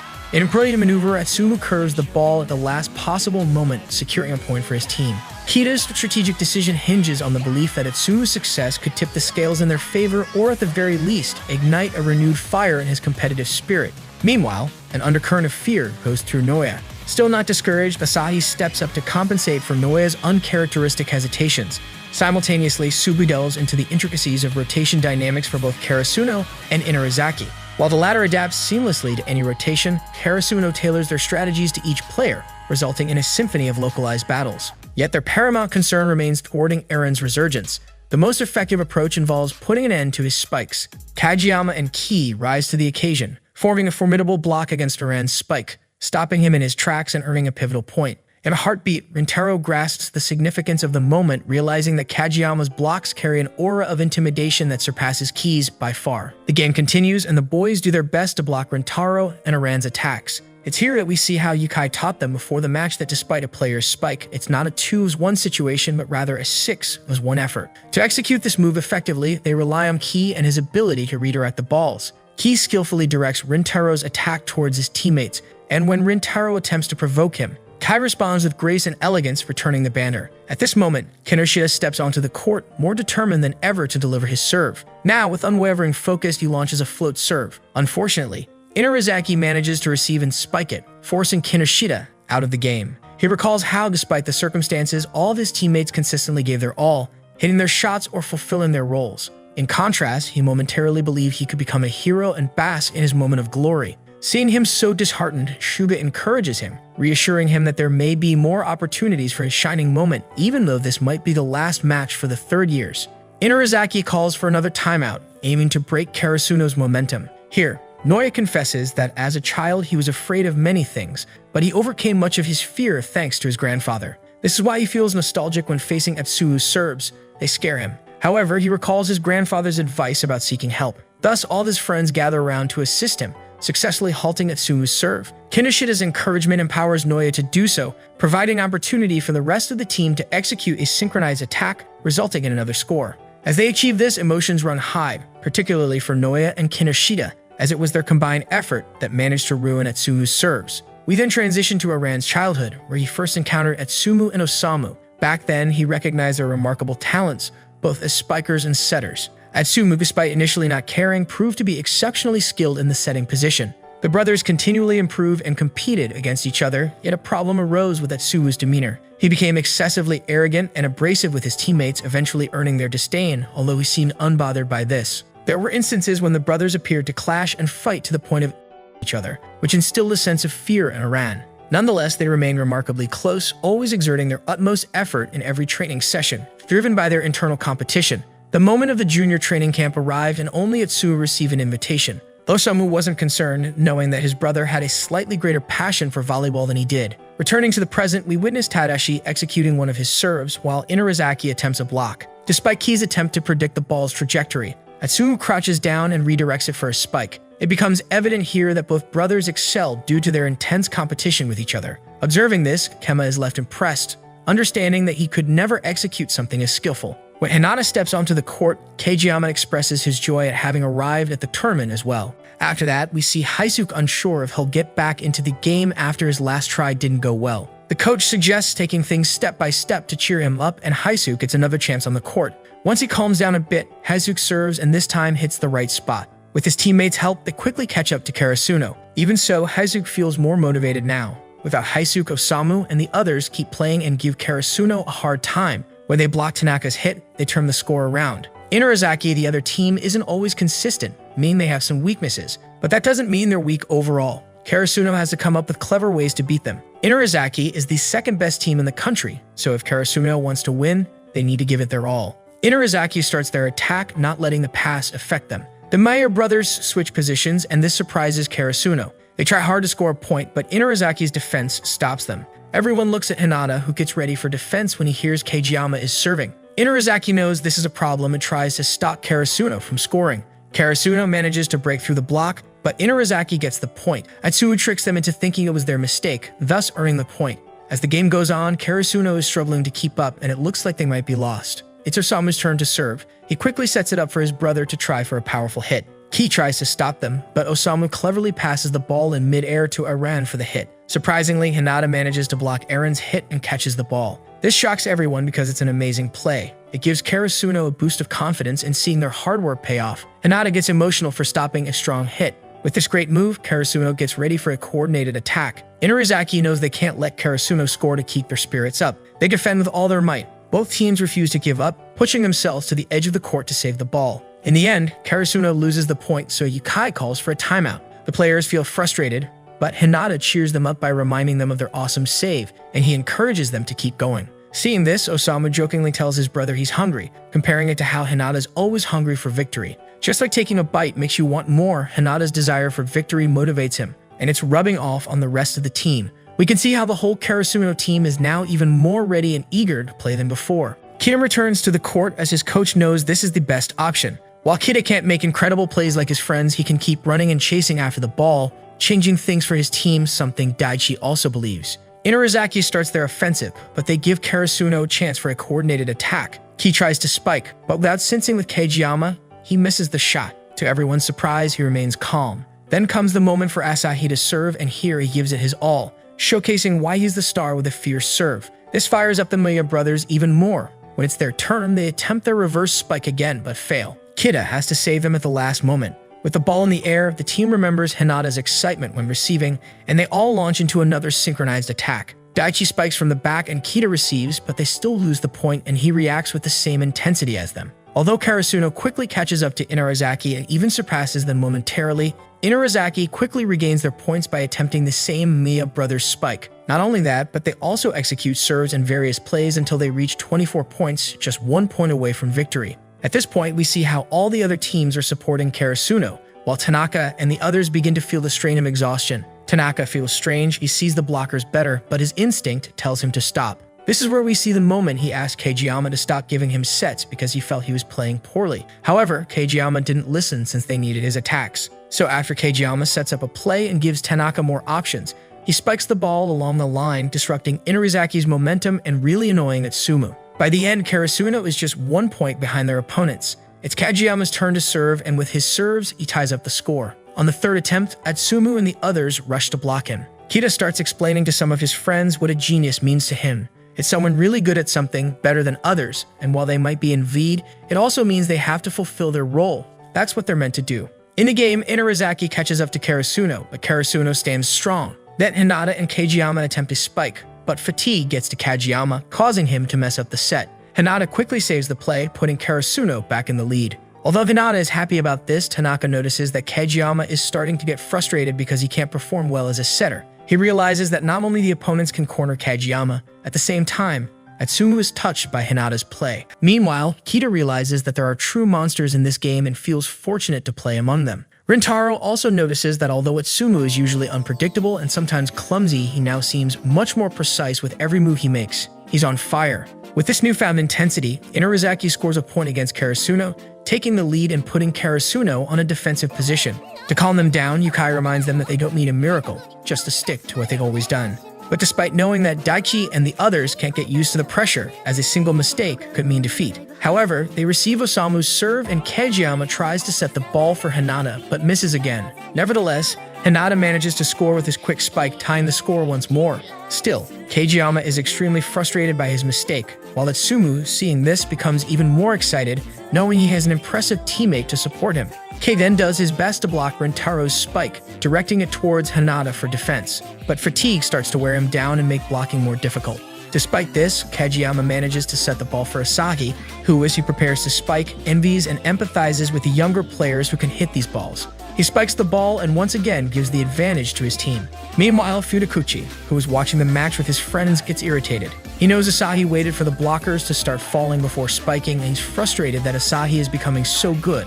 At the same time, Kida and his friends understand that the players are feeling incredible fatigue and nerves. The one who scores and wins will become a hero for their team. This way, Karasuno tries to score once again, but as soon as Inarizaki gets the ball, the brothers immediately attempt their combined move, or so it seems, as Atsumu coordinates with Rintaro to confuse Karasuno. However, Kageyama regains that point advantage by performing a feat, challenging Atsumu. At this point, the entire Karasuno team moves as Ki makes a spike, aiming for a synchronized attack to quickly score and win the match. But nervousness hinders their play, and Yukai notices this, trying to calm them down. This happens because in their eagerness to finish the game swiftly, their plays accelerate, exerting too much pressure on their bodies. So when Hinata sends a long, soft pass, the whole team can breathe again, recalling all the times Hinata expressed his desire to play, his longing to be on the court, and his deep passion for volleyball, causing Sugar to burst into tears. That pass allows the team to coordinate another synchronized attack, but their opponents also prepare to receive it, blocking it, and forcing everyone to give their best to stop it and save the ball. Despite their efforts, each attack fails, giving the Muya brothers the chance to execute their combined spike. At a seemingly moment, Kageyama and Hinata manage to arrive in time to block their move, sending the ball flying and scoring the final point, delighting everyone with their victory. After the game, the whole stadium cheers with excitement, just like the happy Karasuno team hugging and congratulating their top players. On the other side, Inarizaki is feeling down after losing.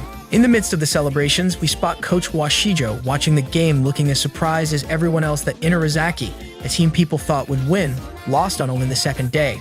Amid the handshakes and good wishes, Atsumu makes a promise to Hinata that he'll be his setter one day, but for now, he needs to prepare for their next showdown in the Inter-High. After this, Karasuno takes a moment to thank their cheer squad for keeping their spirits up during the game, while Inarizaki's fans applaud them for their good effort instead of booing them as expected.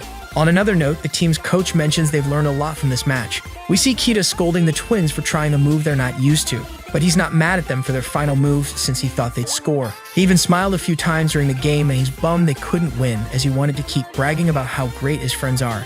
Hearing this, everyone on the team tries not to cry, and the Maya brothers encourage Kita to keep bragging, even to their grandkids. Back with Karasuno, the team is getting ready to leave. They're all pretty tired, and some even fall asleep where they are. Everyone, that is, except for Hinata, and Ki notices that on that day, after that amazing receive, Hinata has fallen even more in love with volleyball. Meanwhile, Fukurodani is playing their own match, with Bakudo more focused than ever, to the point that he doesn't even realize what happened with Inarizaki.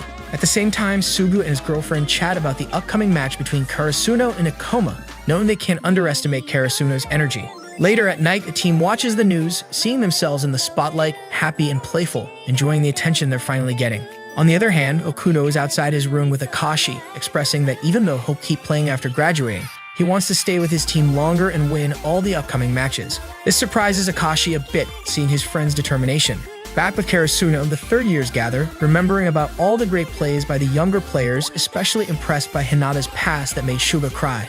At that moment, all they could think was that they didn't want to lose. While the other guys shower and spend the night, we switch to Nekoma, watching Karasuno's match and getting a bit upset because many think they'll lose. However, Kema somewhat agrees with this, as even his teammates aren't sure if they could beat Ushijima or the Muya brothers. But despite that, Kema doesn't really mind, as they're there to find out if they can defeat Karasuno. And so the next day, both teams gather, causing Kema and Hinata to cross paths once again.